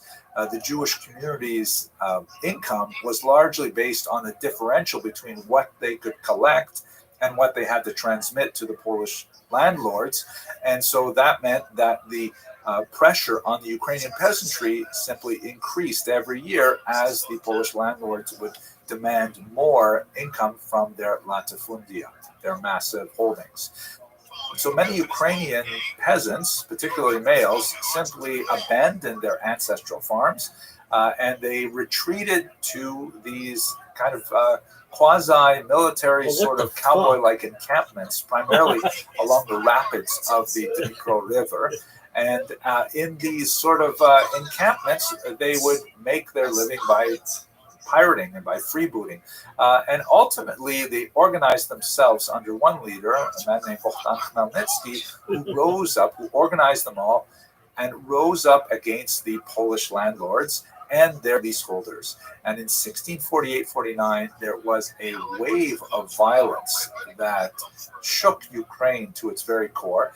And although Jews had been living in this region relatively peacefully for about 500 years, this was a moment when the economic tensions associated with the Arenda simply spilled over into violence and would have a grave impact on Jewish self-image and the image of their Ukrainian neighbors as well, and put into motion kind of like a cycle of Jewish-Ukrainian recrimination. But we should remember that there is a triangular conflict going on here, that Poles are definitely part of the overall picture. This 17th century eruption ended when Khmelnytsky made a very drastic decision. Here you can see a map that shows the Zaporizhian Sich, meaning the region of Ukraine that was controlled by Khmelnytsky at its greatest extent. The line that sort of runs around the outside of the lighter green is the boundaries of contemporary ethno-linguistic Ukraine. Khmelnytsky, after having fought with the Poles and essentially establishing an independent state, decided to ally himself with the emerging Russians in Moscow. And this was a very, very important and serious decision, because this essentially shifted the Ukrainian center of gravity from Warsaw and Poland to Moscow. Now, it's important to note, just looking at this map, you can see that he's not speaking for all Ukrainians. To the west, to the left-hand side of this map, just above the red smear that represents the Carpathian Mountains, you have the region known as Halichina, and above that, Volyn, which were still in the Polish orbit. This is the region where a lot of Ukrainians adopted Catholicism. The Ukrainian language they spoke was more heavily inflected by Policisms, and they generally looked to the West. This is a fissure that will repeat itself all the way up until the 20th century, because there are certain parts of Ukraine that always look towards Moscow and the East. Other parts always look towards Europe and the West. And it's the same kind of tension that's playing out today in our contemporary hostilities. The Jewish community of Ukraine is able to recover from the Khmelnytsky massacres, although they are commemorated in the liturgy to this very day. And there will be another major upheaval in the 18th century, the uprising under a similar leader called Honta. But what's going on internally in the Jewish community is that the Ukrainian Jews are being heavily invested in a spiritual phenomenon known as Hasidism. And southern Ukraine is deeply associated with the development of this movement, first associated with someone called the Baal Shem Tov, Israel ben Eliezer, who lived in southwest Ukraine, or if you prefer, southeastern Poland, in the 18th century. This map here from the Historical Atlas of Hasidism shows the dramatic explosion of Hasidic activity in Ukraine, particularly towards the western region, and it's spread throughout the entire area. To just give you a little bit of an orientation here, just to the right of the light yellow color, you can see there is Kyiv, just in the gray side. So this is towards what's called the right bank Ukraine, by the way, because Ukraine is largely bisected by the Dnipro River, and it flows south. So the right bank, meaning when you're standing beside the river, looking to it where it flows into the Black Sea, that the right bank is where most Jews live. On the other side, the left bank is a much smaller Jewish population, but nevertheless significant in the 20th century. So Hasidism grows apace during this time. It's also important to note that Jews have organized themselves very well within the Polish-Lithuanian Commonwealth. They've established something called the Council of Lands, which is essentially an interconnected network of Jewish municipalities called Kehilot, in which they establish standard legislation for all Jews living within this massive country. It eventually would come apart in the 18th century for a whole bunch of reasons, but nevertheless, Jews are enjoying even despite the terrible upheavals of the Khmelnytsky era, they are enjoying a tremendous renaissance and a period of great strength of their communal and spiritual activity. This comes to a dramatic conclusion with the partitions of Poland. In a very cynical political move orchestrated by the three neighbors of Poland, that is the German, the Austrian, and the Russian empires, they simply divide up Poland between the three of them in a series of three partitions. And in this map, you can see that the eastern section, sort of the orangish colors, go to Russia. And at the very bottom, you see that darker green, the eastern part of the darker green area, known in English as Galicia or Halychina in Ukrainian, goes to Austria. Another example of the fissure between the eastern orientation of many Ukrainians that is going to be politically augmented by this new population of formerly Polish Ukrainians, now Ukrainians of the Russian Empire, and in the West, the formerly Polish Ukrainians who are now part of the Austrian Empire. That would pertain right up until World War I, and as we shall see. The Jews who find themselves in the Russian Empire are relegated to this large territory called the Pale of Settlement, which was the region where Jews were allowed to live in the Russian Empire. As you can see, just about the bottom half of this map is Ukraine. In the 19th century, the Russian Empire, in particular under Tsars like this man, Nicholas I, engaged in a very concerted effort to try and assimilate their local populations. In the case of the Jews, Nicholas I imposed the horrific Cantonist decree, which demanded that young Jewish males meet the quota to spend up to 36 years in military service, an absolutely horrific decree that caused untold tragedy in the Jewish street. In terms of Ukrainians, a little bit different because Ukrainians and Russians were, as I alluded to earlier, related peoples. They were all Orthodox at this point. They had a similar language. Ukrainian is, it's hard to define exactly what a dialect means, but it would be as easy to say that Russian is a dialect of Ukrainian and vice versa. But basically, they're written with a very similar Cyrillic alphabet, not identical, but very similar grammar, very similar vocabulary, but not identical at all. Generally speaking, Ukrainians and Russians can speak to each other and understand most of what they're saying in their respective languages, and they can also read each other's texts, but it's something like, German speakers and Yiddish speakers, or maybe a little bit further apart, Spanish and Italian speakers. Actually, maybe it would be someone like with a very strong Quebecois accent speaking to someone from Paris. That's maybe a little bit closer than Russian Ukrainian.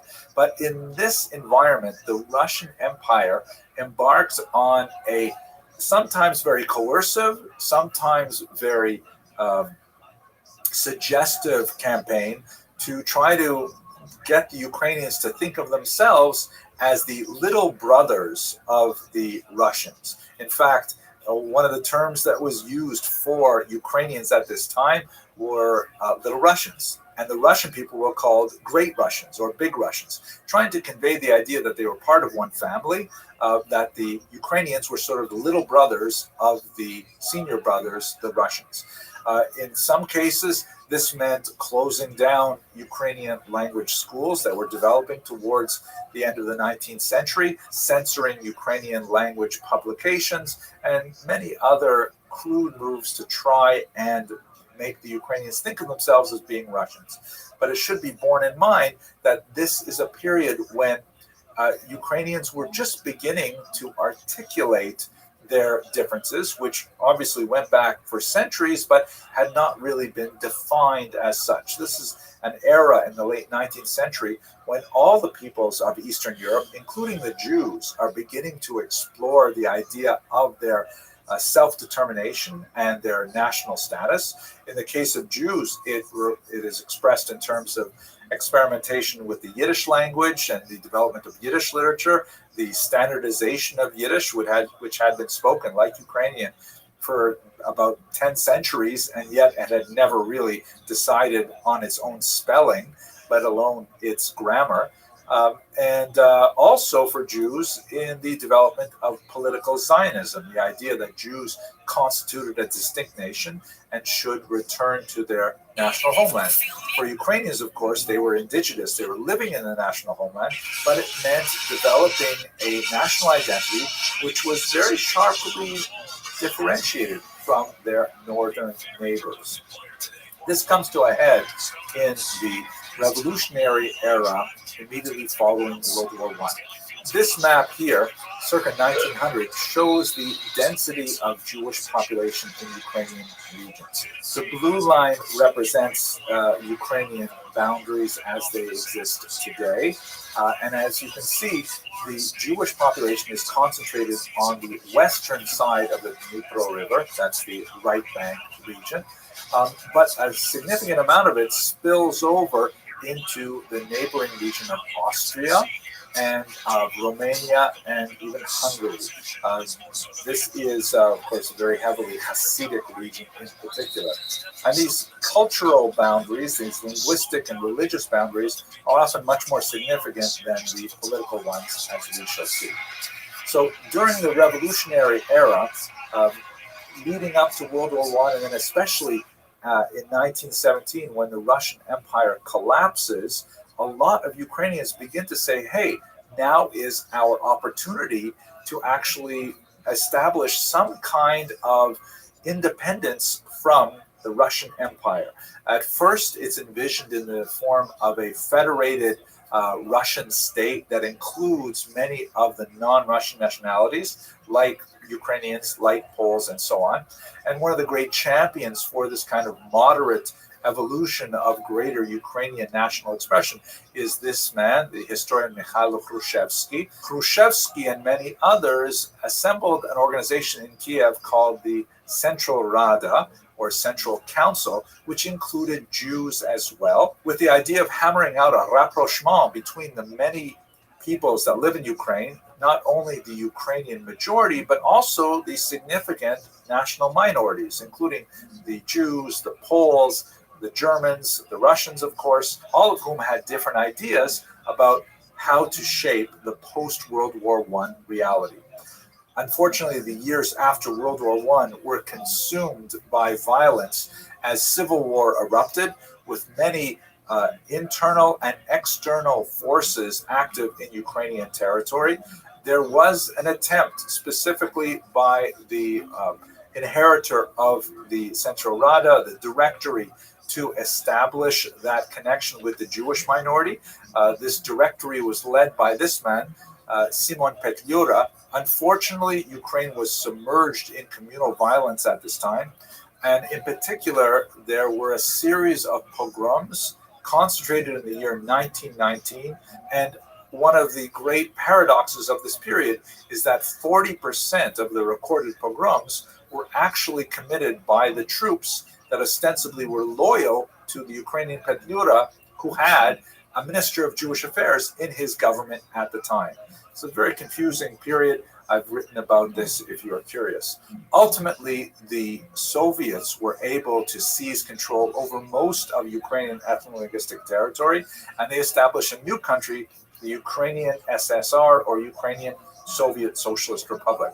Here on this map, you can see the boundaries of that new country. The white line that you can faintly see running around the outside represents contemporary Ukrainian boundaries, but more significantly is the pink area in the center, which is the boundaries of the Ukrainian SSR. The blue area just to the west represents those Ukrainians who found themselves not within the Soviet orbit, but within independent interwar Poland. And once again, you see that fissure where a large bulk of Ukrainians now find themselves associated, whether they like it or not, with Moscow and the Union of Soviet Socialist Republics. And a minority in Western Ukraine find themselves associated, again, whether they like it or not, with the independent Poland that reemerges after World War I. Also interesting in this note is that it's not just Ukrainians. The little sort of yellow circles that have the number 3 on them all represent significant Jewish populations. And you can see, as we saw in earlier maps, there's a high density of Jewish settlement, particularly in right bank Ukraine, and especially in the Ukrainian region of Halichina, which at this point is in Polish control. There's a lot to say about the nature of Soviet rule in Ukraine, and I've spoken about it in other videos, so I don't want to go into great detail, but perhaps most significant for our purposes is the infamous Holodomor, a artificial terror famine orchestrated by Stalin that killed millions of Ukrainians in 1932 through 1933. The resentment against the Russian communists ran very high, particularly towards the western regions, and this accelerated a level of anti-Semitism that was specifically attached to the notion, false as it was, that the Jews were somehow behind communism and behind the Holodomor by extension. Obviously, much more to say about this complex period. Please have a look at some of my other videos to understand it. But what ends up happening in World War II is that the region is temporarily divided between Hitler and Stalin by a pact known as the Molotov-Ribbentrop Non-Aggression Pact. Stalin and Hitler agreed to cynically divide the region that separated their two countries, the Third Reich on the one hand and the USSR on the other, very much like the cynical division of Poland 2 centuries earlier. And so part of the region of Western Ukraine found itself suddenly under the control of the Soviets for 2 years.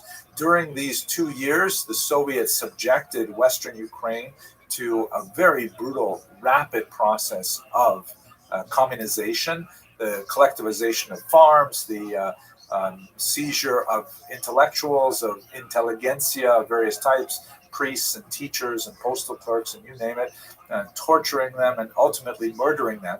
But what happens in Operation Barbarossa, which is June 22nd, 1941, is that Hitler double crosses Stalin and invades the Soviet Union, catching him off guard. And as you can see in this map, penetrating deep into the Russian SSR and taking over almost all of Ukrainian ethno-linguistic territory. The Ukrainian SSR is almost completely taken over by the Nazis. And what's most significant for our purposes is that Hitler sends out 4 mobile killing squads into the region. The lowest one, as you can see, the blue lines there, is Einsatzgruppen A, which proceeds to go through the tiny little shtetls that dot the countryside, rounding up Jews, communists, political figures, Jehovah's Witnesses, homosexuals, anyone who is regarded as an enemy by the Third Reich, taking them out to the fields and ravines in the region and simply mass murdering them. This is incidentally the way in which most of my ancestors were killed, not in Ukraine, but in Lithuania, by another group of Einsatzgruppen. So the Nazis hold on to the Ukrainian SSR until the war begins to turn with the Battle of Stalingrad, and eventually the Russian Red Army is able to drive them all the way back to Germany and ultimately to defeat. The reconstituted boundaries of Soviet Ukraine after World War II now include those Ukrainians who were on the western side. They're dominated by the city of Lviv, or Lviv, as it would be pronounced by people in Lichna. These western Ukrainians are much less likely to support their incorporation into the Soviet Union, primarily because they've had more of an orientation to capitalism and to the West and to Europe in general. Nevertheless, these are the boundaries of the Ukrainian SSR that pertain right up until the dissolution of the Soviet Union in 1991. Under Gorbachev, when there were widespread protests, particularly by the non-Russian nationalities, and they're breaking away from the Soviet Union. Ukraine, the Baltic states, and so on, even Belarus, which is normally very closely allied with Russia, all break away and form their own states. And it is during this period, particularly from the 1960s onward, that you begin to see Jews and Ukrainians forming another kind of rapprochement, this time united in their opposition to Stalinism and to Soviet communism in general. One of the most notable figures that emerges from Ukraine at this time is the dissident Anatoly Sharansky, Natan Sharansky, who is now a very important leader in Israel, who was one of the prominent refuseniks, that is, Jews who were sent to prison for the temerity to ask for permission to leave the Soviet Union. And in many ways, Jews and Ukrainians exiled and imprisoned began to reform connections that would later be expressed in political activity and would ultimately result in the overthrow of the Soviet Union in 1991. Here's a map of what things are like today. As you can see, this map from the Washington Post gives you a sense of the linguistic differences of Ukrainians today. There's no question that the further east you go, the more Russified the population is, at least linguistically. The regions of Donetsk and Luhansk have a certain amount of dissident movements that Putin is taking advantage of, perhaps exaggerating and certainly leveraging for his own purposes. And it is in this region where Mr. Putin has currently invaded. The Crimea to the south has been seized by Russia for some time now, and it is in these regions where the hostilities are specifically focused. However, it's very clear from maps of troop buildup that they have troops in Belarus and in Crimea as well, which threaten Ukraine and could suggest the outbreak of much wider hostilities. How do Jews feel about this right now? Well, it's an unusual moment. Perhaps most ironically, the current president of Ukraine is in fact Jewish himself, and he has not made a secret of this, and he is the one leading Ukraine in their attempt to resist this Russian aggression. Many Jews, alongside their Ukrainian neighbors, are very concerned about the future of their country. Jews have the option, which is something that is very rare in Jewish history, but is a product of the 20th century and specifically the late 20th century. They have the possibility of making aliyah, of leaving Ukraine and moving to Israel. This is something that changes the entire dynamic for many of the some 40,000 odd people who identify as Jewish in Ukraine today. But those Jews who are remaining, according to prominent leaders of the Ukrainian Jewish community, they will stay and they will fight and they will resist Russian aggression in their region. Let us hope for peace in the region and a long-standing resolution to this conflict that is in the best interest of all the peoples of the area. Thank you very much for watching.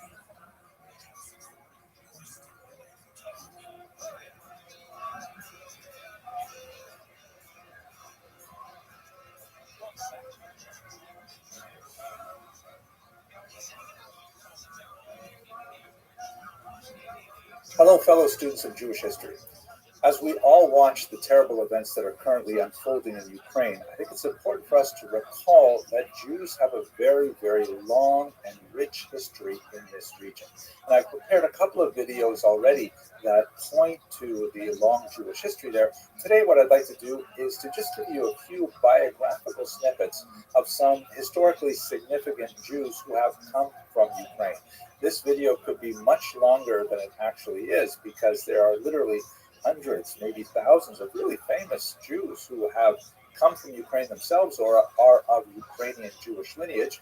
By the way, please don't write in the comment box, why didn't you include so-and-so? Why didn't you include this person? Because that's just going to make me feel guilty. I mean, there are literally hundreds of people that could have been included in this video. I just picked a handful that were really meaningful to me in particular. Some people are kind of surprised that I would portray life for Jews in Ukraine as anything except unrelenting suffering. And, I'm sorry to disappoint you, but the reality is that for the vast majority of the time that the Jews lived in Ukraine, they lived in a cultural symbiosis with their neighbors. Sometimes there was more strain, and sometimes, in fact, there was even peasant uprisings that resulted in Jewish deaths at the hand of Ukrainian antagonists. But there's also, hundreds and hundreds of years of relatively peaceful coexistence, as I've discussed in previous videos. I think it's hard for people to let go of that kind of reified mindset with regards to the experience of Jews in Ukraine. I'm certainly not giving Ukrainian history a free pass here. I think I know more than most people about the violence that was perpetrated against Jews in 1648, 1768, 1919, and of course the Holocaust. However, when you look at the overarching amount of history that Jews have spent in Ukraine, it's easy to lose sight of the more quiet moments that dominated that long history. And by the way, some people say, well, what about Nazis in Ukraine? And they'll point to tiny examples, sometimes more significant, obviously during the Holocaust, of Ukrainians who supported more right-wing causes. It's a silly argument. You look at America, we've got Nazis here in the United States. We've got Nazis in virtually every country of the world. They tend to be tiny little fragments of the population. They tend to represent kind of like the QAnon supporting individuals who may band together and rant at passersby and things like that. We certainly don't condemn an entire society because of these tiny minorities, especially when that society has demonstrably taken steps to quell that kind of activity, which is not something that even America has done very well. At any rate, I want to focus here on Ukraine. Let's have a look at some of the significant Jews that have lived in this region. Here's a map just to recall what we're talking about when we say Ukraine. These are the contemporary political boundaries, although it's important to note that with the exception of a couple of points in this long history, Ukraine was not a titular nationality. I mean, they didn't have their own state that they could claim, this is our boundaries of our country and so on.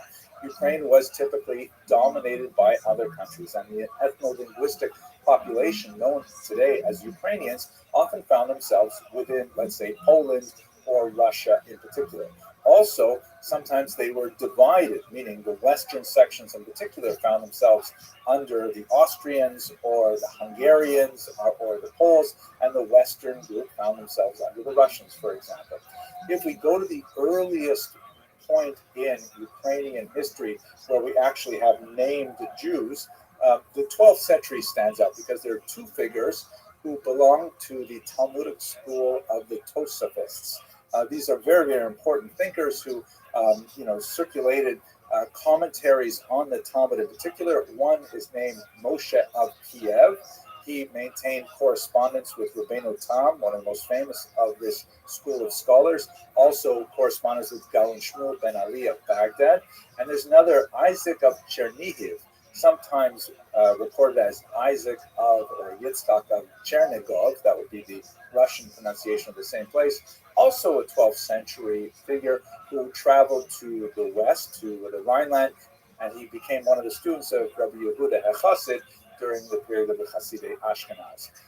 Here's what Ukraine looked like at that time. This is a period of Kiev and Rus, where it was centered in Kiev, which is sort of in the center of this map here, but extended really quite far north as well. There are many, many more famous Jewish names when you get to the 18th century in particular. That's because Ukraine has been absorbing over the following centuries hundreds and hundreds of Jews moving to Ukraine for reasons we discussed in a previous video. But briefly, anti-Semitic pressures from the West driving them out, and economic possibilities in the East drawing them in. And they live at this time under the auspices of the Polish-Lithuanian government, Polish-Lithuanian Commonwealth. Here is what that massive state looked like in 1764. The Ukrainian part of it is sort of like the bottom section of the yellow map. You can see there that Kiev is just outside of it in the green part, which would have been part of Russia proper. Russian Jews, by the way, were barred from living in Russia from 1479 on. So all the Jews who are making their way to the east are kind of piling up in the Polish-Lithuanian Commonwealth, and many of them are settling in the southern half, which is represented by this yellow section. It is in this area that the Hasidic movement flourishes. The founder of the Hasidic movement, Rabbi Israel ben Eliezer, also known as the Baal Shem Tov, who lived from about 1700 to 1760, he came from the western region of Ukraine, from a town called Medjibozh, and one of his principal students, Dov Ber, the Maggid of Mezrich, came from the town Mezrich or Mezrichi.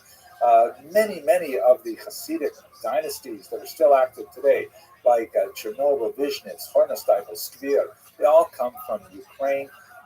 Famous Hasidic leaders like Alimezlo of Luzhensk. I mean, Hasidism is overwhelmingly a Ukrainian phenomenon, particularly in the 18th century.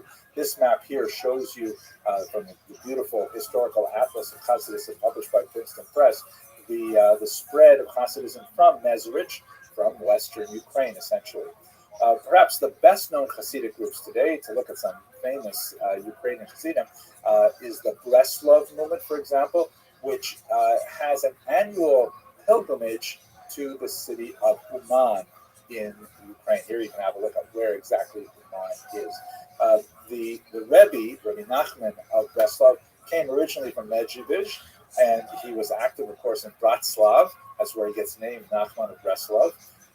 But he decided he wanted to be buried in Uman, largely because of the many graves of Jews who were victims of the Haidamach massacres of 1768.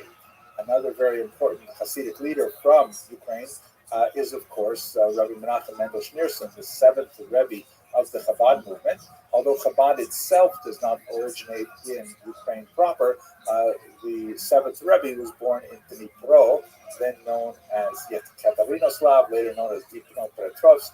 Now, what happens next in the overall development of the Jewish population there is in the late 18th century, the country of Poland is swallowed up by its neighbors, and Russia takes over the massive section of Ukrainian Jews. A smaller number of those Jews living in Ukrainian ethno-linguistic territory actually end up in Austria-Hungary, in Halicina or Galicia, but the majority of Jews end up in this region called the Pale of Settlement, which is where they were allowed to live under the Russian Tsars from Catherine II onward.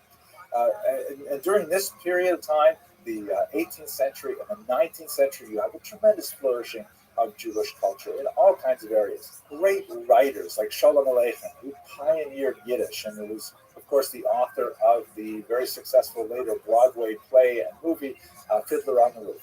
Isaac Babel, a great Russian stylist who wrote Red Cavalry and many other amazing works. And in Hebrew, Chaim Nachman Bialik, among so many others, who was really the poet laureate of the Jewish people for much of the early 20th century. In music, you see people like Vladimir Horowitz, the great pianist and composer, just incredible. Yossele Rosenblatt, a cantor whose nigunim are absolutely world famous. In science, you have Jews like Waldemar Hafkin, who was the man who developed the vaccine for cholera and for bubonic plague. He's a national hero in India. Here's a sample of a stamp that has his face on it because of the tremendous things he did for public health in India. Political leaders, Leon Trotsky, of course, the leader of the Red Army, one of the leaders of the Soviet Union. Golda Meir, also from Kiev. Here is actually a plaque that is posted in her honor at her birthplace in Kiev. She went on, of course, to be the Prime Minister of Israel. So, we could go on and on. I just really stopped at the early 20th century, but there's so many great Jews who have done fantastic things, who were either born in Ukraine or were descended from Ukrainian Jews. There's a place of tremendous history for Jews, and we should bear that in mind and hope that the people of Ukraine are spared the suffering that they're currently enduring as soon as possible. Thank you very much for watching this brief video.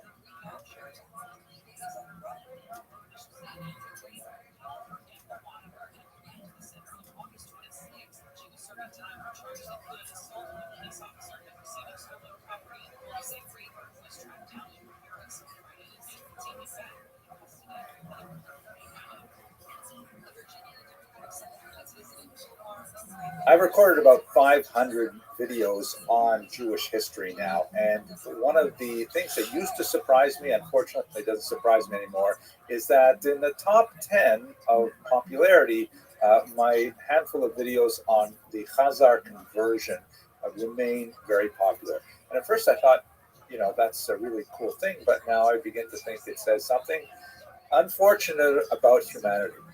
So for this video and the next, which are going to focus on the unusual chapter of Khazar Jewry in our larger project, I'm going to first speak about something that is frequently posed as a question, and I'll answer definitively. The answer is no. Ashkenazi Jews are not Khazars. They are not descended from the Khazar people. If they have any connection with the Khazar, it is very, very tiny in proportion to the overwhelming whole, which is largely European and Middle Eastern in background. So let's take some time to understand what the big controversy is about and what is the resolution to something which is a burning question for many people. First of all, what is the Khazar hypothesis? Although it is shrouded in mystery, most historians coalesce around the idea that a population in the region of the Caspian Sea, not too far from the northern Black Sea, encompassing part of southeastern Europe, converted to Judaism sometime in the 8th century. They had come into existence in the 6th century as a proto-empire and then began expanding until they were finally defeated by the people of Kiev and Rus. That would be based in today's Kyiv, Ukraine, in the 10th century, and then they basically disappeared. So here's a map that shows you roughly where the Khazar Empire would have stretched. Again, we can't use like really firm boundaries, but this is the general area. Now, at the same time, more or less, you have the establishment of Jewish Ashkenaz, which is associated primarily with Germany, with the Rhineland, and we begin to see Jewish settlement there from somewhere around the 10th century onward. The name Ashkenaz is of biblical origin, but it is applied in the medieval period to this region of Germany.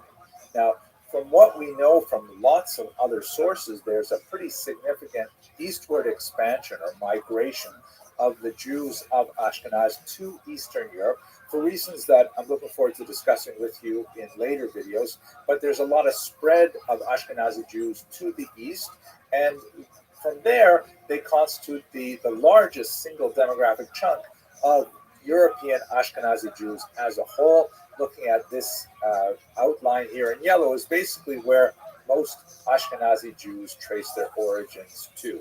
Of course, there's a big migration to the Americas, particularly from Eastern Europe in the late 19th and early 20th centuries. And that's basically the migration that my own ancestors came from. And that's basically the story. The term Ashkenazi, again, derives from medieval Germany, although most of those Jews who used that term later migrated to Eastern Europe, and then from there, many of them to America, Israel, and so on. That's to distinguish them from other ethnic groups within the Jewish people, such as the Spartan, who trace their origins primarily to the Iberian Peninsula. God willing, we'll talk a lot more about them shortly. Now, here's the Khazarian hypothesis. Since there is something of an overlap between the limits of the Khazar Empire, which had some kind of connection, possibly a conversion to Judaism, perhaps in the 8th century, and the population of Jews that by the time you get to the 20th century, the vast bulk of Ashkenazi Jews are living in Eastern Europe, the Khazar hypothesis says that the Jews that call themselves Ashkenazim coming from Eastern Europe are not descendants of the German Ashkenazim. They are actually descendants from the Khazars, and that's it in a nutshell. Now, why should we care about this is something that we'll talk about in the next video, but that's the essence of the Khazar hypothesis, that the Jews who originate from Eastern Europe are primarily descended from this Turkic tribe living in Central Asia. Perhaps one of the most significant thinkers and writers on this period is Professor Shaul Stamfer of Hebrew University, Great scholar, has written quite a bit on Eastern European Jewish history, and he's published quite a bit on Khazaria in particular. He has a very jaundiced view of the entire conversion process as a whole, the entire conversion story, which I'll speak about in the next video. But he says there are a few really clear reasons why we can say that Ashkenazi Jews are not descended from the Khazars. First of all, there is no DNA evidence to support this. Now, if you go back to my earlier videos, as I've been doing these over the last 10 years, there's been growing amounts of data, and you'll see slight changes even in my own presentation because of the appearance of new data. DNA evidence is one of the most exciting tools that historians have in their, toolbox. And when it comes to the question of biological descent as opposed to halachic identity, Jewish identity by Jewish law, which is a different thing, although they tend to overlap like a Venn diagram, it's really clear that there's no DNA evidence or a very tiny element of DNA evidence to support the idea of a Khazar origin to Eastern European Ashkenazi Jewry. Now, one exception to that rule is the Professor Eran El-Haik, who's written some interesting things on this, but he remains controversial, and most scholars are not accepting the research that he's presented specifically on Khazaria. Now, without being a scientist and be able to get into the real nuts and bolts of this, what I've read about this is that he prepared in 2013, I think it was first published, an analysis of about 1,300 Y chromosomes, 1,300 people, looking at their Y chromosomes to try to see what the similarities were between Jews and about 75 odd other nationalities. Unfortunately, the sample was really, really small. Of the Jews, only 8 fit the specific parameters that we're looking at right now. That's a tiny number to really make huge statements about the vast majority of Ashkenazi Jews. Secondly, more significantly, the number of Khazar individuals studied was precisely 0, because there are no Khazars today, and in fact, we haven't had any Khazars for about 1,000 years. There has been no one walking around who claims Khazar descent to whom we can go to for genetic data. In other words, you can't compare Jews to Khazars if you don't have any Khazars to actually say, oh, you're a Khazar. Great, let's take your DNA. So what he did was he essentially guessed, an educated guess, using Georgians and Armenians, which live roughly in the same area, but with 1,000 years of population movement, it's really hard to say that that's reasonable at all. So it's considered widely to be a very unreliable estimate, and most scholars, particularly most historians, are not accepting this limited data evidence to suggest that Jews come from Khazaria. Secondly, we can pile on the burden of proof here. The second thing is there's absolutely no linguistic evidence of Khazar influence on Jews. I mean, one of the things that we would certainly expect to see is that Jews would pick up Khazar terminology in their Yiddish. Yiddish, by the way, is the overwhelmingly dominant native language of the Jews who call themselves Ashkenazi, originating from Eastern Europe. At the turn of the 20th century, there was a census in the Russian Empire, and I think it was 98% of Ukrainian Jews, 97% of Jews throughout the empire, if I remember correctly, claimed Yiddish as their mother tongue. And there is no discernible evidence of Turkic in Yiddish. There are some interesting words here and there that are kind of uncertain derivation. There's a professor named Weinreich, who is one of the most important theorists of early Yiddish, who argues that the word daven, which means to pray, might come from a Turkic origin, but it's kind of up in the air. Absolutely, Yiddish is basically German. It's overwhelmingly German. Arguments to the contrary, that its grammar is essentially Slavic, is nonsensical to anyone who has studied all 3 language groups. If you've studied German, if you've studied some Slavic languages, and you've studied Yiddish, you know that Yiddish is overwhelmingly German, written with Hebrew characters, with a significant borrowing of Hebrew, Aramaic, both Jewish languages, and a certain amount of French, and all the various words that come along as the Jews are traveling through their migrations. The small elements of Slavic grammar that are visible, particularly in the Eastern dialects of Yiddish, which is not at all surprising given that we're talking about living in a Slavic area. They're not Turkic, they're Slavic, very different languages, and they're basically like uses of aspect and other finer grammatical forms. So, bottom line is, Yiddish is way, way more German than it is Turkic. The Turkic elements, the Khazar elements, are vanishingly small if they exist at all. Third, there's no cultural evidence. I mean, where are the the recipes? Where are the folk customs? Where are the superstitions, the stories, the legends, the songs that one would expect to come from Turkic origins? We simply don't have them in Ashkenazi culture. We have lots of Russian things, lots of Ukrainian, especially lots of Ukrainian, Polish, and so on. After 1,000 years of living in the region, we have evidence of German, of Latin, of French types of cultural accretions that follow the Jews as they travel, but we don't have any Khazarian things. So the burden of proof is clearly on those who want to push this theory. The overwhelming amount of evidence suggests that the model of Jewish migration from Ashkenaz is exactly what happened historically. So then that brings us to the next question: where did Ashkenazi Jews come from? And I get this question a lot, actually. So this is Doron Behar, who is a remarkable geneticist who's really advanced the field quite a bit, and he's done some great studies of DNA, and most of them just appeared in the last few years. One of the most fascinating things that he discovered is that 40% of all Ashkenazi Jews are descended from precisely 4 women, apparently of European origin, and there's some indication that they lived about 1,000 years ago, or perhaps a little bit earlier. No indication they lived like they knew each other, but there are 4 specific women that seem to have had a tremendous impact on Ashkenazi Jews.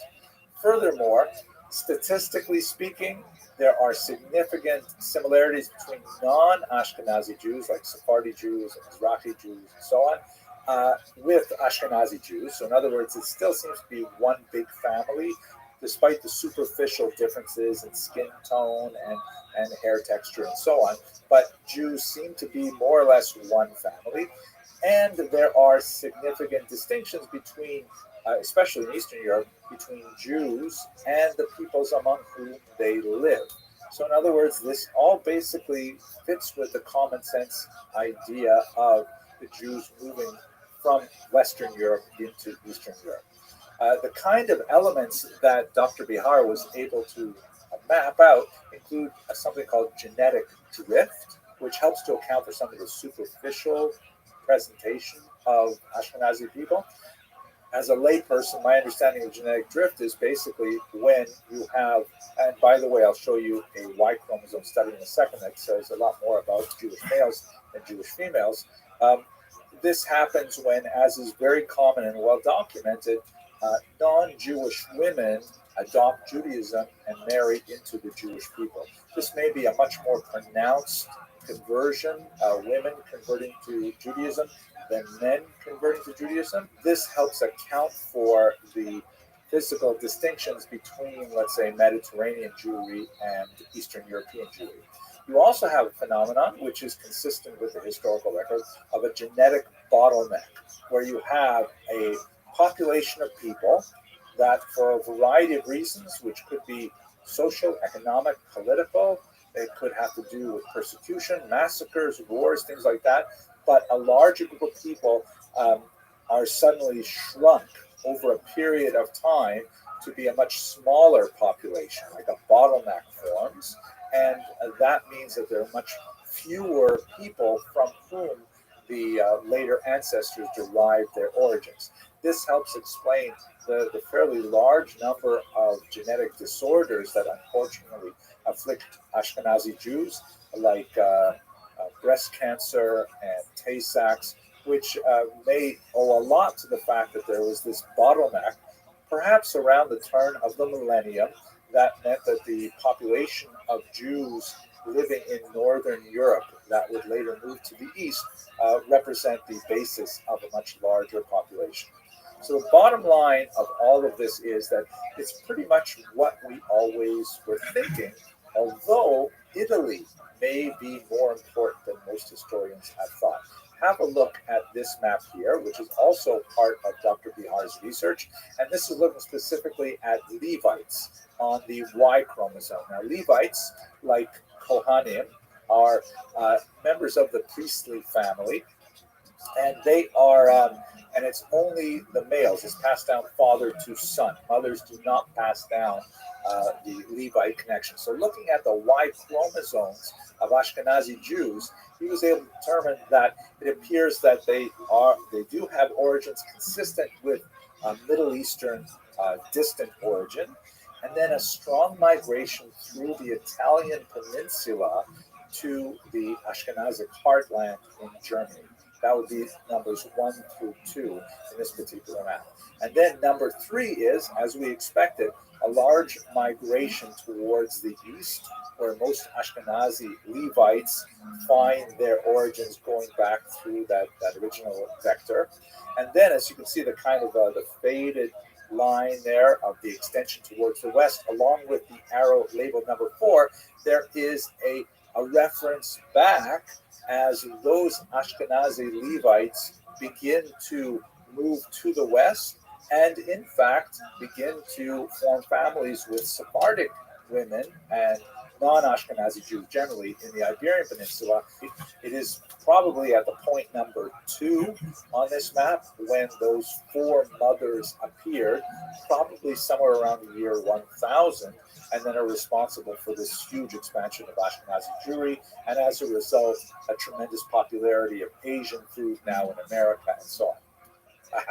Now, if you look at these, the green lines here, this is the traditional view of the migration of Jews historically, which there's a lot to say for this, and this does not contradict the historical model that we have well documented of Jews moving their way across the coast of North Africa. But that particular route would not necessarily explain the origins of most Ashkenazi Levites. In other words, while Jews may have been moving along that route number 5, they do not account for the large number of Levites in the Ashkenazi community, and so it's not demonstrated by the research that he has worked on. Nevertheless, we do have Jews moving along the coast of North Africa, just not necessarily Levites that would end up producing lines among the Ashkenazi. It's so complicated to see this in so many ways, but you get the basic idea, right? Okay, so that's our short answer. Ashkenazi Jews are not descended from the Khazars. They are descended from the Middle East and possibly through an Italian vector. And there are 4 women, ironically, the Sarah, Rebecca, Rachel, and Leah of Ashkenazi Jews account for almost half of all Ashkenazi Jews today. In the next video, let us actually go to Khazaria and try to figure out what did happen in the 8th century. What can we say about it intelligently? Okay, thank you very much for watching.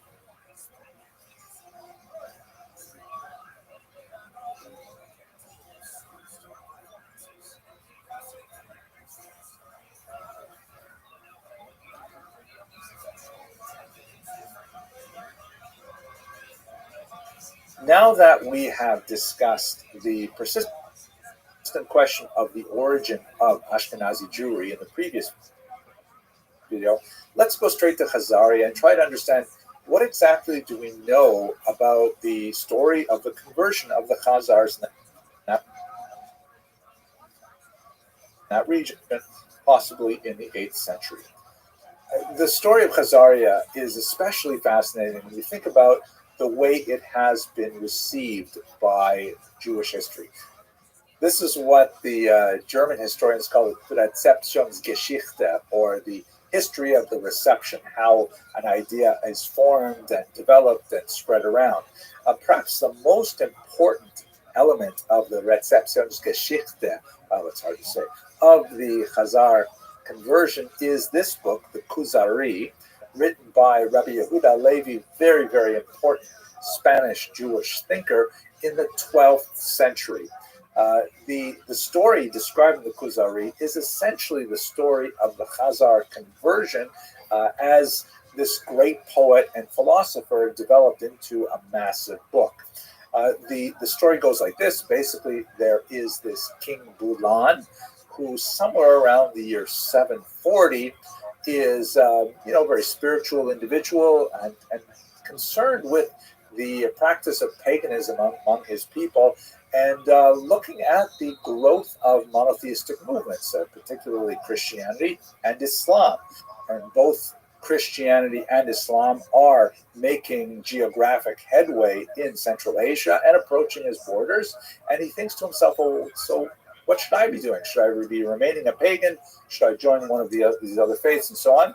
And so he has a debate where he brings together a Jew, a Muslim, and a Christian. I know it sounds like an offensive joke, but it's not. And he has them have a trilateral debate over which religion is superior. In the end, as you might expect, given the fact that this is Rabbi Yehuda Halevi writing it, King Bulan decides to accept Judaism, and all of his court and the Kuzari, the Khazarian people, ultimately follow him into Judaism. That's essentially the story. Now, I hope you noticed that there's 500 years difference between the setting of this story and the authorship of the Kuzari. That's half a millennium. That's a lot of time. And we have to understand that the Kuzari was chosen as a subject for Rabbi Yehuda Levi because of circumstances in the Iberian Peninsula in his day, specifically the trilateral relationship between Jews, Muslims, and Christians, which was very unique to Spain and Portugal. Rabbi Yehuda Levi essentially used the story of the conversion of the Khazars as a kind of a literary foil to have a larger philosophical discussion about the relative merits of Judaism, Christianity, and Islam. And then, of course, by doing so, to demonstrate the superiority of Judaism. That's the essential idea of the Kuzari, and the actual historical elements of the conversion of the Khazars is not necessarily important for what Rabbi Yehuda Halevi wanted to achieve in his literary work. So let us set aside the Kuzari as a historical source. It's definitely not intended to serve as a historical source. It's intended to serve as a literary philosophical source. Let's try to go back and understand what we do know about the period. So let's move back a couple hundred years to the correspondence of Chastai ibn Shaprut. Again, we're still about 300 years distant from the actual events described, but this is a fascinating and very important source, which was exceptionally important for Yehuda Levi's work as well. Chastai ibn Shaprut, who I hope we will discuss in a few lectures when we look at Spain in the 10th century, very important diplomat who communicated with Jewish communities throughout the Mediterranean basin. And he was fascinated with the story of the Khazar conversion, which was known to him. And so he sent out some emissaries to try and reach Khazaria and find out, what's going on there? Are you guys actually Jewish? Is this actually a Jewish kingdom? Now, for reasons which will take us beyond the scope of our discussion, his emissaries did not succeed in reaching Khazaria or speaking with any actual Khazarians, but they did receive correspondence from someone who purported to have brought letters from a King Joseph of Khazaria. These letters are absolutely fascinating. They relate the story of the conversion of King Bulan. They talk about the nature of Khazarians, their Judaism, and all kinds of fascinating things. But it's widely believed that these letters were forgeries. In other words, the people who provided the letters to the messengers of Chastai ibn Shaprut were essentially engaged in some kind of con. And they have no bearing on the actuality of Khazaria, and they don't have historical value for that purpose. So they're fascinating. and they're really engaging, but are they real? Are they authentic? Are they actually letters from King Joseph? Probably not. We do know, however, as we get closer and closer to the original dates, that there were medieval Jewish travelers who either had direct contact with Khazaria or direct contact with Khazarians in different places, and report, however briefly, on their Jewish status, sometimes with a degree of surprise, sometimes with a degree of skepticism, but nevertheless, there's like more and more little tiny bits of evidence piling up in a lot of places. As we shall see, many skeptics would say that the plural of anecdote is not data, but it's hard to toss away these little bits of information. For example, here's a fascinating document which was found in the Cairo Geniza. We will have opportunity to speak about what that Geniza is in a few lectures from now, but basically it's a medieval trove of documents which were literally thrown away, but were amazingly preserved till they were unearthed in the late 19th century. And in this trove of documents is a so-called Kievan letter, which is basically a letter that is familiar to anyone who lives in a Jewish community today. When tzedakah collectors, when charity collectors come by Jewish homes, they typically present a document which is called a petek, and it's essentially a statement of the bona fides of the bearer of the document, saying that this person represents a legitimate cause, he's fallen on hard times, he's supporting orphans and widows, or a charitable cause, one or the other. And it's expected that when someone presents you with this petek, which may be issued by the local community in which the donor lives, or it may come from the originating community, like from Jerusalem or wherever, then you give them charity and they build up their cause. So this is exactly one of those documents. The only real difference between this document and the ones we use today is that the ones we use today are laminated typically. This was not laminated, but it comes from Kiev, which indicates that that was part of the range of Khazaria. In fact, the great Harvard historian Omelian Pritsak argued that Kiev may have been founded by Khazarian Jews, believe it or not. At any rate, the letter, which comes from Kiev, specifically describes how the person has fallen on hard times, and the person is worthy, and you should specifically support his cause. And then, amazingly, at the bottom, you can see it's highlighted here in this particular image. There is a signature in what appear to be Turkic runes that say, "I have read it," or "We have read it."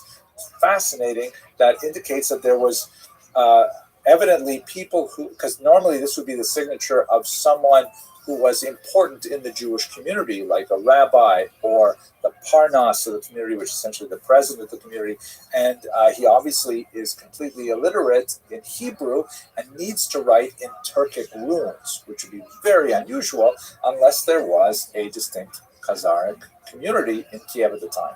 We have multiple references from Arab historians to a Jewish presence in Khazaria as well. And perhaps one of my favorite examples is in one of the most important early historical documents that describe the origins of the Kievan Rus population, which later would grow into modern-day Ukraine. It's also shared with the Russian Empire and the Polish Empire and so on. It's the so-called Povest Vremenia Chiet, or Chronicle of Bygone Years, which is essentially a church record of the history of the region. There's a fascinating description of a key element in the Christianization of the region, specifically the conversion of King Volodymyr, or Vladimir, to Eastern Orthodox Christianity. And amazingly, it's exactly like the story in the Kuzari. There is a representative of Islam. There are two representatives of Christianity, both Western and Eastern Christianity, and there is a representative of the Jews, and that representative is specifically a Khazarian Jew.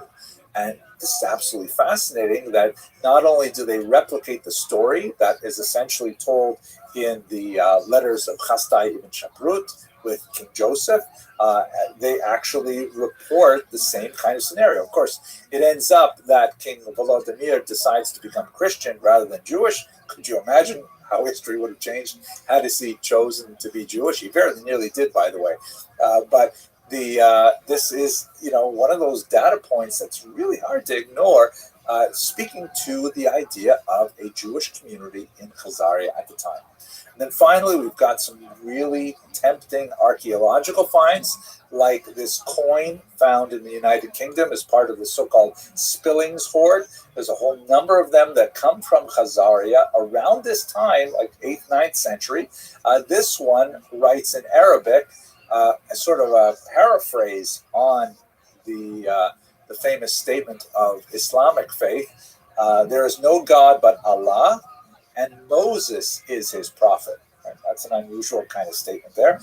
And then there are some tempting examples of Jewish symbols on Khazar architecture, which is limited. There are not a lot of finds, but this menorah symbol from a Khazar archaeological dig is especially tempting.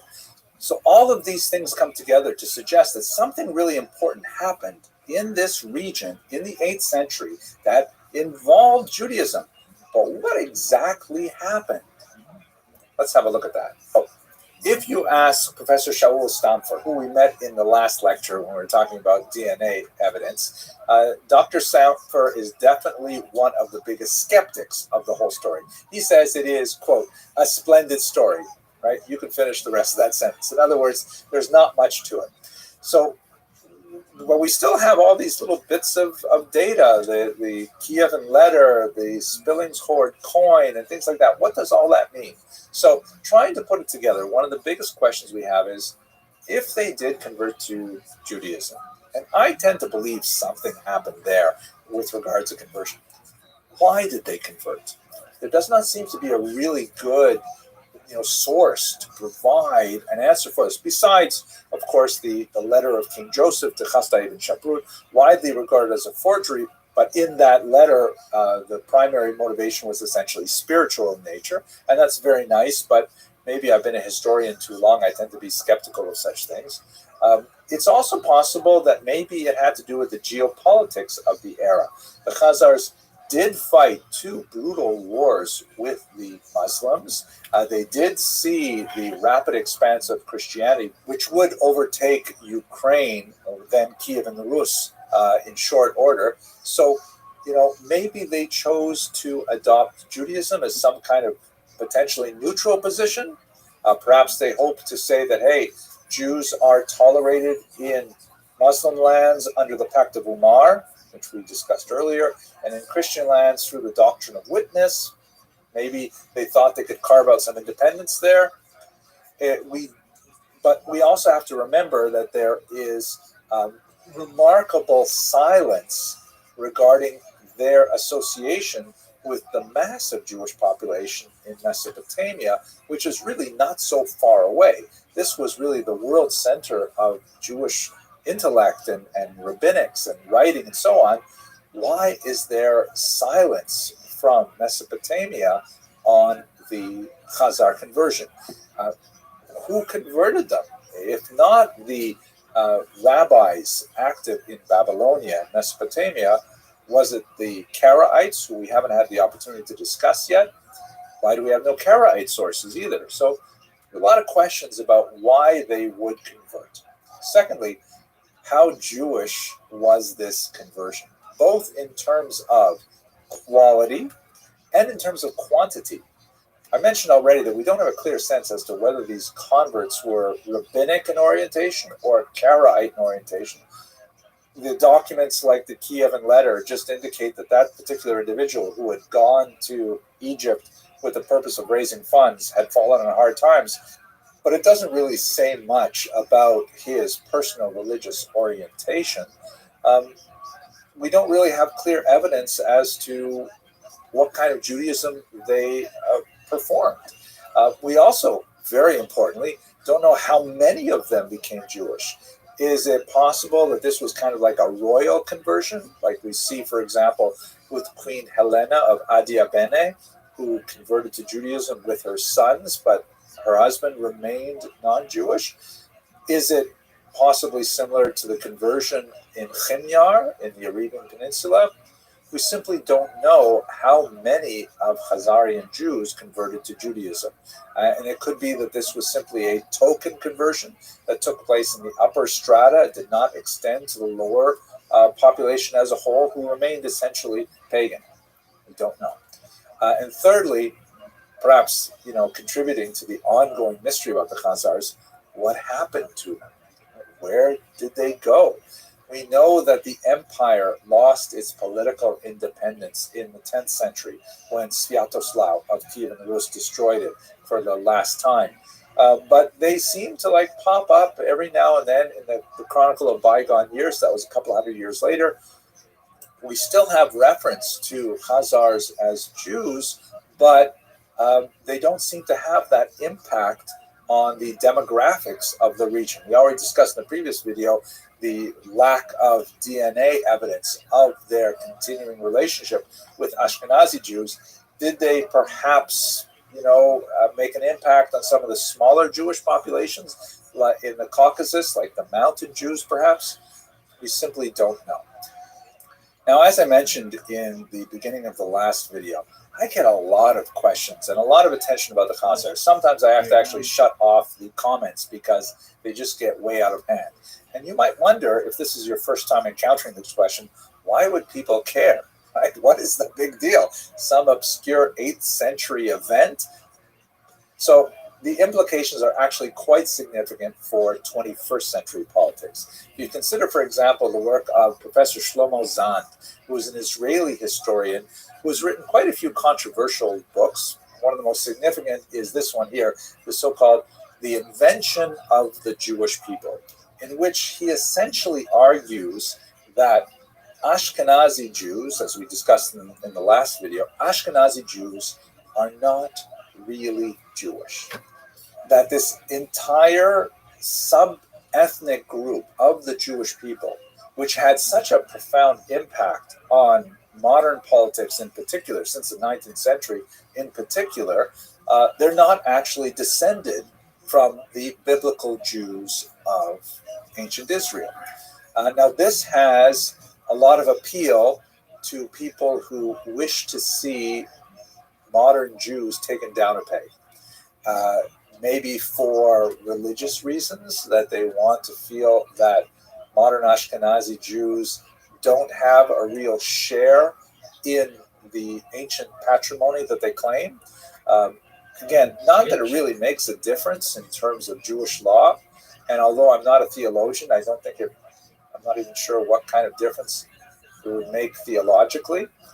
The argument of some people, frankly, anti-Semites, that modern Jews are not real Jews is a way of delegitimizing their ethnic identity, and of saying that we don't have to afford them the respect that their ancient patrimony might otherwise be appropriate for them. We don't have to regard them as being, millennial followers of an ancient tradition, and perhaps therefore, we don't have to even apply the doctrine of witness to them. We could consider them usurpers, racial interlopers who have somehow taken away the true patrimony. You see this sometimes among black supremacists who argue that the real Jews are actually black, and those white Jews who claim to be Jews, they can't be Jews because we are, right? As we discussed when we looked at the Jews of Africa, there are Jews who are black as well, and it's just not a factor in the theological or the halachic application of who is a Jew, halachic being in terms of Jewish law. So a lot of anti-Semites really like the Khazarian hypothesis. And for people like Professor Zahn, they also see kind of like a liberal approach to this as well. The right wing may see it in terms of traditional anti-Semitic views. The left wing, as we see Professor Zahn, he wishes to disassociate himself specifically with the Jewish claim to the land of Israel. If Ashkenazi Jews, the argument goes, are not really Jewish, and Israel is to be a homeland for Jews, that therefore, in the way the argument goes, invalidates the Ashkenazi claim to the land of Israel as their homeland. And that's a pretty strong thing to state politically, and that's why, ironically, you sometimes find the Khazarian hypothesis being advanced by those who have issue with Jews both on the right and on the left. That's why this issue seems to have so much traction, even in the 21st century. But in terms of the overall scope of Jewish history, it's just a tiny little footnote, a fascinating one, a splendid story, to use Dr. Stamford's message. But we're going to move on from this now. We're going to look at a much more significant topic. We're going to look at the growth of Middle Eastern Jewry, and particularly we're going to look at the Gaonic period. Thank you very much for watching.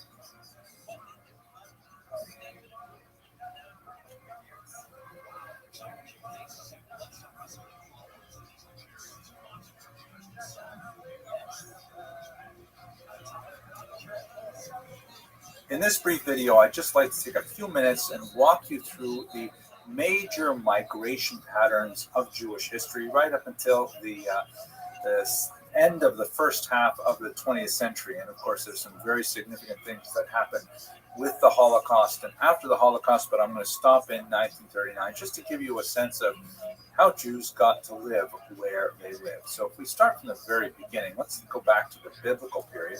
The Bible does record a few really significant migrations. Of course, there's the early migration of the patriarch Abraham from the city of Ur in what would be today Babylon, what would be today Iraq, actually, into the land of Israel. And then, of course, there's the biblical description of the Jews, a tiny population of some 70 individuals moving into Egypt, and then the exodus from Egypt.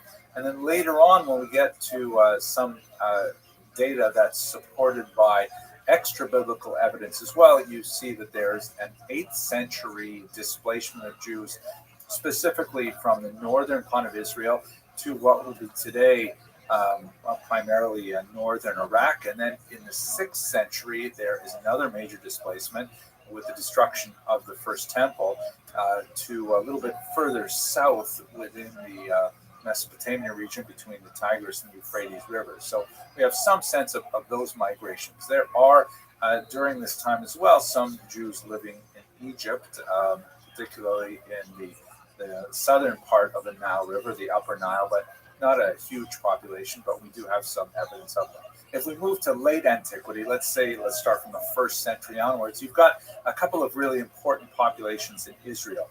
Before the Bar Kokhba revolt of the year 132, you still have a fairly significant population in Yehuda, that is the central southern part of the land of Israel. And then after that failed revolt against the Roman Empire, there's a pretty massive devastation of Jews in Yehuda, and the bulk of them moves to the north to the region of the Galilee, or the Galil in Hebrew. That's why I put 2 circles there on this map in the land of Israel.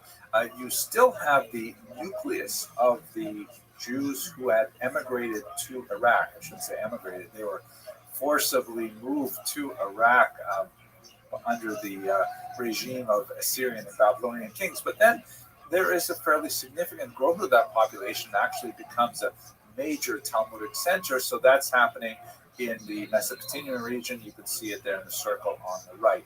And then you do have as well a significant population of Jews that continue to reside in Egypt. Alexandria is perhaps the most significant of those locations. These circles here are not to scale. In fact, I'm not even sure if we have a good sense of what the relative scales would be, but I would guess that the Alexandria population is much, much smaller than that in Israel and in modern-day Iraq. Also in this context is a major development of the Jewish population in the Italian peninsula in particular, especially after the destruction of the temple in the 1st century. There's a significant population that had pre-existed the destruction of the temple really into the 1st century before the Common Era. You have Jews living in Rome, and then there's a lot more that are sent over there as prisoners of war and so on. This map does not indicate the dotting of Jewish settlements that are really throughout the Greek peninsula, the Asia Minor and across the coast of North Africa, particularly from what would be Tunisia and Benghazi today, Libya today, moving towards the west. So you've got Jews spreading out, the Black Sea littoral even at this point, but these are kind of like the major sections of where Jews lived and what would become very important historically afterwards. So that gives us kind of like a very quick overview of how Jews moved in antiquity. If we go to the medieval period now, you see that there is a gradual increase in the movement towards the west. You still have the major population of Jews living in Mesopotamia, and in fact, it becomes a source of out-migration as well.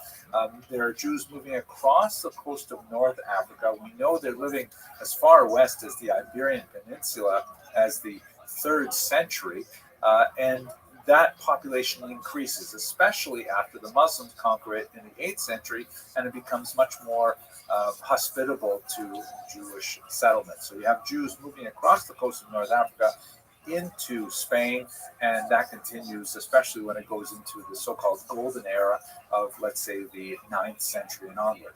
You also have an increase in the Jewish population in Italy and their movement north to become the heartland of Ashkenaz. Some of them move into France, and you see a significant increase in the population of the Rhone River cities that had already been settled with Jews in the 1st century, increased partially through Italian immigration, also through Iberian immigration. You have Jews moving into England, and you have Jews moving, of course, into Germany, which is Ashkenaz proper at this time. This movement, however, will endure some significant changes in the next 500 years, primarily through anti-Semitic persecution on the one hand, that drives Jews gradually eastward, and then there's kind of like a vacuum effect where economic opportunity also draws them into the Eastern European heartland, places like Poland, Lithuania, Belarus, Ukraine, and so on. What you can see in this map here, if you look at the white arrows, they basically indicate major expulsions. You have a significant one in England in the year 1290, and Jews basically cross the Channel going into France and into the Netherlands. You have a huge expulsion from Spain, of course, in 1492 that drives a large number of Jews, perhaps in the hundreds of thousands, throughout the Mediterranean basin, going all the way to Constantinople, to Saloniki, and a very significant, not huge, but important movement to Tzfat in northern Israel as well. And then I've made a distinction with the green arrows. That's kind of like a way of suggesting that not only was the anti-Semitic persecution, which was notable in Germany, particularly after the Black Death in the middle of the 14th century, there's also economic incentives drawing Jews to the east. There's an increased demand for Jews acting in all areas of commerce as leaseholders, as arrendators, as minters in the Eastern European part of Europe. So the green arrows indicate not only the anti-Semitic persecution from the west driving them towards the east, but also the economic draw bringing them into eastern regions. And if we switch back again to the western part of Europe, you see in the Iberian Peninsula, of course, there are some Jews who elect to explore the New World, which is being discovered as we speak about this particular period of the expulsions. And they're leaving not only from Spain, but also from Portugal, sometimes as new Christians, meaning they had already been converted to Christianity against their will in 1497. And then they take their leave as Christians to go to places like Brazil, and where they might actually revert back to their Jewish identities. There also is a significant amount of migration from Portugal to places like Amsterdam. I can't include all of the detail on this map, but you get a general sense of what's happening.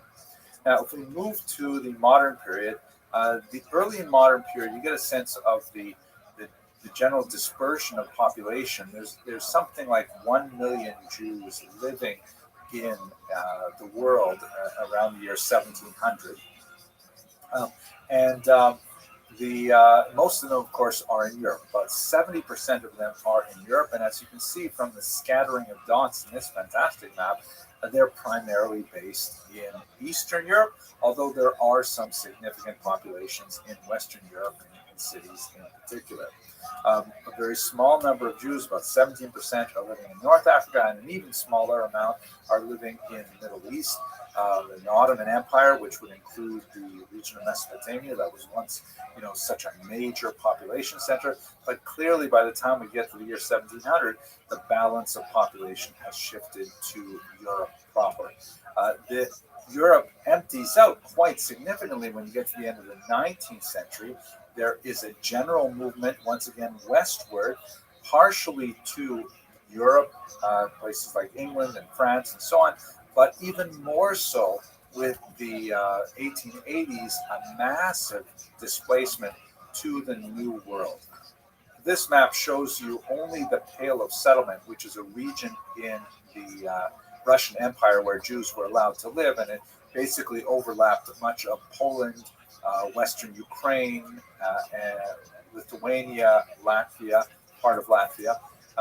But it was subject to a tremendous amount of economic discrimination, a kind of like administrative overcrowding that made it desirable for Jews to simply leave. And so this mirrors what's happening outside of the Russian Empire as well. A massive amount of Jews moving to the region called the Golden Medina, the Golden Country, meaning the United States of America, and then to the north, 70,000 Jews moving to my homeland, my birthplace, because they heard that they have universal health care there. And then, of course, a significant number as well to South America, and roughly equal amounts. This map demonstrates a period from 1882 to, I believe, 1924 and 1928, about 45,000 to both the developing community in what would become Israel after 1948, and also to South Africa, and a very small number also going out to Australia. So you get a sense of Jews expanding now from Europe into the New World. So if we look at the population distribution of Jews on the eve of the Holocaust, this map is to scale, so you get a sense of the relative size of the populations. Eastern Europe still is the heartland with over 5 million Jews out of 16 million overall. But the US and Canada have almost caught up with almost 5 million Jews as well. And significant populations in other parts of the globe as well. Now, I haven't in this brief video looked at some of the fascinating smaller migrations like to India and to China, but I hope to address those in future videos. And that's about it for a very quick look at migration patterns in Jewish history. I hope you enjoyed it, and I look forward to speaking with you in further videos. Thanks for watching.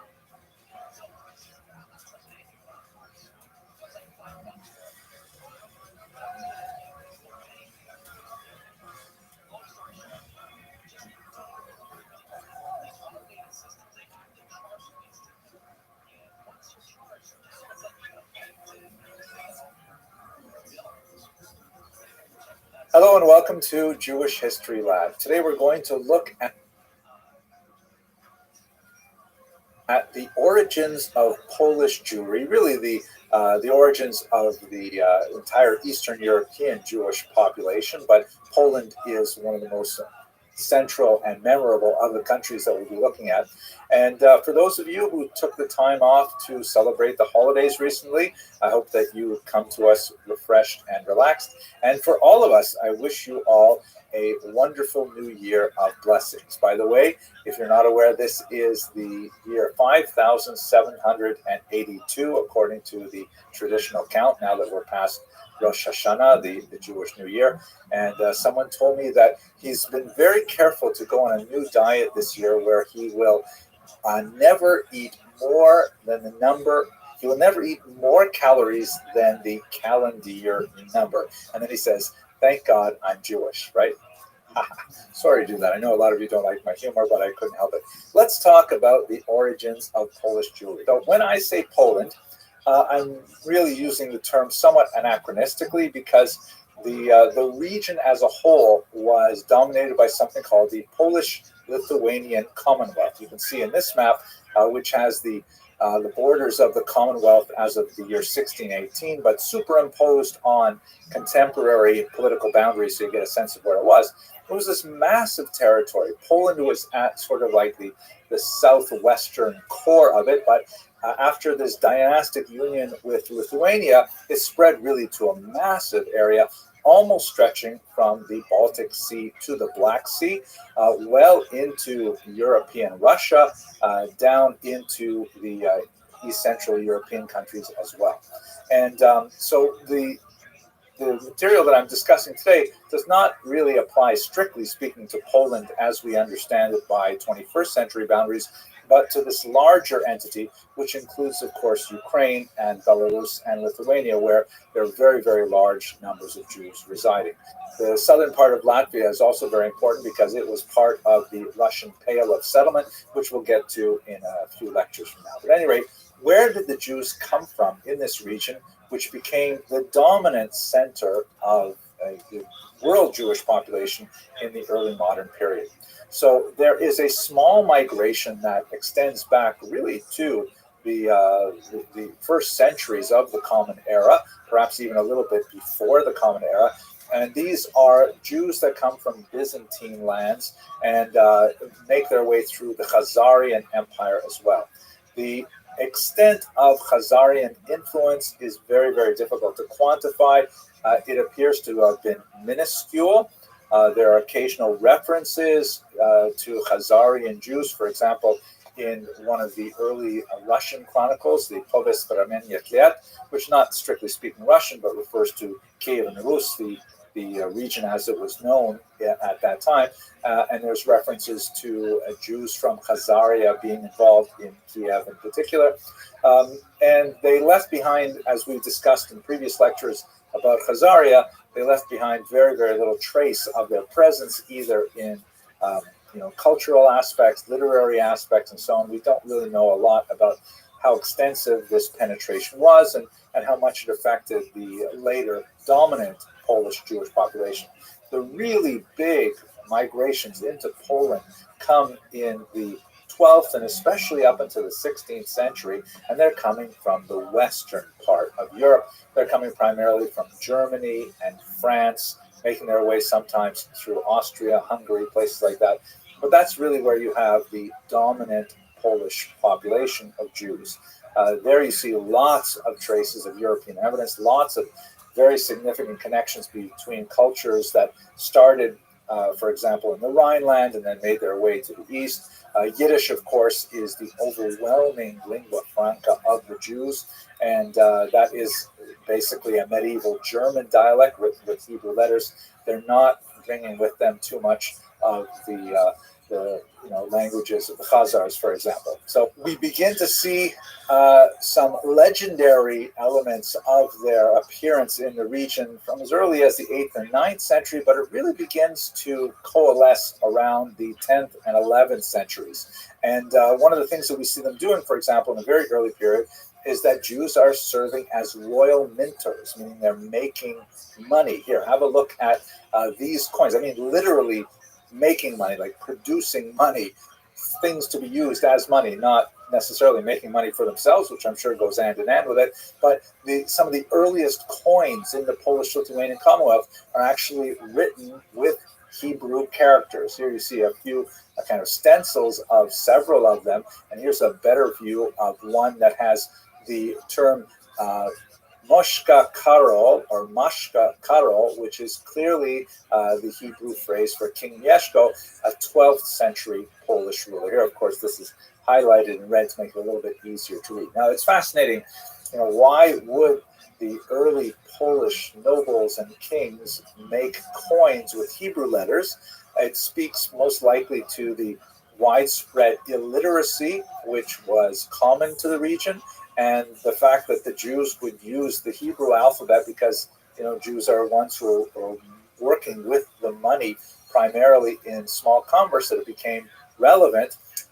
We'll have a lot more to say about this in a future lecture when we talk a little bit about the economic basis of Polish Jewry, but for the time being, this is just some of the archaeological evidence of their early settlement from about the 10th century onward. Now, when we look at why Jews migrated to Poland, and the Polish-Lithuanian Commonwealth more properly, there are both push and pull factors, meaning there were factors which drove Jews out of Western Europe, and there are factors which drew Jews into Eastern Europe.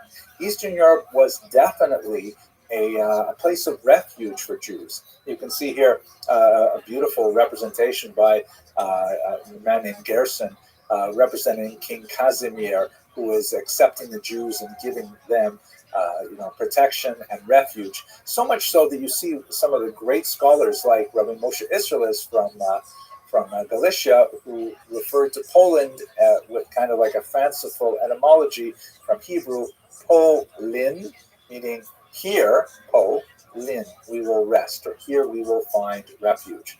So in terms of the push factors, what was driving Jews out of Western Europe? The first marked thrust that drove Jews to pursue homes in the eastern part of Europe were the First Crusade massacres of 1096 that we discussed a while ago.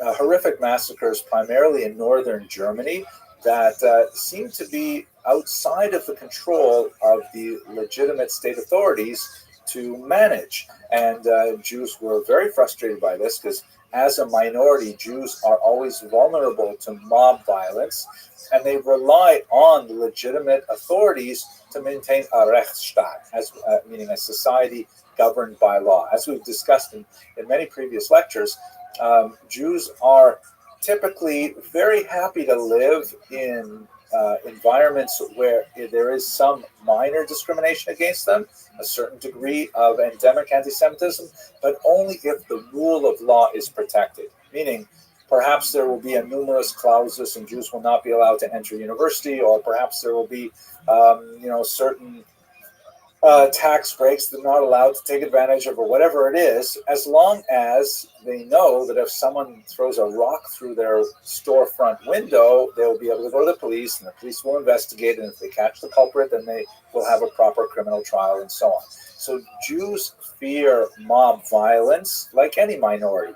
And when you had these series of massacres that accompanied these traveling bands of crusaders, or more, as we discussed in the lecture on the Crusades, more of the ragtag followers of the Crusaders, and that the local authorities, including the church, could not put a stop to it, that's when there's an increased push of Jews from Western Europe moving towards the east. In the 13th century, the horrible blood libels that we have also discussed in a previous class result in a series of expulsions. In France in particular, there's 3 expulsions in the 14th century. And so there's more and more reason for Jews not to live in Western Europe. This is kind of like the push aspect of it, as Jews are finding Western Europe far and far less hospitable than they ever had before. Now, there's also pull factors at the other hand. The Polish economy was actually having a very difficult time, particularly in the 13th century, after the Mongol invasions of 1241 and onward. The demography had dropped. There was a very, very weak economy. As we saw earlier, the Jews are the people actually making the money, physically making the money, because they don't have a really well-functioning economy compared to Western Europe, and the Jews have the know-how and the understanding of how to produce coins like this. And so the local Polish leaders were actually inviting Jews and saying, please come to our area. You are literate, you are numerate, you will live in concentrated areas, and we can take advantage of your skills in Poland. They also, to make this attractive to Jewish migrants, they created something called, or they adopted something used in the West called Magdeburg Recht. Magdeburg is the name of a city, and Recht means law. And this is basically like a medieval charter that lists the specific privileges that a community may enjoy. And although some of these charters were actually written much later and designed to look like they were written earlier, they nevertheless did reflect long-standing agreements as to what were the privileges and sometimes the disabilities of the Jews in particular regions. Right of settlement, for example, the right to control their own guilds, the right to indicate, when foreign Jews could move in and set up competing businesses, and what monopolies Jews would have. We'll again speak more about this when we get to the economics of Eastern Europe, but Jews were often granted specific monopolies. For example, propinatia, the distillation and distribution of alcohol. That's why, in so many Jewish folk tales and Ukrainian folk tales and so on, you have the Jewish krechma, the Jewish inn, because that was actually a monopoly that was frequently given to Jewish communities. But bear in mind also that we're speaking about a corporate environment where it's not like individuals simply say, you know what, I think I'd like to go live in Krakow, and then they go move to Krakow and they find, how to fit themselves into the secular environment there. People lived within communities. You were part of a Jewish community. You weren't like an individual who chose to affiliate. You were legally bound to that community. You were, culpable along with the community for communal taxes and communal punishments, sometimes things like that. So there were the Polish leaders were very enthusiastic about bringing Jews into the region, and so extended to them a series of rights that guaranteed, above all, safety. Rights to live in concentrated areas and things like that, and also economic privileges that allowed them to ply various trades. There's going to be a lot more to say about this, and of course it will break down very significantly with the Khmelnytsky rebellion in the 17th century, but for the time being, between the First Crusade and the Khmelnytsky rebellion of 1648, this was a pretty stable kind of environment. In some cases, like in the Statute of Kalish, which comes from 1264, these things are actually set down in writing and are promulgated and really attracted a lot of Jews to Eastern Europe. So there's a very significant movement of Jews over these centuries to Poland, making it ultimately the largest single concentration of Jews in the early modern period. And just to give you a sense of what that looks like, here's a map that shows the relative concentration of Jews within the boundaries of the Polish-Lithuanian Commonwealth as of 1764, and you can see that the yellow means like less than about 10,000 Jews, and the deep red is more than 50,000 Jews, and you can get a sense of where the concentration is really in the region of Western Ukraine and southern Poland in particular. Also some significant concentrations towards the west on the border with Germany, and to the north in Lithuania in particular. The height of the achievement of Jews in the Polish region, in particular in terms of their self-government, is undoubtedly an institution called the Council of Lands, also known as the Council of Four Lands, depending on the period it's referring to. And basically, this was a kind of a Jewish state within a state, a rather amazing thing. We spoke about the communal arrangement of the Jews in the Kahila, essentially the self-governing Jewish municipality that handled, all of the social welfare works for Jews by collecting their own internal taxes and distributing it charitably to individuals as needed, and set up, like everything from wayfarers support to poor brides and orphans, and all kinds of social services, but also self-regulating by Talmudic law. And each of these municipalities was basically structured very similarly. And what happened was, in Poland, they came to terms and they united themselves across the entire scope of the Polish-Lithuanian Commonwealth within one, as it were, national organization. They would meet twice a year, and particularly in Lublin, and they would make decisions that would affect all Jews living within this massive country, the largest country in Europe at the time. It was really a rather amazing thing. This, by the way, what we're looking at is one of the couple of pages from the minute books of the Council of Lands. Now, they didn't have, like, for example, their own police authorities. They worked very closely with the state, and the Polish state Polish-Lithuanian state realized how valuable they were, particularly at first, with regards administering many social functions that they wanted to themselves have. But once they realized that it was more efficient for them to collect taxes directly from the Jews rather than have the Council of Lands involved, that led to the erosion of the Council of Lands in particular. We'll talk about that as well, I hope, in a future lecture. But the kinds of things that they dealt with were really quite significant and made a huge impact on the way in which Jews lived and considered themselves within the Polish state. This was really one of the high points of the Jewish diaspora, at least up until the Khmelnytsky Rebellion of 1648, where Jews regarded Poland as really a golden era for Jewish civilization, comparable in many ways to what we see happening earlier in Spain and before that in Babylonia. It would result in a kind of a Polish-Jewish synthesis that was very similar in many ways to the German-Jewish synthesis of the 19th century. But of course, when we get to the 20th century, we see it all unravel, and that will be the topic of a future lecture. But for the time being, I hope you enjoyed this lecture. If you did, please subscribe. I like to see the numbers go up. It's actually kind of exciting to see that there are a lot of people who enjoy Jewish history. And yeah, I guess that's it. Thank you very much for listening.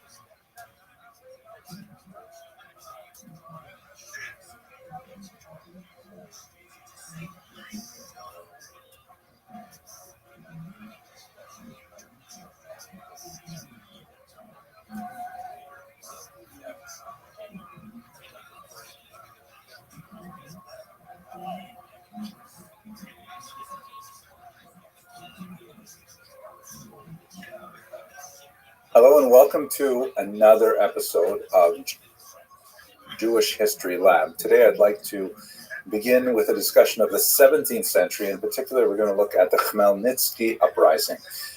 This is referring to Bohdan Khmelnytsky, a Ukrainian leader. I'll show you a picture of him shortly. And it's sometimes spelled in Roman characters with the Polish spelling, making it look something like Khmelnyki. It's actually pronounced Khmelnytsky, with a guttural at the beginning. This was an extremely consequential uprising in the middle of the 17th century that had a hugely negative impact on Jews in Eastern Europe, a very large loss of life and a significant disruption through forced migration of Jews from the region. There was a fairly rapid recovery thereafter, but let's take some time to talk about the nature of the uprising and what specifically was the cause for the attacks on the Jewish population. This picture that we're looking at is a remarkable image by Ilya Repin, a very important 19th century artist from Eastern Europe. It shows a number of Zaporizhian Cossacks. Zaporizhia is the place on the Dnipro River where the Ukrainian Cossacks would gather. Cossacks, the term is actually used in many different contexts, particularly when you get to the 18th and 19th century. So sometimes it's applied in a very different way. Sometimes it's used as a military designation in the Russian army and so on.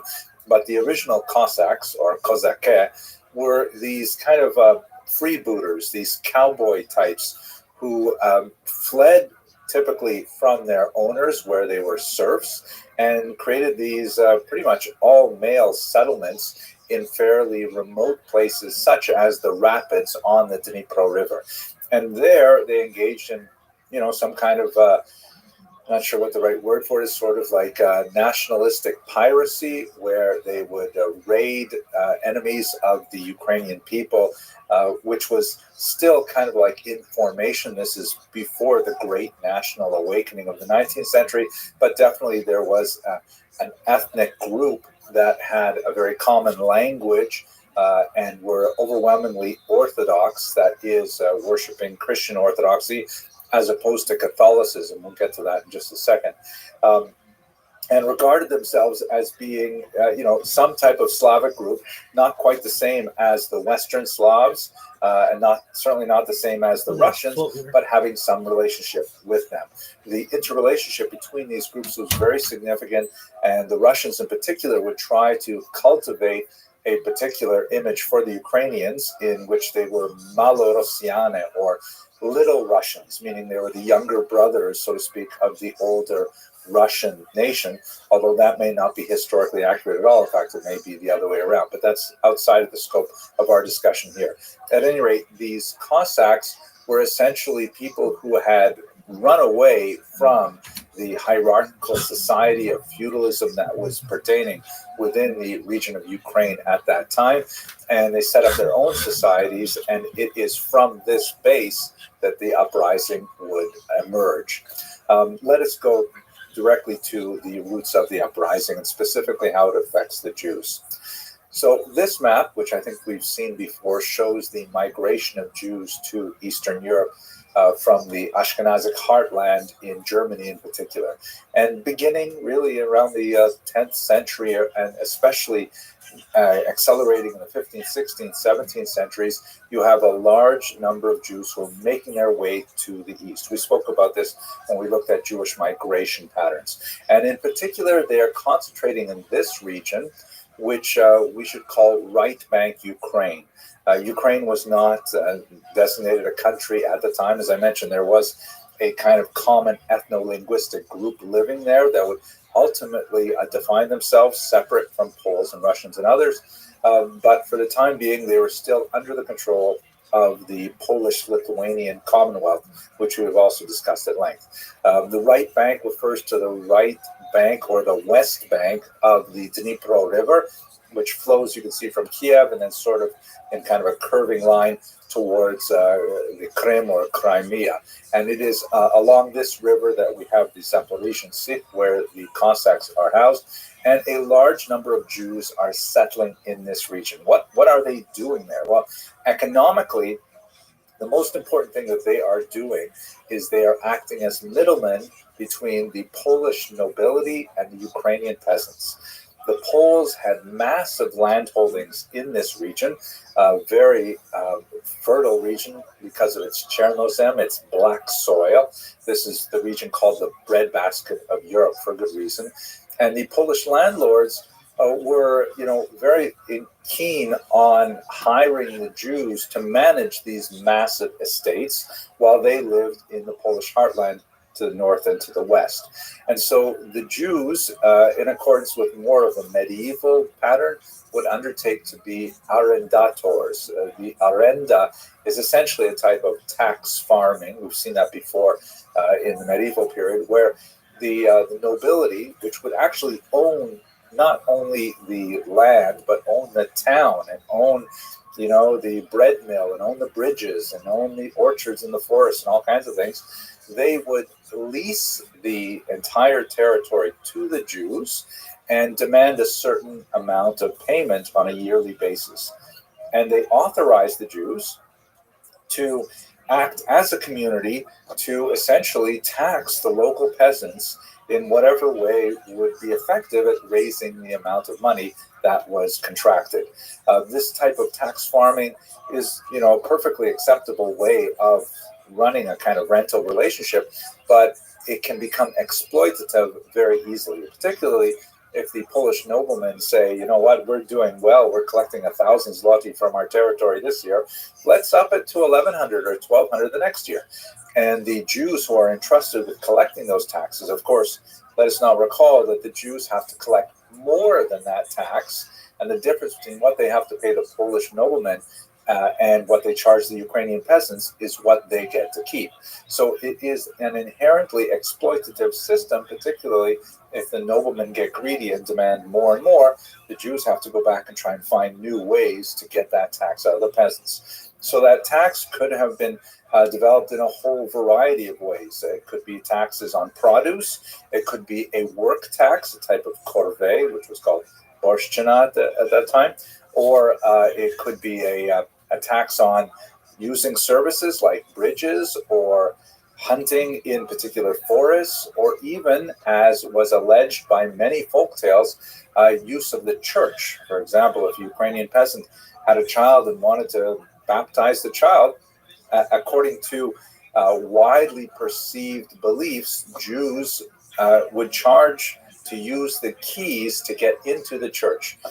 This has been widely disputed because it is kind of an inherently offensive thing, but there have been some researchers that have argued that, in fact, this did happen from time to time. At any rate, it is the kind of situation where the Ukrainian peasants would certainly resent the Jews as the leading edge of Polish authority and Polish demands on their autonomy. Now, the Jewish arrendator was the backbone of the economy, but it was not obviously the only thing that Jews were doing. Jews were involved in all kinds of other small crafts and small-time commerce and things like that. But perhaps the most significant related to the latifundia was the fact that Jews were frequently involved in innkeeping, as you can see in this remarkable 1928 image by Gustav Pilati. The so-called krechma, or the inn, which was typically manned by a Jewish family, was not because the Jews were specifically interested in the hotel hospitality business, but because the noblemen often gave the Jews a monopoly on the production, distillation, and sale of alcohol. This was something called propinatia. And so the Jews could control this entire industry and tax it, and then pass along the profits to the Polish noblemen. And this was one of those awkward moments where the Jews occupied a particular position in society where they were providing a service which was obviously appreciated by the local population, especially if they offered it on credit. But it's the kind of thing that can build resentment as well. Alcohol is certainly not something that is conducive always to the maintenance of a healthy society, particularly in excess. And also the use of credit for the consumption of alcohol is something that we certainly wouldn't want to encourage in the main. And so you can see why resentment could easily build up against the Jews because of their roles in the entire economic structure. Note also in this image there's a Jewish klezmer artist. This is something that was especially associated with Eastern Europe. Jews being in more like, because they tend to be much more urbanized, living in small villages and towns as opposed to the spread out countryside, are much more likely to form bands and to develop professions such as music at this time. At any rate, it was an environment that was ripe for an eventual confrontation, and this happened in 1648. This man shown here, Bogdan Khmelnytsky, capitalized on the dissent that was rife among these Cossacks who had fled society because of their unhappiness with their serf owners and so on. And he gathered them together, and in a proto-nationalist movement, led them in massive attacks against Catholic Polish landowners and their Jewish agents or leaseholders. Now, let us recall that this is not only a moment of economic repression of the Ukrainians, they also perceive it, not incorrectly, as a moment of religious oppression as well, because the Poles are Catholic, the Ukrainians are Orthodox, and the Poles are making strong proselytizing moves in the western part of Ukraine, and in fact created a church there that was kind of like a compromise between Roman Catholicism and Eastern Orthodoxy, in which, for example, much of the rites were allowed to remain. The Orthodox priests were allowed to marry, but it was technically under the authority of the Roman Catholic Church. So Khmelnytsky and his Cossacks deeply resented this incursion into their religious identity as well, and he was dramatically successful. So for a period of a few years, and in particular the years 1648-49, he and his Cossacks ravaged the countryside, attacking Polish nobles and especially attacking the Jews who lived among them. It's comparable, for example, if you recall the riots in Los Angeles in the 1990s, some of the people who were hurt the worst were the Korean shopholders who actually lived in South Central LA with small businesses and so on. even though they may not have been, the architects of any kind of anti-African American oppression, they nevertheless were the people who were close by, and they felt the violence most directly. So in Hebrew, this particular period, the year 1648-49, although the war continued for a few more years, is called the Decree of Tachvatat, Gzeras Tachvatat. The term decree in Hebrew speech generally means something very negative, like the evil decree of Tachvatat. And it lives on in Jewish liturgy as a period of phenomenal violence and pogroms, really like kind of the archetypical pogroms of Eastern Europe, for their horrific attacks on Jewish populations. These are recorded in several chronicles. Perhaps the most powerful is one by Nathan of Hanover, which is in Hebrew, Yeven Mitsula, a quote from the Book of Psalms, translated as the abyss of despair. This is available in English translation, and it's actually quite a powerful piece of historiography as well. The demography of the attacks is probably grossly inflated in Hanover's account. He had really no good way of calculating the size of the impact. And in fact, many of the studies of 1648-49 tend to adopt, without question, really large numbers, like 250,000 Jews killed in these pogroms. Research by modern scholars like Shaul Stampfer in particular have proved that it really can't be quite that large, primarily because there weren't that many Jews living there at the time, and also because the recovery after the violence had all subsided was actually fairly rapid. There's no question that it was a huge, devastating attack on the Jewish population. They were brutal, horrific attacks, and there was a lot of Jews who fled the region. We have many, many accounts from Gluckel of Hammon to the important commentator on the Shulchan Aruch, the Shach, who all write about their experience at this time. But the numbers that are commonly bruited about are probably large. It's probably in the tens of thousands, a horrific number, but certainly not in the hundreds of thousands. At any rate, what ends up happening to this uprising on a political level is that Khmelnytsky decides to ally himself with Russia against Poland and turns his political attitude to the Russians, which initiates a centuries-long association with frequent difficulty between the emergent Ukrainian nation and the Russians. More on that perhaps when we get to the 19th and 20th century. For Jews, however, it sets in stone a kind of attitude towards the Ukrainians, which Ukrainians tend to call Ukrainophobia. Again, not without reason, because of the historical precedent of the Khmelnytsky rebellion, which would be repeated 100 years later with the Haidamach rebellion as well. And one sees it again in the 20th century with the pogroms of 1919 and the, one may argue, even elements of the Holocaust as well. But it's also important to note that simultaneous with these violent outbursts, which painfully punctuated the centuries of Jewish and Ukrainian coexistence, there was also a philo-Semitic trend as well.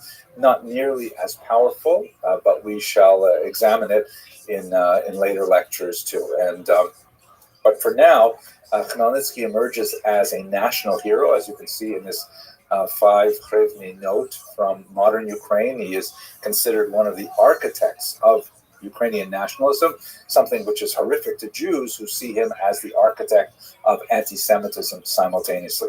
Just to give you one more indication of that, this is actually a famous monument that stands in Maidan Nezhalezhnist in Kyiv today, a monument to Bogdan Khmelnytsky, and it was erected in the early 20th or late 19th century. It shows him famously pointing to the north, to Russia, which, this was erected by the Tsarist authorities, which, really like to play up the fact that Khmelnytsky decided to ally with the Russians.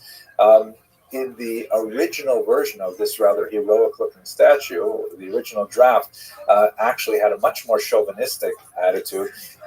This is the only picture I could find out on the web. but in the original draft, this is a casting of it. Behind the hooves of Khmelnytsky's horse, there's a falling Pole and a Jew who are knocked down by his passage and conquest, which explicitly stated, if this draft were to have been accepted for the final version, that Khmelnytsky succeeded by beating the Poles and the Jews, which is a metaphor that many Ukrainian nationalists might wish to absorb even today. At any rate, this sort of moment in time encapsulated for both Jews and Ukrainians a vision of each other that was not conducive to a rapprochement. In fact, really it would only come until the early 20th century, which we'll have to speak about in another lecture. But the idea of a major disruption that could challenge the hundreds of years of peaceful existence that Jews had in Eastern Europe had a remarkably destabilizing impact on Jews across Europe. And many historians draw a direct line from the Khmelnytsky uprising to the debacle of Shabbatai Tzvi, which we'll discuss in the next video. Okay, I hope you found this useful. If it was something that you'd like to see again, please do subscribe. It makes me happy to see the numbers increasing and to know that there are a lot of people out there who appreciate studying Jewish history as much as I do. Thank you very much for watching.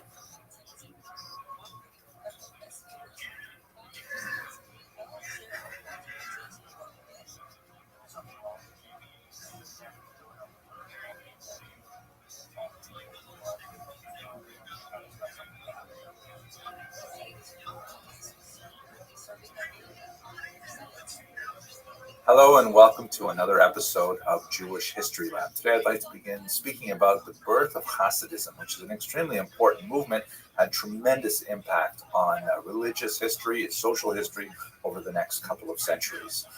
In fact, one of the ways that I find most productive to look at Hasidism is that it is really the first modern religious reform movement. I know we have this term Reform Judaism that refers, it's the American equivalent of what was called liberal Judaism in Western Europe, but it's predated by the Hasidic revolution, which, although it seems to be a very highly traditionalist kind of movement, especially when compared to the more liberal approaches to Judaism, it definitely was quite challenging for the 18th century when it first appeared. So the historiography on Hasidism has evolved significantly since the 19th century. Heinrich Gretz, who we've spoken about many times, he took a very dim view of Hasidism. He understood it to be some kind of like obscurantist and credulous, even possibly Sabbatean, Kabbalistic movement that was associated with the poorly educated Jews of Eastern Europe. Shimon Dubno, the great encyclopedic historian of the late 19th, early 20th century, argued, in fact, that no, it's not the outgrowth of ignoramuses. It represents the actual flourishing of the dominant spirit of Eastern European Jewry. And I think Martin Buber, in many ways, although not a historian in this regard, really did a lot to kind of transform the popular Western European view of Hasidism to observe the brilliant religious insights that are associated with the Hasidic masters. And there are many other approaches. Ben Sion Dinor, for example, took a much more economic approach to the development of Hasidism. But I just want to give you the sense that, the views of what is Hasidism and what is its significance, what is its etiology, have changed over time historically. To look at the history itself, it's very important to understand it within the context of its evolution.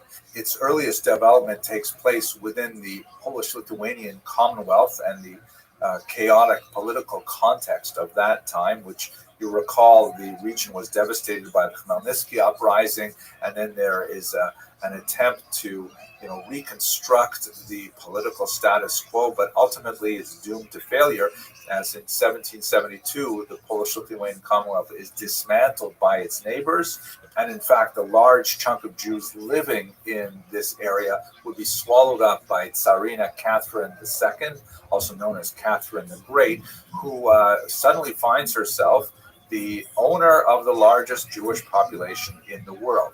Russia, prior to her acquisitions in the West, was actually Judenrein. It was free of Jews because they had been banned since 1479. And all of a sudden, Catherine II said, oh my gosh, I have all these tens of, perhaps hundreds of thousands of Jews living within Russia. One of the ways she dealt with this was by establishing something called the Pale of Settlement, which is kind of a strange English term, but it basically means the region of settlement where Jews were allowed to live. It had some changes to the borderlands. Certain areas like Kiev were actually off limits for some time, even though they were in the interior of the Pale of Settlement. And exceptional Jews, like really talented medical doctors or very, very successful businessmen, could get permission to live in St. Petersburg or in Moscow, but this Pale of Settlement is where the vast majority of Jews live. There's a lot more to say about this in future lectures. At any rate, this is the region, particularly in the southern area of Podolia, Volhynia, Galicia, where Hasidism especially grew, with the exception of the Chabad movement, which grew in Lithuania to the north. This is also the era following Catherine II of the terrible repression under Nicholas I.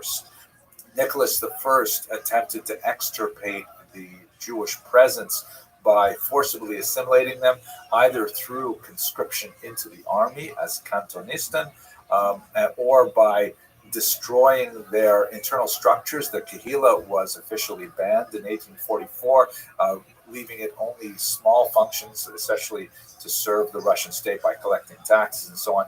And we'll return to that in a couple of lectures. At any rate, it's a period where there is increasing pressure on the Jewish population in the region. And one of the ways in which they react is by developing this Hasidic ideology. So what exactly is the innovation of Hasidism? The term Hasid is actually ancient. You'll find it in the Hebrew scriptures. It basically means someone who does kindness. The word chesed is, of course, kindness. And a Hasid is understood to mean someone who goes beyond what is naturally required, someone who does extra. And we see that in all kinds of Hasidic activities, not only in the externalities like the fashion and the beards and the peyot and things like that, but those are kind of like, levushim or clothing. That's things that are on the outside. What's on the inside of Hasidism are emphasis on devekut, which is a kind of mystical cleaving to God through not just traditional study, which is something that was more associated with the pre-Hasidic groups, who would later become known as the Misnagdim, or the opponents. We'll talk about them in a second. But attachment to God through maybe less intuitive means, such as prayer or song or connection with others through fellowship. They also believed in a much wider dissemination of Kabbalistic doctrine and Kabbalistic teachings, which had previously been the refuge only of great scholars. The idea that ordinary people could study Kabbalah was really anathema, but the Hasidim began to develop this as something that is actually a desideratum. The Hasidim also valorized the common Jew, often the uneducated Jew, the Jew who is a Tehillim Zoger, someone who just recites songs, rather just going through the book, reading the words, as opposed to having deep insights into their meaning and so on. And this is something that really appealed to the Jews, particularly in the southern region, where they were bereft of much of the traditional educational centers that were associated with the north. They also favored charismatic dynasties of leaders, which were unlike the appointed court rabbis, who were often, given those positions because they could essentially buy them from the noblemen. This was part of the last decaying elements of the Jewish community under the Polish-Lithuanian Commonwealth that thoroughly corrupted the rabbinate in certain areas. Local Hasidic leaders, who did not necessarily have any official claim to authority, but nevertheless, garnered the confidence of the population as being truly interested in their spiritual welfare, and gathered around themselves kind of like disciple circles of followers who are not necessarily, heavily learned and so on, but nevertheless were deeply sincere and they infused the idea of Judaism with much more passion and much more simple enthusiasm than it had seen with the somewhat desiccated version that focused on the arcane study of the Talmud, more associated with the northern regions. One of the most important leaders of that time was Israel ben Eliezer, who was known as the Baal Shem Tov. So a couple of words about him. We only know about him from works that were written considerably after his lifetime, but we know something of the context in which he was active. Specifically, there were people who were wandering around the southern part in particular who were known as Baalei Shem, which means literally masters of the name. The name, of course, refers to the name of God. And this was kind of like a popular term that was associated with people who literally made amulets. One of the great scholars of this period, incidentally, is my friend and colleague, Professor Yochanan Petrovsky Stern of Northwestern, shown here in his youth when we first met in Kiev, looking at some of the remarkable finds in the Vernadsky Library there of 18th century Pinkasim or communal record books from the time. He's done research on people like Hillel Baal Shem, who were like, these early proto-Hasidic leaders serving local populations and creating amulets for them. That's where they got that specific name. Now, not all of these amulet makers were especially reputable. Some of them were charlatans. And Israel ben Eliezer soon gathered a reputation for being exceptional, for being a miracle worker, but also a very insightful teacher of Judaism, one who connected with regular people and so on. And so he was associated with the name Baal Shem Tov, the good Baal Shem, to distinguish him from some of the other Baal Shem who are not necessarily so good. The fact that we only have sources about him that were written quite a bit later does not diminish the fact that he was an actual person and has been researched and identified exhaustively by my senior colleague, Professor Moshe Rossman of Bar-Ilan University, who wrote an amazing book on the early biography of the Baal Shem based on secular sources, Polish sources. He found, indeed, tax records that specifically referred to the Baal Shem Tov living in Medjugorje, which gives a lot more of a concrete notion to this teacher, who, among other things, is reputed to have dug this well that still provides clear, clean water to this day. So we get this idea from the writings of his followers and from the biographic picture we get from the tax records and elsewhere, that he was a person who lived in southern Poland, western Ukraine, catered to the spiritual requests of his followers, and actually began this really important movement that we'll discuss a little further in the next lecture. Okay, thank you very much for watching. If you are so moved, please subscribe, because I love seeing the numbers of students of Jewish history increase, and it's nice to know that we'll have at least some kind of an internet-based relationship. Have an excellent day. Thanks for listening.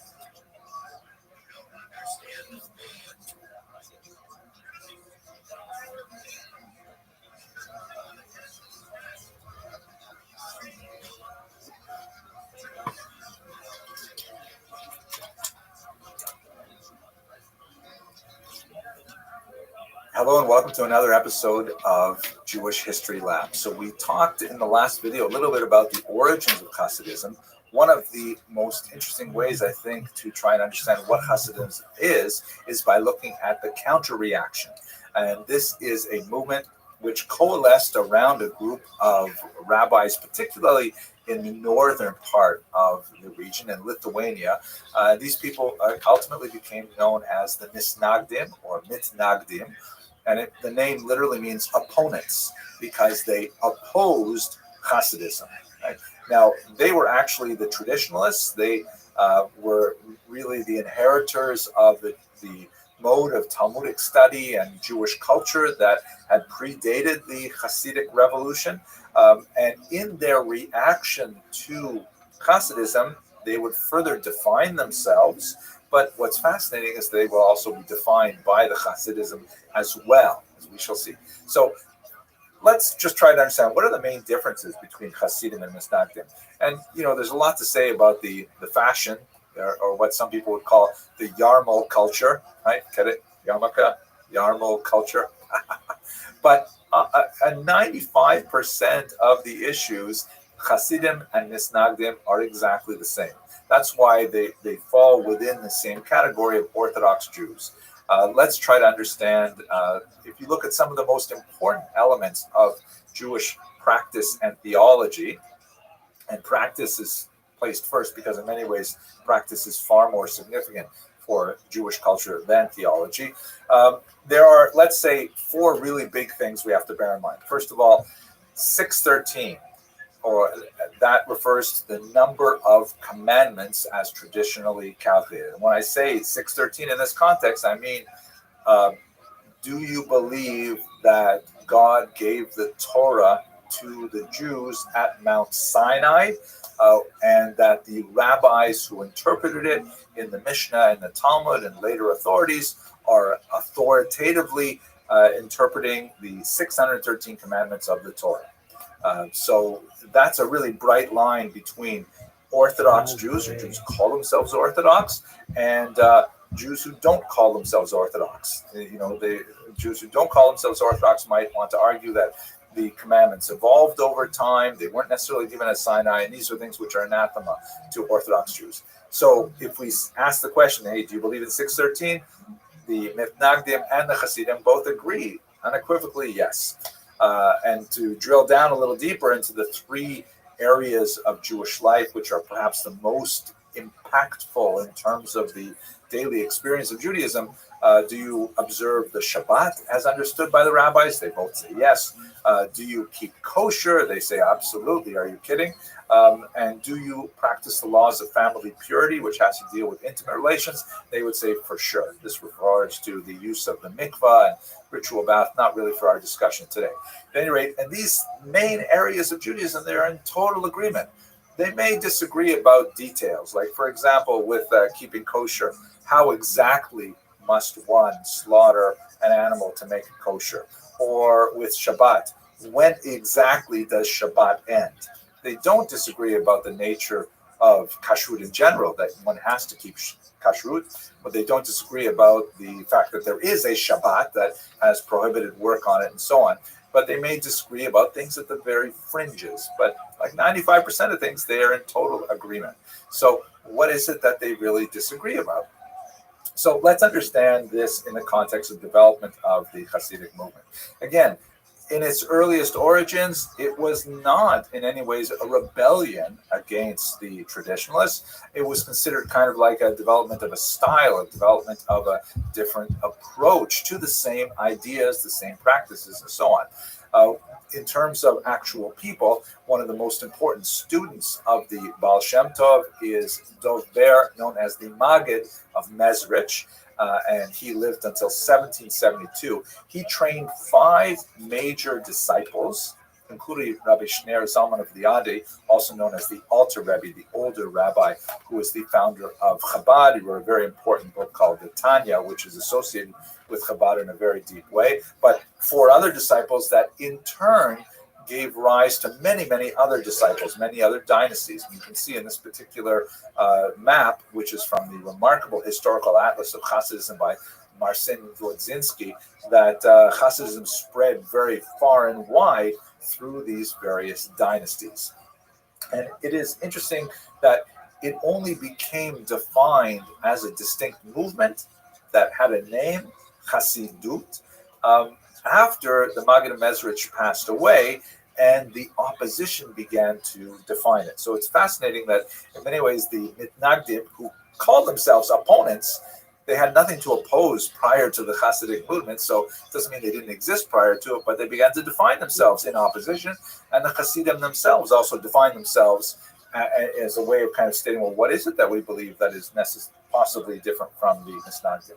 The most significant, the king of the Misnagdim, although he did not necessarily lead the charge, he was sort of like the prime expositor of the Talmudic worldview that would be adopted by the Misnagdim, was none other than the Vilna Gaon, the great scholar of Lithuania, who lived until 1797. Now, what were the charges against the Hasidim? What were the Misnagdim so upset about? There's basically 8 major charges. Let's go over them very quickly. First of all, the argument was the Hasidim were separatist. And in fact, if you think about the corruption of the local rabbinate, particularly in Volhynia and Podolia, who would want to go to a corrupt ignoramus rabbi? You'd rather go to a genuine rabbi. You'd rather hang out with someone who really cares about Judaism and cares about you as a parishioner. So they did organize separate prayer groups. Secondly, they ignored mandated prayer times. So one of the aspects of Hasidism, which is fascinating, I think, is the notion that, Judaism has boundaries. And in fact, one of the first questions the Talmud asks about any subject is, what is the measurement? What's the shear? How long is this? How deep is it? How big is it? How long does Yom Kippur last? When exactly is Yom? It's always like measuring things. Hasidism says, oh man, we have to spend so much more time on our intention. Now, it's not to say that the Hasidim don't pay attention to measurements or that the Misnagdim don't pay attention to intention, but nevertheless, there's like a question of how much emphasis. So the Hasidim would say, why are you locking yourself into really restrictive prayer times that you have to start by a particular time, end by a particular time in order for it to be counted as the morning prayer? It's more important that you go to prayer with a proper intention. And maybe that means you need a little more sleep in the morning, things like this. There's much more to say about it, but I'm just kind of glossing over the topic. 3, they recite the prayer of the Ari, meaning they follow the Kabbalistic prayer schedule of the great Isaac Luria that we discussed when we looked at the city of Tzfat. They maintain a separate kosher slaughter. There was a dispute over whether the knives should be sharper or duller, because sharper knives are more easily nicked, but duller knives require more pressure, and both of these things could have an impact on whether or not an animal is slaughtered properly. All of these things, by the way, clearly indicate the sociological separation of the community, which had economic implications. This is Ben Zion Dinor's primary contribution to the historiography, is saying that, hey, the debate between the Misnagdim and the Hasidim really had an economic aspect to it as well, especially when it comes to the collection of taxes associated with Jewish life, like taxes on kosher meat, taxes on candles, things like that, if you create a different revenue stream, you really upset the status quo. The Lithuanians, the Misnagdim, argued that the Hasidim disregard the study of the Talmud, that they spend so much time singing and perhaps drinking and dancing and things like that. They're not sitting down and learning Talmud properly. Talmud is really what we should be doing. And more than that, oh my gosh, they're spending time studying the Kabbalah. Kabbalah should only be for people who have learned for, decades and have already completed the entire Talmud. They've already done Daf Yomi and things like that. What are you talking about? And then some Hasidic groups were associated with really unruly behavior. There was like kind of experimentation with intention of like, maybe I'll have more intention if I turn somersaults, literally. Maybe I'll have more intention if I drink more alcohol before I pray. Things like that the Lithuanians, really look down upon. And finally, the accusation that, some of these things really cross the line.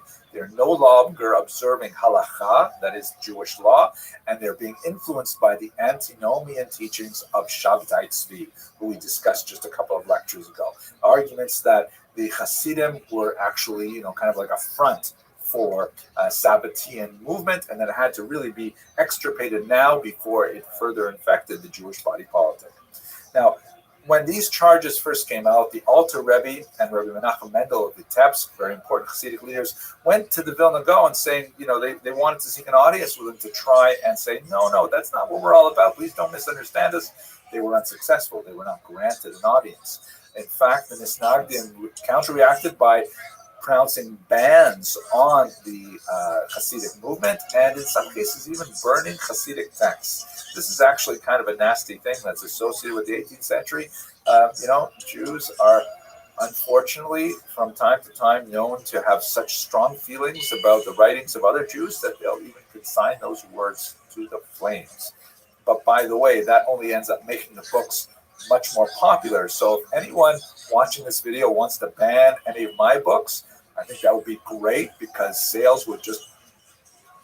At any rate, the Hasidim, they issued counterbans against the Misnagdim, and they also, unfortunately, had book burnings. Especially strong social ban was applied in 1781, and in 1794, when a rabbi in Pinsk, a Misnagdic rabbi, lost a job to a Hasidic candidate, he denounced the Hasidim to the secular authorities, and the Tsarist government, always on the lookout for possible revolutionary movements, actually arrested the Alter Rebbe, Rebbe Shneir Zalman of Liadi, and had him temporarily jailed. A phenomenon that would be associated with the very strong conflict between Hasidim and Misnagdim for some time. Now, besides the tremendously bitter rancor between the Misnagdim and the Hasidim, the Misnagdim were also busy thinking about, okay, well, how do we react to this? Because the Hasidic movement really grew in leaps and bounds. It spoke to a need. There were Jews who wanted Hasidism. So the Misnagdim had to articulate a response, and they did, which was ultimately expressed in things like this building, the Yeshiva of Volozhin, which was one of the great bastions of Talmudic learning in Lithuania and formed the center of the nucleus of a Talmudic renaissance that would expand along with Hasidism. What the Misnagdim said is, hey, the Hasidim say we're attached to text. Well, absolutely. You better believe it. We are going to be super attached to text. We're going to spend even more energy in the Talmud. And in fact, that's what the Lithuanians are known for more than anything else, is their incredible attention to detail and their superlative study of the Talmud. But they didn't ignore the Kabbalah. Let's not forget that the Vilna Gaon himself was a great Kabbalist, but the Misnagdic tradition was that it was really only for people who had already mastered what was called Torah's Nigla, the revealed Torah. Before you study Torah's Nister, the hidden Torah, even in kind of like watered down versions that the Hasidim were circulating, they weren't studying necessarily the Zohar itself. They were studying kind of like digests of the Zohar or reworked versions of the Zohar. The Lithuanians were already studying the core text, but they did not believe in necessarily disseminating these ideas widely. But one of the key disciples of the Vilna Gaon, the great Rabbi Chaim of Volozhin, associated with the yeshiva, he wrote essentially a response to the Tanya, which was called Nefesh HaChaim, the soul of life. And this is essentially a Kabbalah for Misnagdim. It is, by the way, an overwhelming book. I remember personally when I was studying in yeshiva in Jerusalem, I spoke to my colleague and friend Rabbi Mordechai Becher, who was a guide for me in those early years of my yeshiva study. And he said, how's it going? I said, well, it's going okay. I'm enjoying yeshiva. I go to yeshiva in the morning. We look at a Tosfos. It has a problem in it. We figure out the problem, and then I come home. But I said to him, Rebbe, I had to admit that, sometimes it felt sort of kind of dry, sort of like, doing crossword puzzles every day, because I was like finding intellectual problems and then solving them and then going home for dinner, right? So he said, okay, this is what you got to do. Read Nefesh HaChaim, but only read it for 15 minutes a day. And so I said, okay, I'll do it. So I picked up a copy of Nefesh HaChaim, and I used to get on the bus and read it on the bus. And many, many times I simply couldn't put it down. And I looked up and I'd already gone way past my yeshiva stop. And I was like way in some Arab neighborhood north of Jerusalem somewhere, because I had just gotten so lost in the tremendous writings of Rabbi Chaim Volozhin. And it really changed the way that I went back and studied those Tosfos as well. It made the Tosfos kind of like jump off the page as, this is really important. You've got to study this right now and know what it means, because it's crucial. It's not a crossword puzzle. It's life itself. Wow. So if you're having that problem, read Nefesh HaChaim. Okay, sorry for that little discourse. Finally, one of the criticisms of the Hasidim that Misnagdim had was that the Hasidim venerated their leader, sometimes called a tzaddik, sometimes called a rebbe, to an inappropriate extent. That in some cases they even regard the Rebbe as sort of like an intermediary before God, which is really, very much contrary to traditional Jewish theology. So the Misnagdim certainly criticize this idea of like having an intermediary, and they refuse to regard even very learned and holy people as being those intermediaries, but they nevertheless elevated their leaders, especially the Rosh Yeshiva, the head of the yeshiva, as being someone with tremendous insight and power, associated later with the term Das Torah, the mind of the Torah itself. And so that was kind of like a misnagdic reflection of Hasidism in reaction, but also in admiration of what the Hasidic movement stood for. Okay, while the Hasidim and the Misnagdim are fighting bitterly at the end of the 18th and the beginning of the 19th century, there will be a major challenge to them, which we'll discuss in the next video. I'd just like to conclude by saying thank you very much for watching. If you're so moved, hit the subscribe button, because I'm just getting so much pleasure seeing how many people love Jewish history like I do. I'd love to include you in that group. And let's return and look at the challenge that both the Hasidim and the Misnagdim faced in the Haskalah. Thank you very much for watching. He's a talentless motherfucker. Never said a funny thing in his life. He's got one story that he tells over and over, and it's not interesting. Get that out, man. I think that these.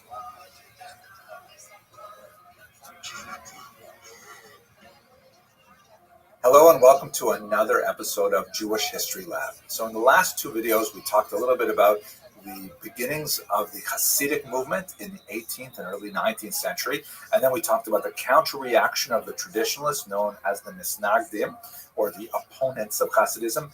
But there's a new movement that is more associated with Western Europe, in particular with Berlin, that is beginning to make an impact in the eastern heartland of the Hasidic and the Misnagdic territory, and that is the Haskalah, an extremely important movement that, like the Hasidic and the Misnagdic movement, would endure to our contemporary days and would have a phenomenal impact on the development of modern Jewish identity.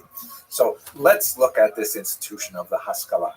First of all, the term Haskalah means enlightenment, and it is just the Hebrew translation of the German term Aufklärung that was widely used in the 18th century to refer to this new movement of rationalism and humanism that swept across much of Western Europe.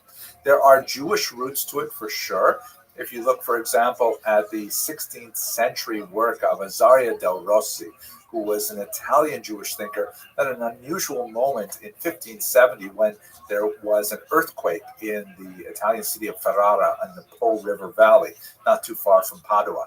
And he was forced out of doors like everybody in Ferrara. And while they're living in tents, worried about aftershocks for some weeks, because a lot of buildings were destroyed, he has some encounters with Christian thinkers from the local church that he probably would not have had, prior to this. And among other things, he discovers the letter of Aristeas and fascinating stuff. But in the context of this discussions, he begins to explore the idea of, hey, you know what? Judaism has a lot to offer the outside world, and the outside world has a lot to offer Judaism as well. It's a very controversial kind of thought, but we see it in many predecessors. Maimonides, for example, writes in the 8 chapters, accept truth from whoever speaks it. There is this notion in Judaism that although there is a kind of a centrifugal force that emphasizes focusing on traditional Jewish texts, there's also kind of like a looking out force as well that waxes and wanes in different periods. The Haskalah is definitely a period of looking out, of saying what's going on in the outside world. How does it fit within our Jewish worldview, if it fits at all? Del Rossi's insight was something that it was not unique to the 16th century. It's not like Jews woke up in the 16th century and says, hey, we can learn something from the outside world. We see, for example, in Maimonides, who writes in the 8 chapters that one should accept truth from whoever speaks it. We can find lots of moments in Jewish history where Jews have a much more kind of open-minded, syncretic approach, and that oscillates with a kind of internal, inward focus perspective in which the outside world is regarded as toxic and dangerous and should be avoided. Jewish history kind of like vacillates or oscillates between these two poles. The Haskalah is an example of Western European Jewry, definitely leaning far towards the extreme of, hey, look at the outside world, it has so much to offer us, even at the risk of, dissolving or assimilating into the body politic of the general population. That's one of the dangers of Haskalah. At any rate, these ideas of openness to outside society had a jumpstart with the Portuguese diaspora in particular, because these were Jews who, you will recall, were forcibly converted to Christianity and had to maintain that kind of dual identity of knowing that they are Jewish and wanting to retain their Jewish identity, and resentful of their Christian passports into the rest of the world. And many of them spread throughout Western Europe. Amsterdam is a particular location where a lot of these Portuguese Jews ended up, but also into the New World, as we discussed as well. And these Portuguese Jews had a very special approach to the outside world that made them especially effective conduits of what would become burgeoning modern thought in general. Okay, way too much of an introduction. Let's go specifically to the early Maskilim. Certainly the most important of them, the king of the Maskilim, was Moses Mendelssohn, a self-taught genius who actually was especially known not only for his philosophical work, but also for his tremendous facility with secular German. Let us not forget that Jews had their own language, Yiddish. This is besides the ancient language of Hebrew, which was largely reserved for religious purposes, prayer, and Aramaic, which was used primarily in the study of the Talmud.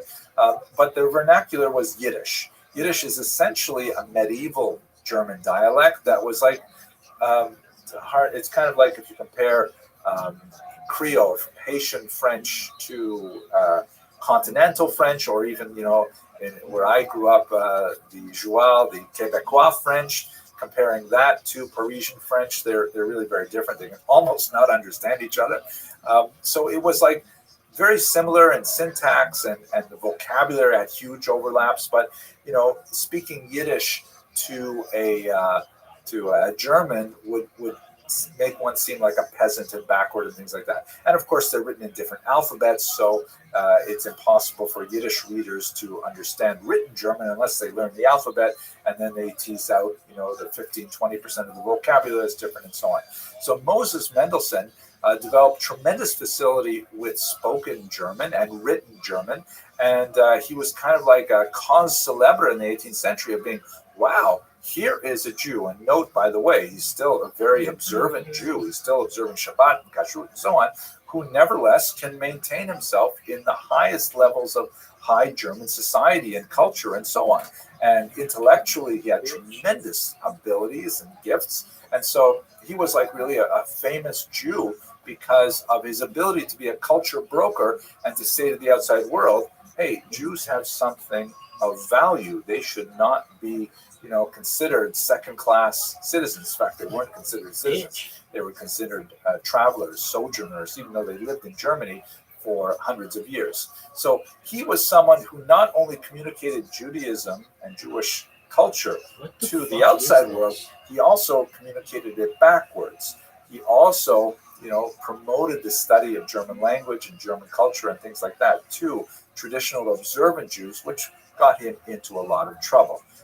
Other examples of these early maskilim, by the way, maskil is like the singular noun form of Haskalah. Haskalah is enlightenment. Maskil means a proponent of the enlightenment. Solomon Maimon, who unlike Moses Mendelssohn, did not remain an observant Jew.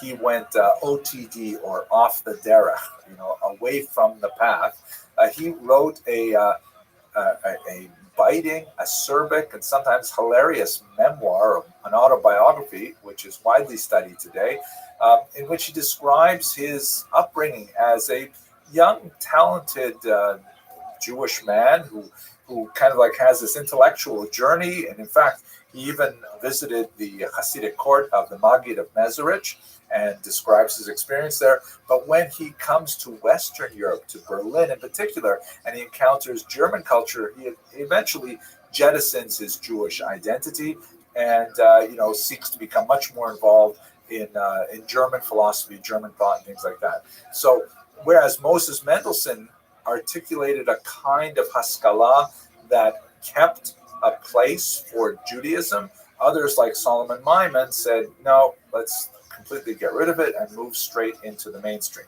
You can imagine how this was absorbed by the Hasidim and the Misnagdim, that while they are at each other's throats over tiny things like how sharp the knife should be in kosher slaughter, or what time do you show up for minyan, when they are facing the Haskalah that is saying, why keep kosher? Or go to minyan. Why don't we just move the Sabbath to Sunday? Which is, by the way, proposals that Maskilim actually made. But it's the real growth of the Haskalah happened actually in the context of a controversy over the false burial decree of 1772.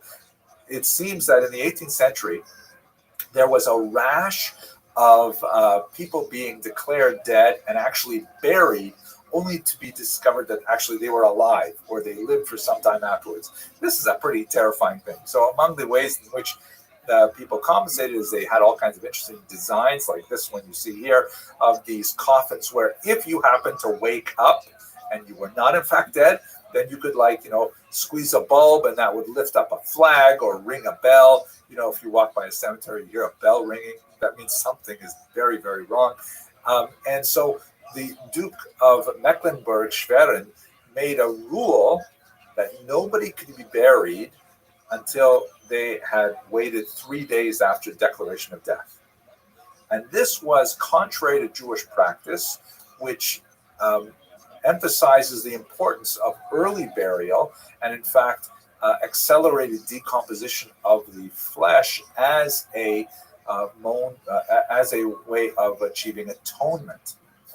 So, this was created a whole hullabaloo because it, really, this particular secular decree stepped on Jewish values.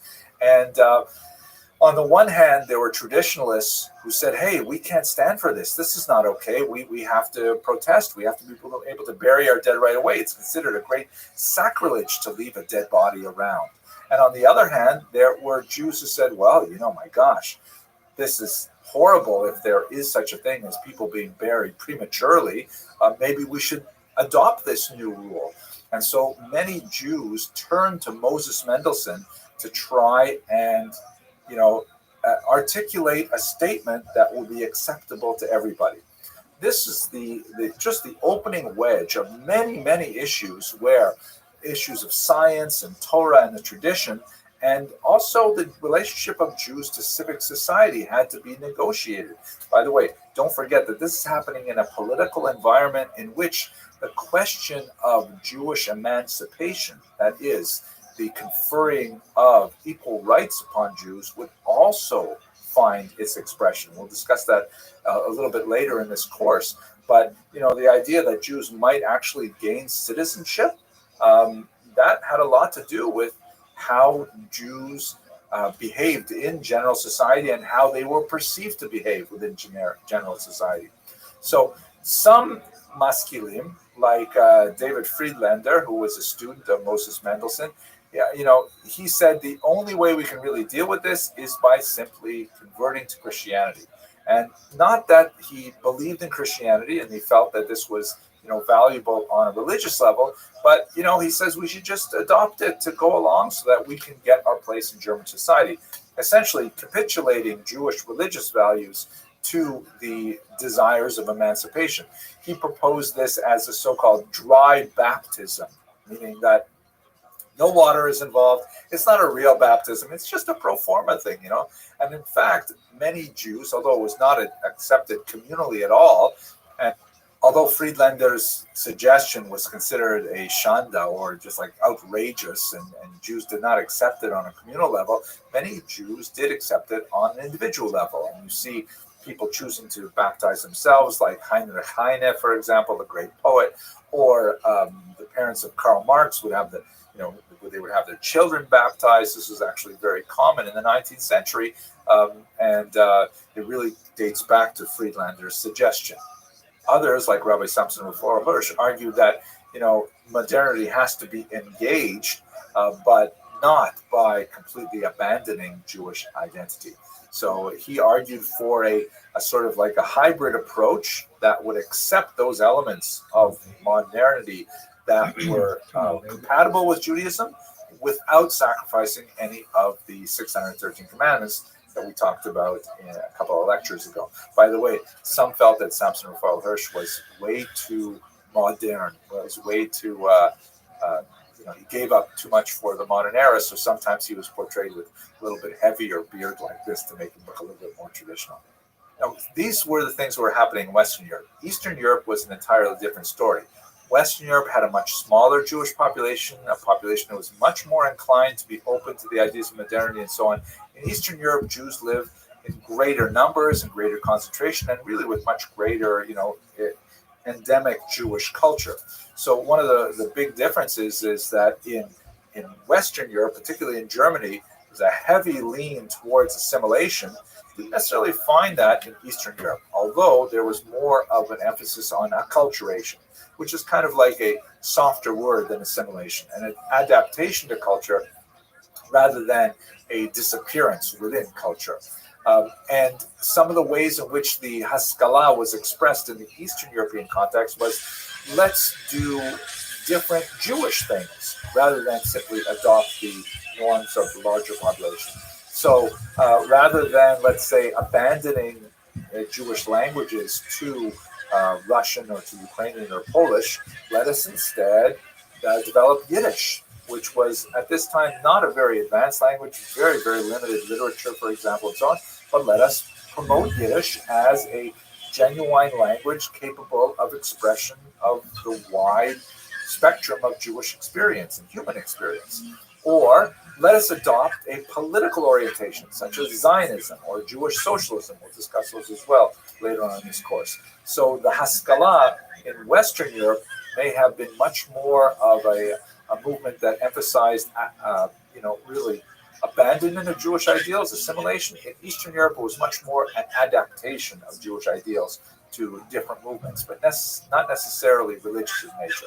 Some of the most interesting examples are people like Joseph Pearl, big opponent, by the way, of the Hasidic movement, who also argued that what we should do is we should advance our educational system, and we should include much more secular studies within the educational environment.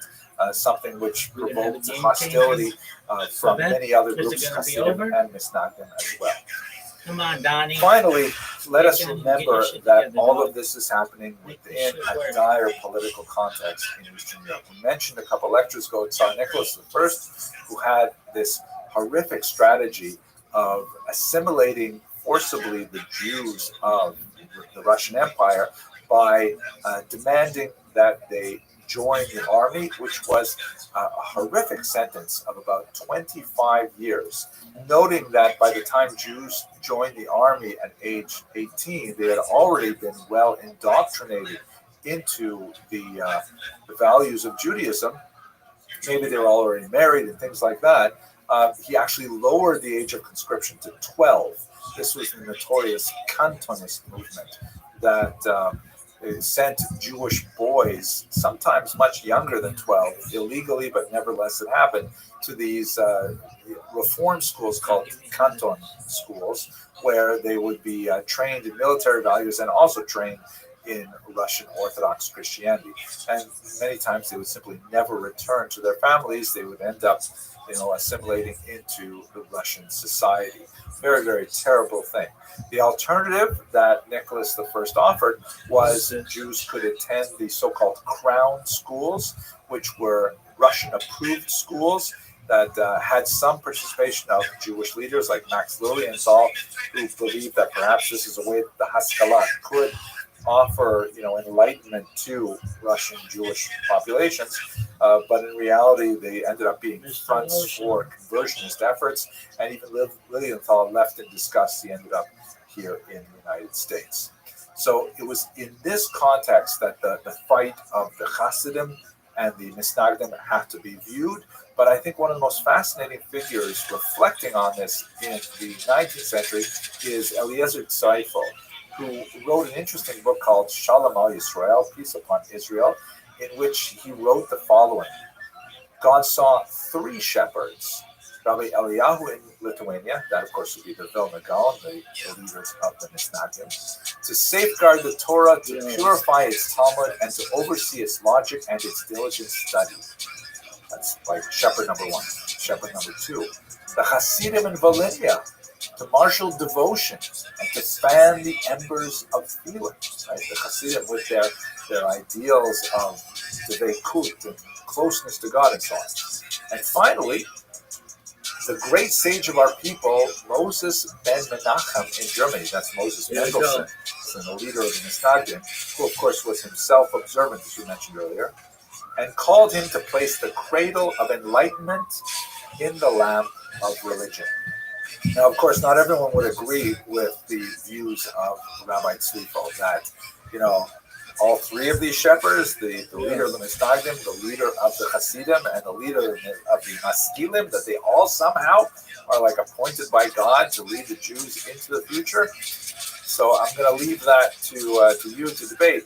But it is worthy of note that today, a couple of centuries later, all three of these movements, the Hasidim, the Misnagdim, and Maskilim, continue to exert tremendous influence on the development of Jewish identity and continue to exist with each other in kind of a dynamic tension to tease out what it means to be a Jew in the modern world.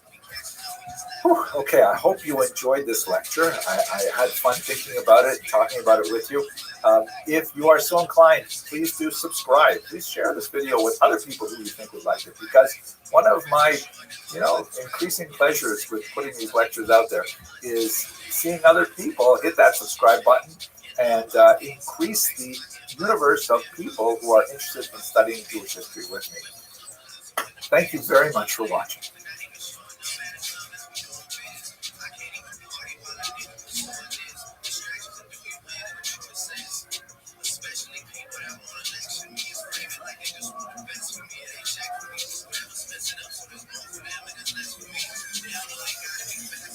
Hello and welcome to another edition of Jewish History Lab. Let's move forward into the 20th century and speak a little bit about the fall of the Russian Empire, which was one of the massive events that affected a tremendous number of Jews who were largely concentrated in Eastern Europe at the beginning of the 20th century. So this map is crucial. You've really got to understand this map if you want to make any sense out of the first half of the 20th century. On the left side, you see what Europe looked like before World War I. And I'd like to point out in particular that East Central Europe was dominated by three large empires, moving from east to west: the Russian Empire, which was made up of many different nationalities, but all under the Tsar Nicholas II. And then Germany, which dominated the Baltic Sea coast, and below it, Austria-Hungary, also a very multi-ethnic state that was actually a dual monarchy. These three large empires dominated the region. But after World War I, there were a number of peace treaties that divided these three great empires up into much smaller countries and actually resulted in a tremendous amount of dissatisfaction, primarily located in those peoples who lived in these three regions, the titular nationalities, meaning the Germans in Germany, the Austrians and Hungarians in Austria-Hungary, and so on. There were a lot of winners, on the other hand, in the post-World War I treaties, and you can see they actually got their own countries. Like, for example, most significantly, Poland, which, of course, was a country prior to the late 18th century, but then it was cynically divided up by its three neighbors and disappeared from the map of Europe. It suddenly reappeared 200 years later, and this is a tremendous exaltation for the Poles, although there are lots of non-Poles living in Poland, including Ukrainians, Lithuanians, Jews, and a number of other peoples. Then you have Austria and Hungary, which once, this massive country, now they're reduced to tiny little rump states. It's so ironic, for example, Hungary, later on in the 20th century, it would be ruled by Admiral Horthy. And as you can see, Hungary is landlocked. So what are you doing with an admiral in a country that has no natural outlet to the sea? Yugoslavia is created from the remnants of much of Austria-Hungary and so on. And significantly for Germany in particular, the new country of Czechoslovakia, now divided into the Czech lands and Slovakia, but back then one country, Hitler used to refer to it as a dagger pointed at the heart of Germany. So you have a lot of states who are very much into revising the peace treaties, meaning they want to go back and wipe out some of these gains of these new countries or reborn countries, and they want to regain some of the grandeur of old. The Russian Empire, of course, collapses, and we're going to spend most of our time today talking about that, but it's divided into several countries. There is Russia proper, which is basically pushed back significantly towards the east because of where the front lines of the German army were at the end of World War I. And west of those front lines, you have new countries created, Belarus, for example, and the Baltic states of Lithuania, Latvia, and Estonia. Ukraine is created within the Soviet Union, that we'll discuss in a second, but it's divided. There are Ukrainians who are on the Polish side of the post-World War I treaty, and there are Ukrainians who are on the Russian side of the post-World War I treaty, and they find themselves within a Soviet orbit. So there's a tremendous amount of dissatisfaction among the losers of World War I who are unhappy with these peace treaties, and they want to revise them. Let's focus a little bit more on Russia itself, however.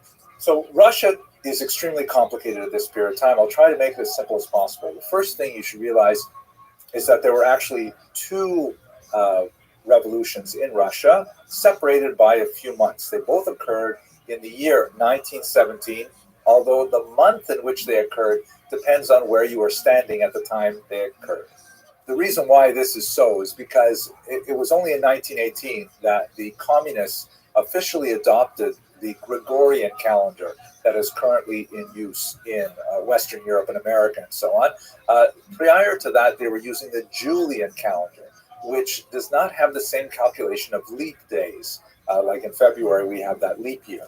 So that meant that quite literally, Russia was 11 days behind the West in their calendar. And so if you look at Russian sources, for example, that were written at that time, they refer to the February Revolution because in Russia it occurred in February. But if you were standing in New York City when the revolution occurred, it would have been in March. So let's just say there was a spring revolution, and it occurred. It began really in Petrograd. There's more confusing stuff. Sorry, I'm throwing lots of stuff, but it gives you a sense of just how tumultuous and how crazy everything was at the time. The city called Petrograd, which means Peter's City, was a Russian renaming of the city that was founded by Peter the Great 100-odd years ago that was called St. Petersburg. The reason why it was no longer called St. Petersburg is because they felt that sounded too German, right? Berg is a German suffix meaning city, so the city of Peter. So they wanted to have a Russian sound because they were fighting with the Germans, so they called it Petrograd. Then, when the communists came to power, they renamed it again because they didn't want it named after a Tsar. They renamed it Leningrad, right? Lenin City. And then, of course, after the collapse of the Soviet Union at the end of the 20th century, it was renamed back to its original name of St. Petersburg. Okay, this is all very simple, I know. But it happened in Petrograd where there was a significant march. It happened to occur on International Women's Day, which is March 8th in the Western calendar. It's actually a very important date that they commemorate even to this day in the former Soviet Union and the regions of Eastern Europe. It's different from, let's say, Mother's Day or things like that we do. Oh, it's not really that important. what's important for us right now is that there was a huge march and a protest that was specifically clamoring for the government to do something about the tremendous food shortages that were occurring as a result of the war. Don't forget, 1917, we're 3 years into World War I, no sign of slowing down. Russia is really hurting badly. They're not able to equip their troops properly. They're telling their soldiers to go into war, and because they don't have enough bullets, they say, use your bayonets first, right? Like, can you imagine you're going up against an enemy and you can't fire? You have to actually use your bayonet, which means get really close to them when they have machine guns and things like that. So it was just a disaster. So there's this protest in Petrograd, and according to some news accounts, a woman took a brick and threw it through a bakery window. Everyone rushed in to get the stolen bread, and this food riot sort of expanded and expanded. It took on more political overtones, and ultimately, within a very short period of time, the Tsar's palace was overrun. The Tsar and his family were arrested. They would be assassinated later, and the Romanov dynasty that had stood for hundreds of years fell in early 1917. What happens immediately after that is it doesn't become communist right away. The Russian Empire becomes a sort of provisional democracy, and it's run by this individual, Alexander Kerensky. They call themselves the provisional government, and the whole idea that was that they wanted to establish a modern form of democracy, and they wanted to do it right. They wanted to have massive elections all over the Russian Empire, and they were going to elect a constituent assembly, and this constituent assembly would then, be able to create this democratic federated Russian government. Kerensky was widely admired by the Jewish population because one of the very first acts in his role as the leader of this provisional government is he abolished the hated Pale of Settlement. Here you can see a map of the Pale of Settlement from the Encyclopedia Judaica. It was hated by Jews in the 20th century because it placed all kinds of anti-Semitic restrictions on Jewish activity, Jewish commercial activity, traveling, education, you name it. And Jews were clamoring to have equal rights, and they wanted to be able to, free themselves from the Pale of Settlement if necessary. So Kerensky abolished this highly discriminatory restriction on residence. Here, by the way, you can see another map that gives you a little bit of sense of the density of Jewish population. Some writers from the time considered it a massive ghetto because of the huge concentrations of Jews that were located here. So Kerensky was really trying to do things right, but on the other hand, it was his sheer dedication to doing it properly that ended up bringing the whole thing down to its knees. Because by pushing off all really important discussions, like, for example, should we continue fighting this war? And what are we going to do about, land reallocation? And what about all these peasants and their demands? And what about the urban workers and so on? And they basically couldn't do anything until they had the Constituent Assembly, and by constantly pushing it off until that time when it could be properly constituted, the communists were able to take advantage and ultimately undermine Kerensky's efforts. The genius behind all of it was Vladimir Ilyich Lenin, shown here, who was really quite a destabilizing force in Russia during those months between the first revolution in February, March, and the second revolution, which is really the communist revolution of October, November 1917.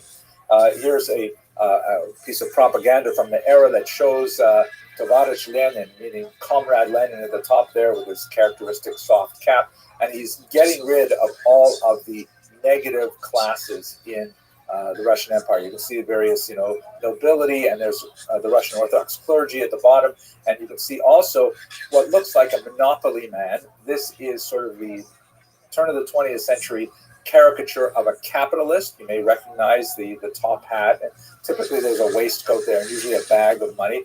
And quite often, not in this particular example, but quite often the capitalist is, not so thinly veiled disguise for a Jew. Usually it is a Jewish capitalist that's portrayed in these images. The communists, however, were unusually strong on minimizing anti-Semitism at this time, especially in comparison to their rivals like the the White Russian movement, the monarchist movement, and some of the anarchists and so on. But we'll get to that in the next video. At any rate, over the course of a few months in 1917, Lenin was able to really mobilize a wide-ranging network of Soviets, which means basically councils, and these are like sort of local groups of leaders who are motivated by socialist ideology, who want to take over the means of production themselves. And you would have Soviets in factories, Soviets in municipalities, and so on. And ultimately, he was able to take over and disband the Constituent Assembly and proclaim the Union of Soviet Socialist Republics, the USSR. That's ultimately what occurred in October of 1917 in Russia, and of course in New York it would have been recorded as November of 1917. Now, just to give you a sense of the kind of tension, here's a piece of White Russian propaganda that gives you a sense of some of the opposition to this communist movement.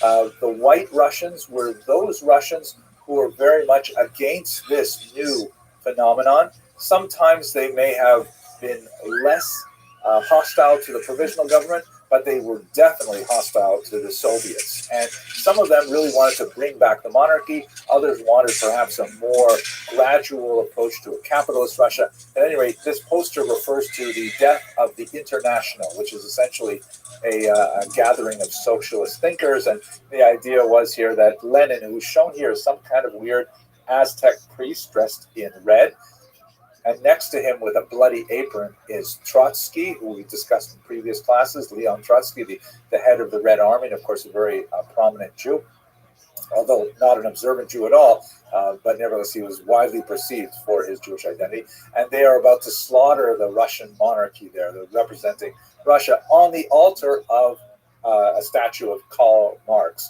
with the word international referring to the Socialist International. And the idea is that they're going to sacrifice Russia to communism. And, arrayed around him with their labels on the top as to who's referenced here, Zinoviev is shown with his hands outstretched, another Jewish figure, and so on. There's all of these people who are involved in this secret cabal. And there's this interesting figure here. If you look, I'll zoom in here so you can see him better. This is clearly a secularized Jew with the stereotypical ugly physiognomy that's often applied in these kinds of anti-Semitic pictures. But in case we missed it, he's also got payos. He's also got forelocks there to indicate he, like many communist Jews of that era, had jettisoned his Jewish identity in order to absorb this new ideology. And he is holding onto a bag, which, as you can see, has the number 30 on it. Now, I'm not positive, but I think what this is referring to is the 30 pieces of gold that Judas accepted to betray Jesus. So there's kind of like an overlaying here of the betrayal theme that goes back to really, really old anti-Semitic tropes. Not exactly sure, but I think that's what that strange number 30 means.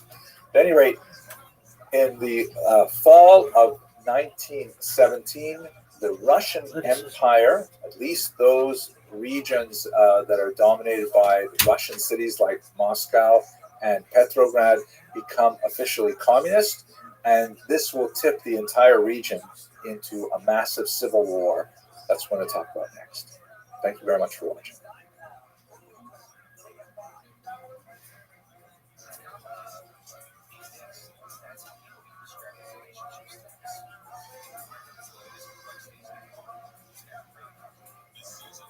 Hello and welcome to another installment of the Jewish History Lab. I'd like to pick up where we left off yesterday with the collapse of the Russian Empire and the rise of the Soviet Union, and take it further into the disastrous civil war period that followed. And in particular, I'm going to focus on the experience of Jews in Ukrainian lands, primarily because that's actually something I know something about, believe it or not. Before we go on, though, have a look at this page here, which shows you a remarkable artifact of that unusual era. This is a 100 Karbovanets bill from the brief-lived independent Ukrainian state. And as you can see, on the upper left, it has the word Stok Karbovanets in Ukrainian, right? Of course, the official language of the country. And on the right, you see it says the same thing in Polish. because Polish was an official language. And then at the bottom, underneath the number 100, you see in Yiddish, 100 Karbowances, which is an amazing thing. Yiddish was actually an official language of this brief-lived Ukrainian state. We'll have to see what exactly happened there. The reason why I mentioned I actually know something about this because this was the topic of my PhD dissertation. I did a ridiculous amount of primary research in several archives around the world, and several of them in the former Soviet Union. Eventually came out with this book, which I'm proud to say still has some readers. It has been reprinted, and it's been translated as well by a fairly important publishing house there, Duchy Litera. And so if you're curious, you can get it in either English or in Ukrainian, whatever you like. At any rate, what I focused on was this unusual period of time in which there was a remarkable rapprochement, that is a coming together, a meeting of minds of populations that had lived in a kind of, difficult symbiosis for a very long time, for centuries, and that, of course, is the Jewish and the Ukrainian populations. They were very, very different populations. The Ukrainians were overwhelmingly agricultural, the Jews overwhelmingly living in villages, towns, and cities. The Ukrainians were the dominant population, a large part of the population, but had very little power in the urban centers. And the Jews, on the other hand, highly literate, highly numerate, long oppressed and restricted by Russian authorities, but now looking for an opportunity to express themselves nationally. And because of the collapse of the Russian Empire, that suddenly became possible. So under the period of the provisional government, there were more and more linkages between the Jews and the Ukrainians, and they began to talk about perhaps creating some kind of new democratic society together. When Russia became communist, that we spoke about in the previous lecture, this became much more significant. The Jewish parties who were more left-leaning, the socialist Jewish parties, were very, very uncomfortable, but there were a lot of Jewish organizations that felt much more at home with the Ukrainians than they did with the Russians, which is an upsetting moment because for a long time, Jews had exhibited, if they had any kind of alliance with a larger population, it tended to be much more Russotropic. This is, by the way, a very old phenomenon where minorities tend to ally themselves with the ruling power rather than allying themselves with oppressed parts of a society, because obviously as a minority it's dangerous to be on the wrong side of the tracks, so to speak, when it comes to this kind of thing. So they ended up allying themselves with the Ukrainians as they moved more and more towards independence, even from the Russians, because originally they had viewed themselves as part of a larger Russian federated society, that perhaps the Russians were the most significant of the nationalities, but the Ukrainians would have significant powers to themselves, and they began to move towards total independence, which was definitely a big break for the Ukrainians as well. And so during this period of time, there was actually a remarkable effervescence of a new spirit of cooperation between Ukrainians and Jews. And it was extremely important because the Jews were, quite a significant population. Here's a map taken from the research of my PhD supervisor, Dr. Paul Robert Magochi, who is one of the great world experts of Ukrainian history. And you can see here the tremendous concentration of Jews, where in much of Ukrainian ethno-linguistic territory, shown with the blue border, Jews constitute more than 15% of the population. That's particularly true in so-called right bank Ukraine, because they're on the right bank of the Dnieper River, which flows from north to south. Very, very heavy Jewish populations there. And so this idea of a connection between Ukrainians and Jews was very much appreciated by at least the urban literate Jews, perhaps less so by the wider population, but nevertheless, there was a certain amount of general enthusiasm. But, this is a chaotic time. Remember, this is all happening at the very end of World War I. There are German troops that are demobilizing, frequently without support from Germany. They're selling their arms and trying to make their way home on their own. There's a civil war brewing to the north, with Russia going communist and Ukraine not going communist.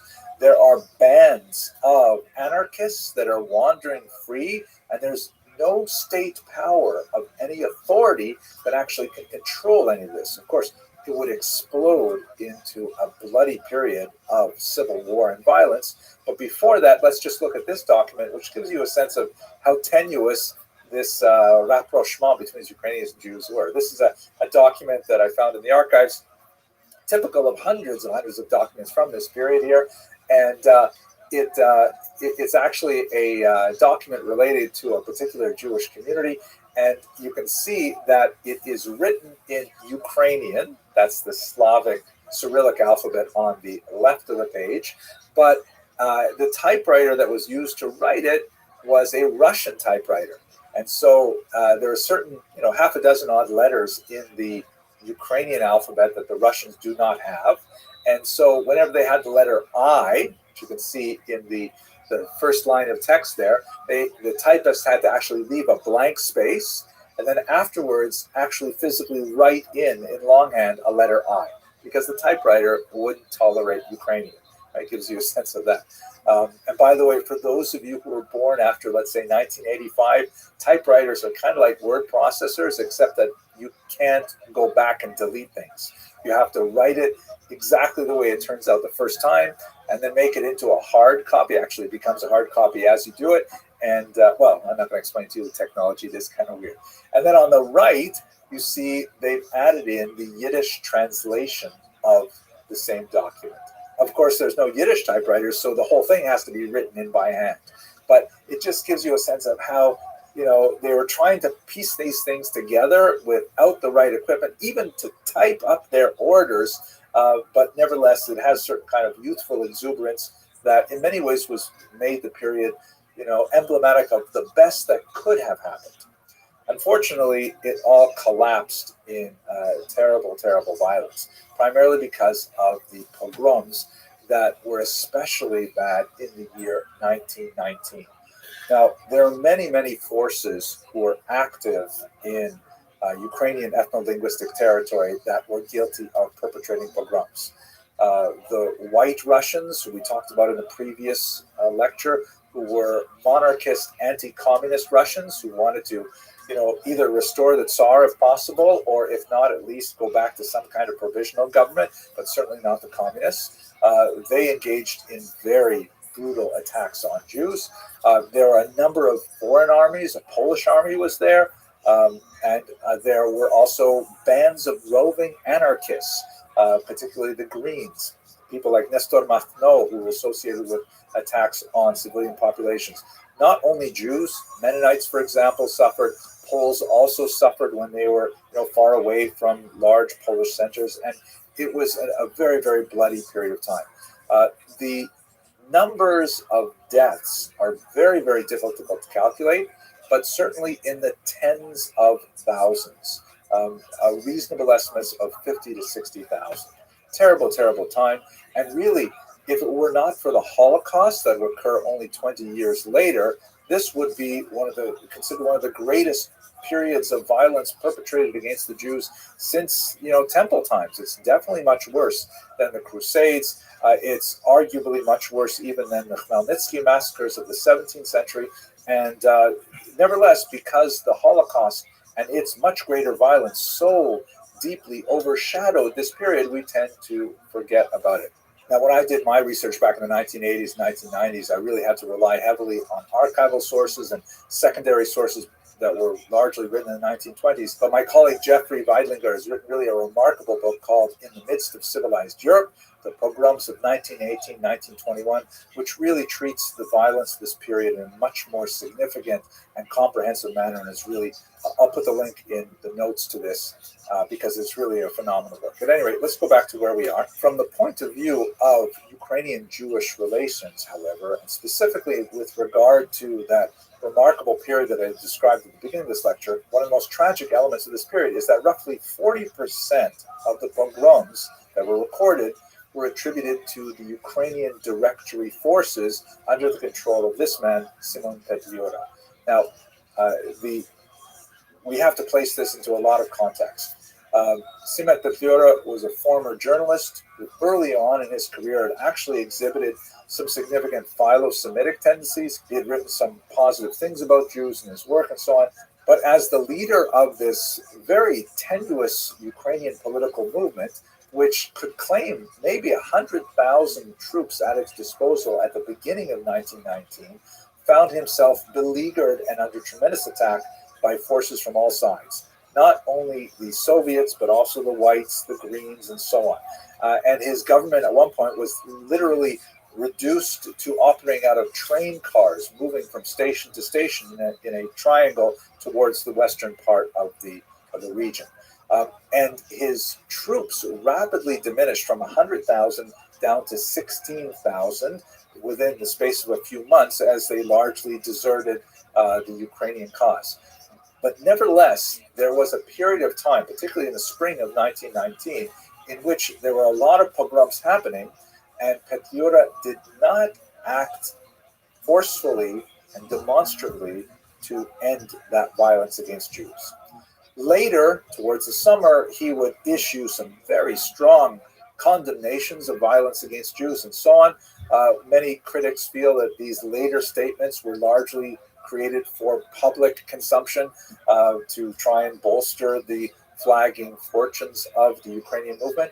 But unlike the Soviets, who were much more effective in controlling the violence directed against Jews, Simet Petliura was rather silent for a period of several key weeks in the spring of 1919, for which many scholars, myself included, hold that he has a degree of responsibility for that violence. What ultimately happens is the Jews who are beleaguered and are attacked on all sides by many of these forces, and many, many locations are actually pogromized several times, they recognize that the Jewish Red Army leader, Leon Trotsky, is being much more effective in controlling his troops, that the Red Army is associated, not 100% completely, but nevertheless associated with protecting Jewish communities. And so there is a surge of support in 1919 for the communist movement in general and for the Red Army in particular. So much so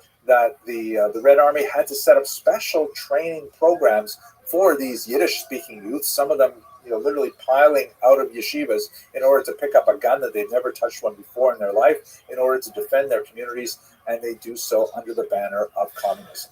We'll continue with what happens to these people in the next lecture, but for now, let us just jump ahead a little bit to 1926.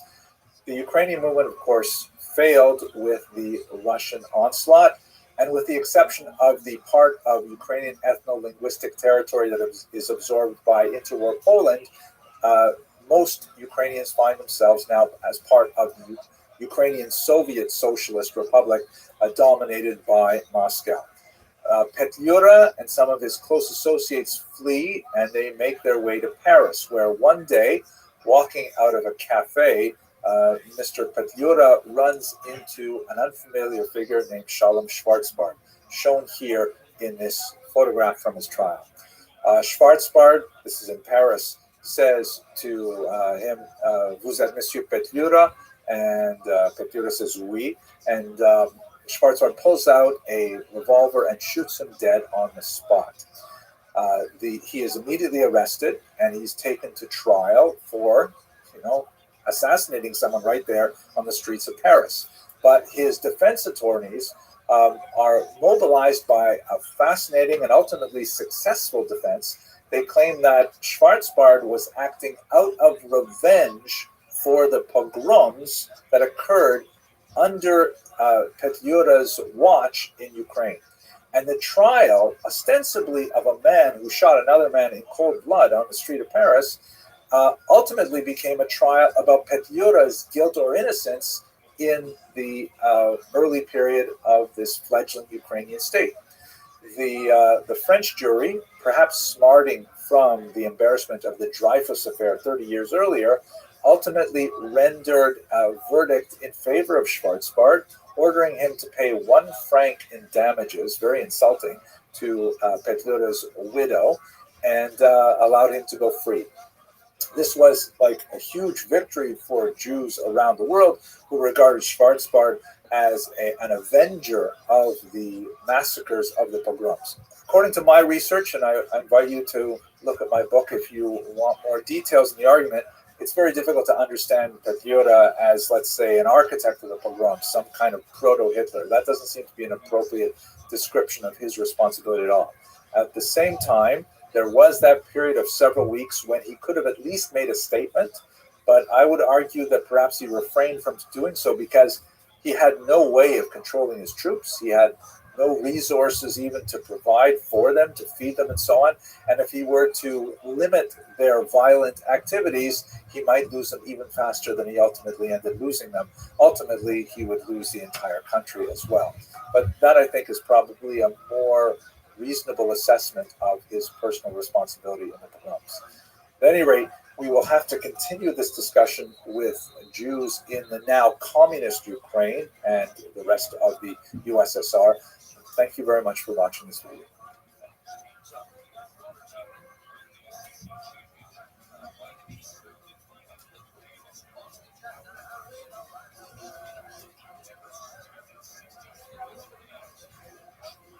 Hello, fellow students of Jewish history.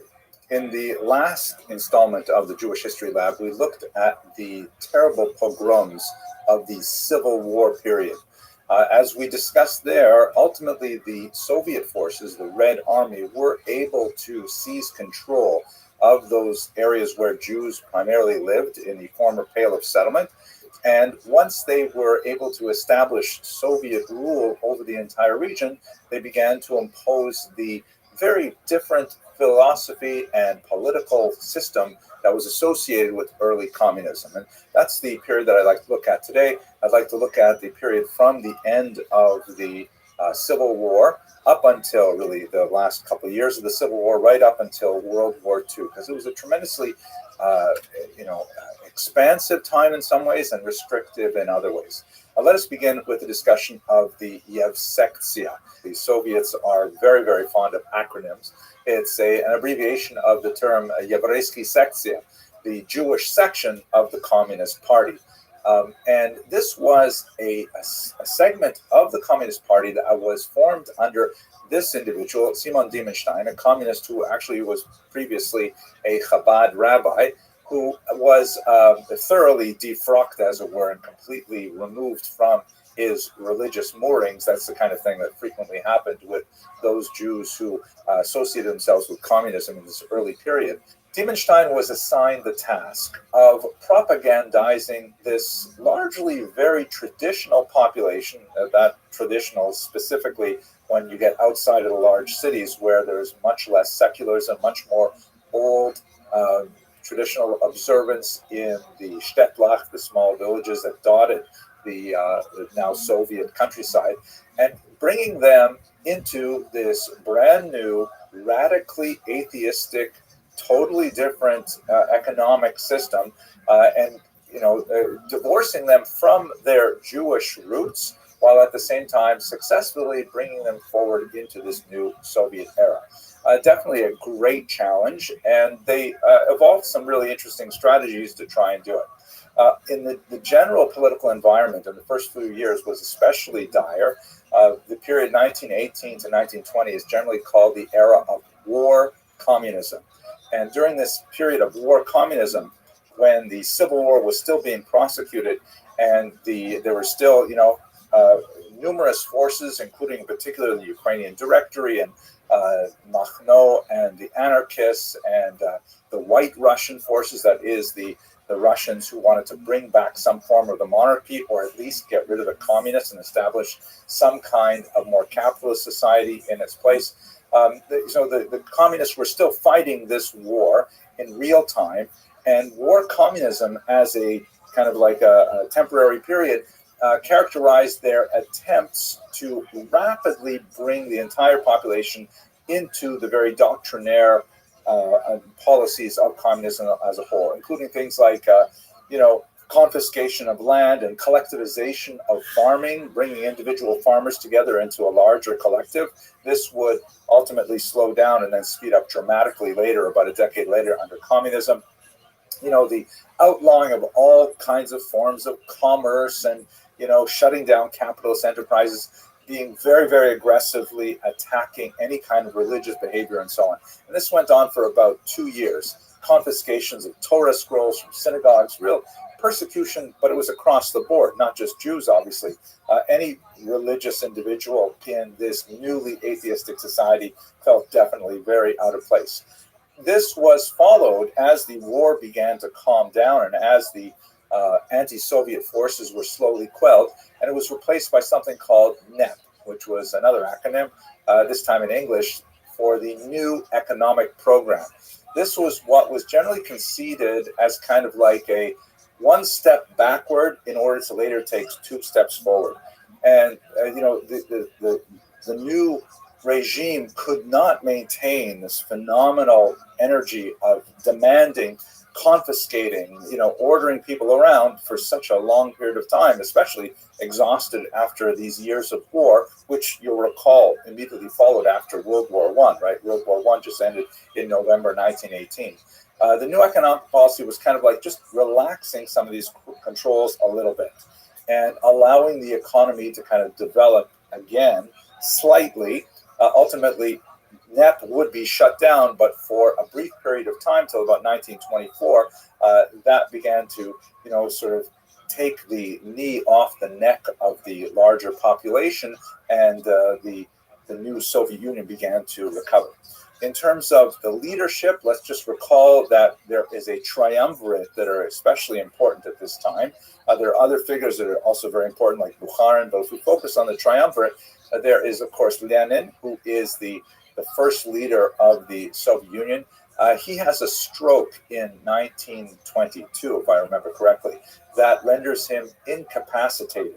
And he lives for a couple more years, but during that time, which was during the period of NEP, there was a big question as to who was going to be his successor.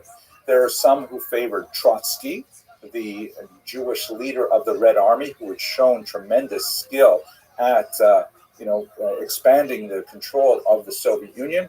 But others favored Stalin, who was a much more brutal individual coming from Georgia. He was an expert on the nationalities question, which was sort of communist speak for the non-Russians who lived within the Soviet Union. Of course, there's a lot of non-Russians living in the Soviet Union. And he ultimately would end up very cleverly maneuvering himself around Trotsky. How you doing, big man?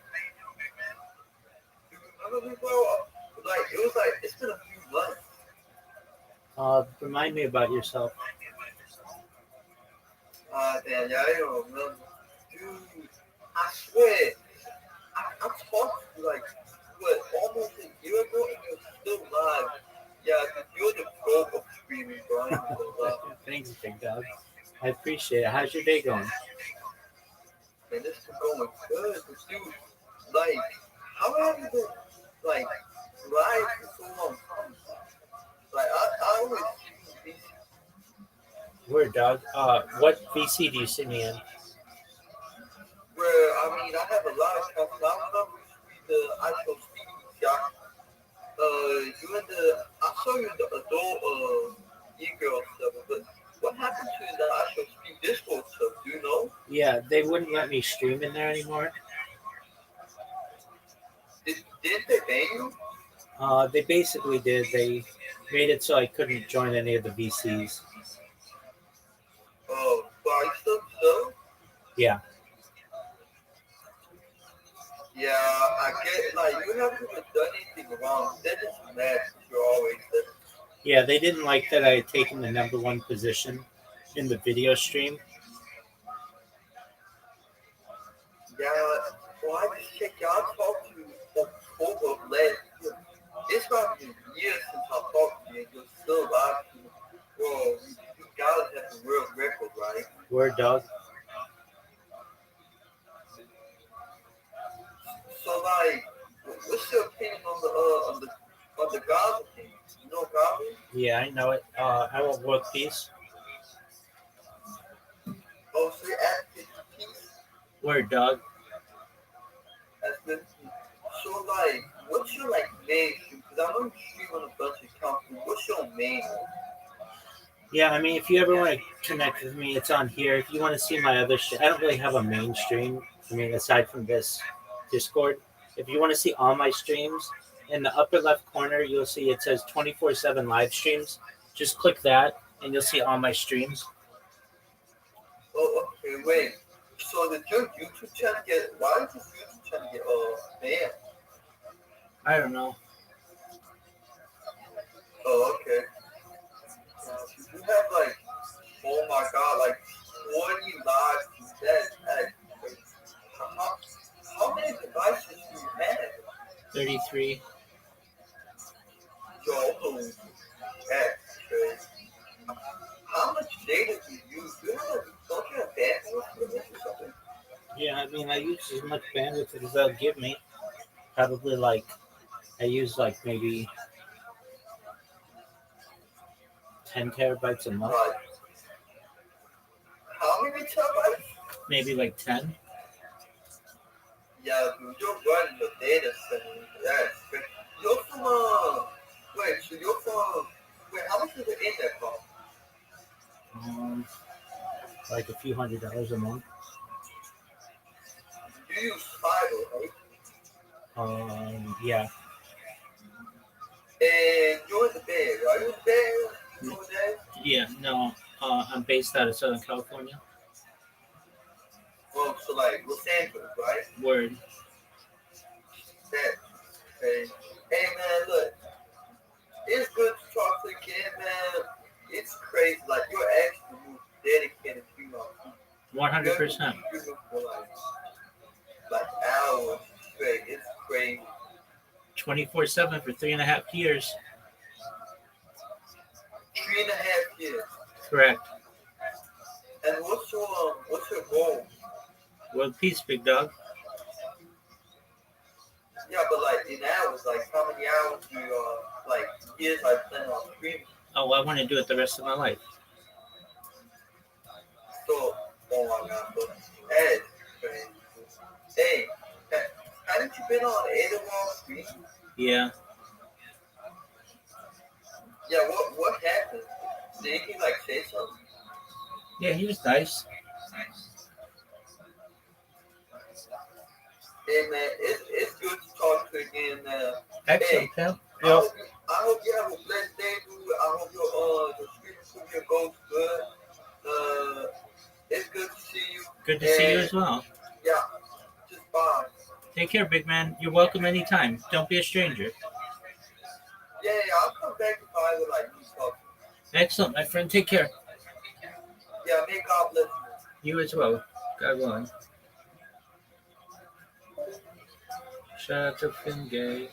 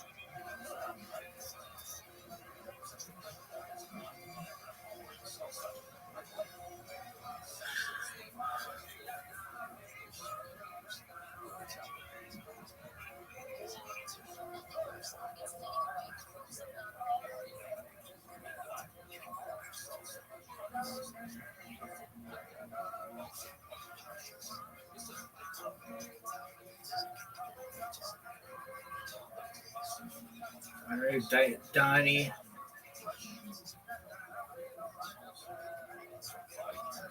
This is big. This is big.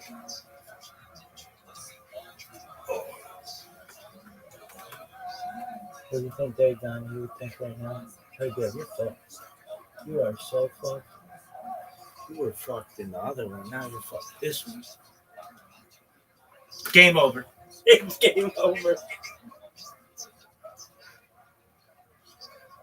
Game over. Babies.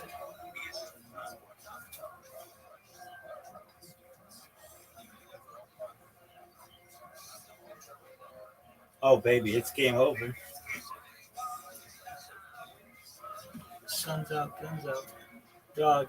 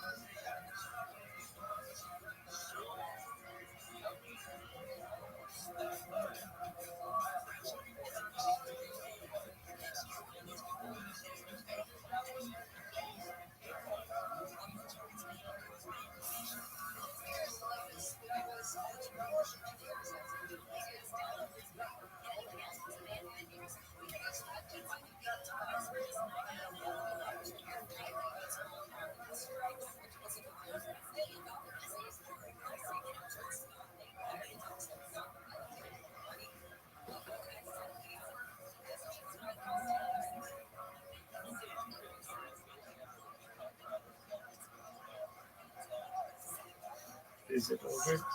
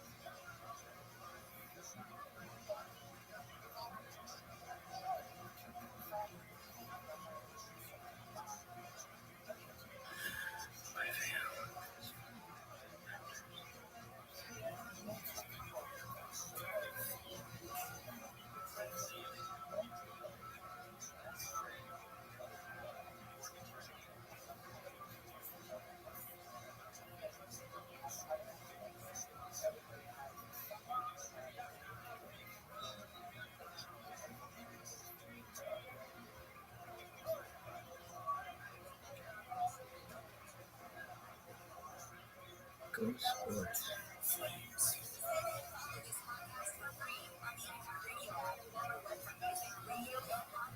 What's my username? JB Chunk.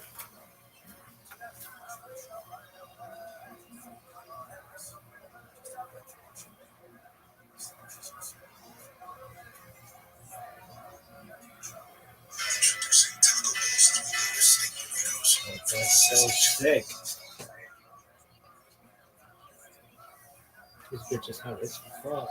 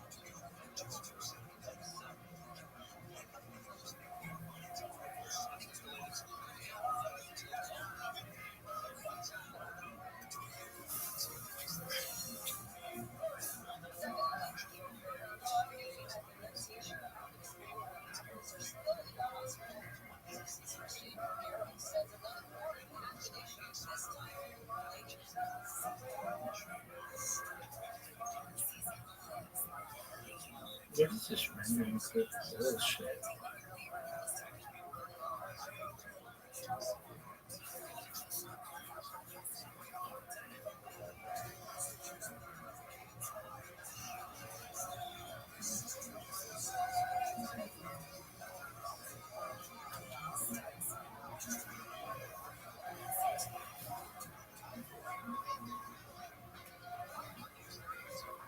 Game over. Over. This bitch is done. It's game over. Dave Donahue. Can't wait to be reunited.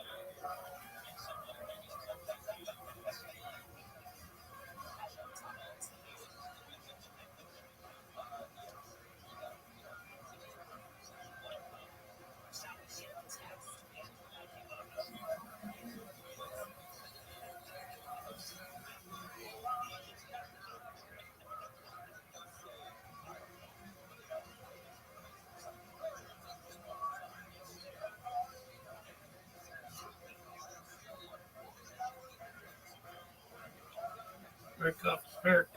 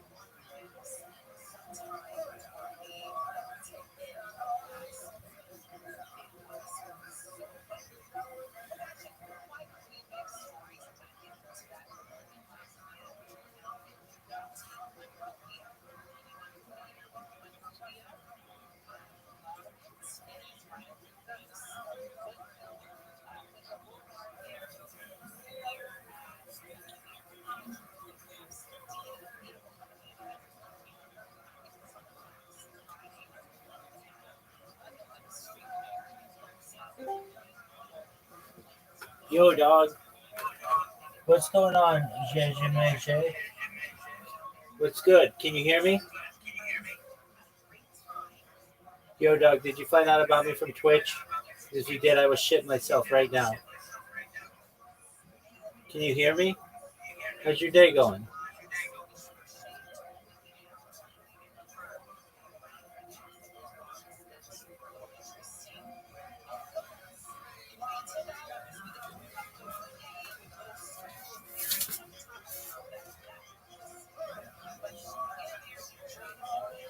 Yo, dog.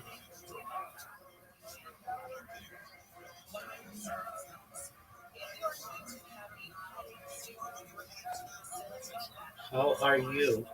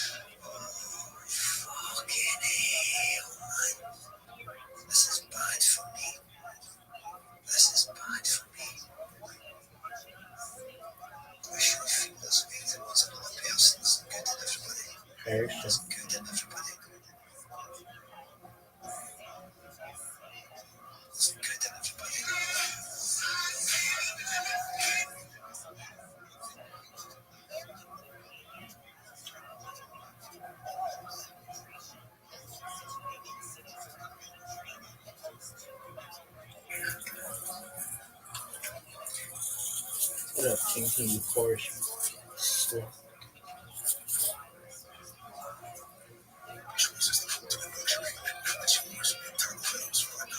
Dude, they should just call this the fucking Taco Bell.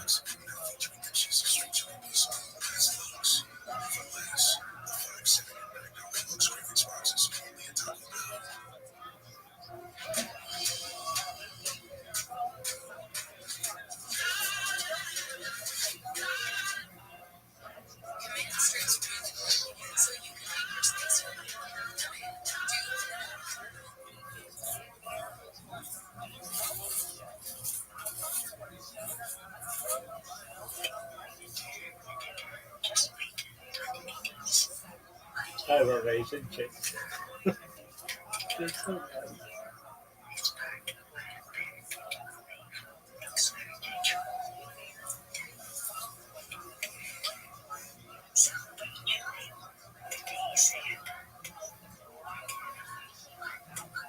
Yo, bitch, are you gonna allow this clip or what?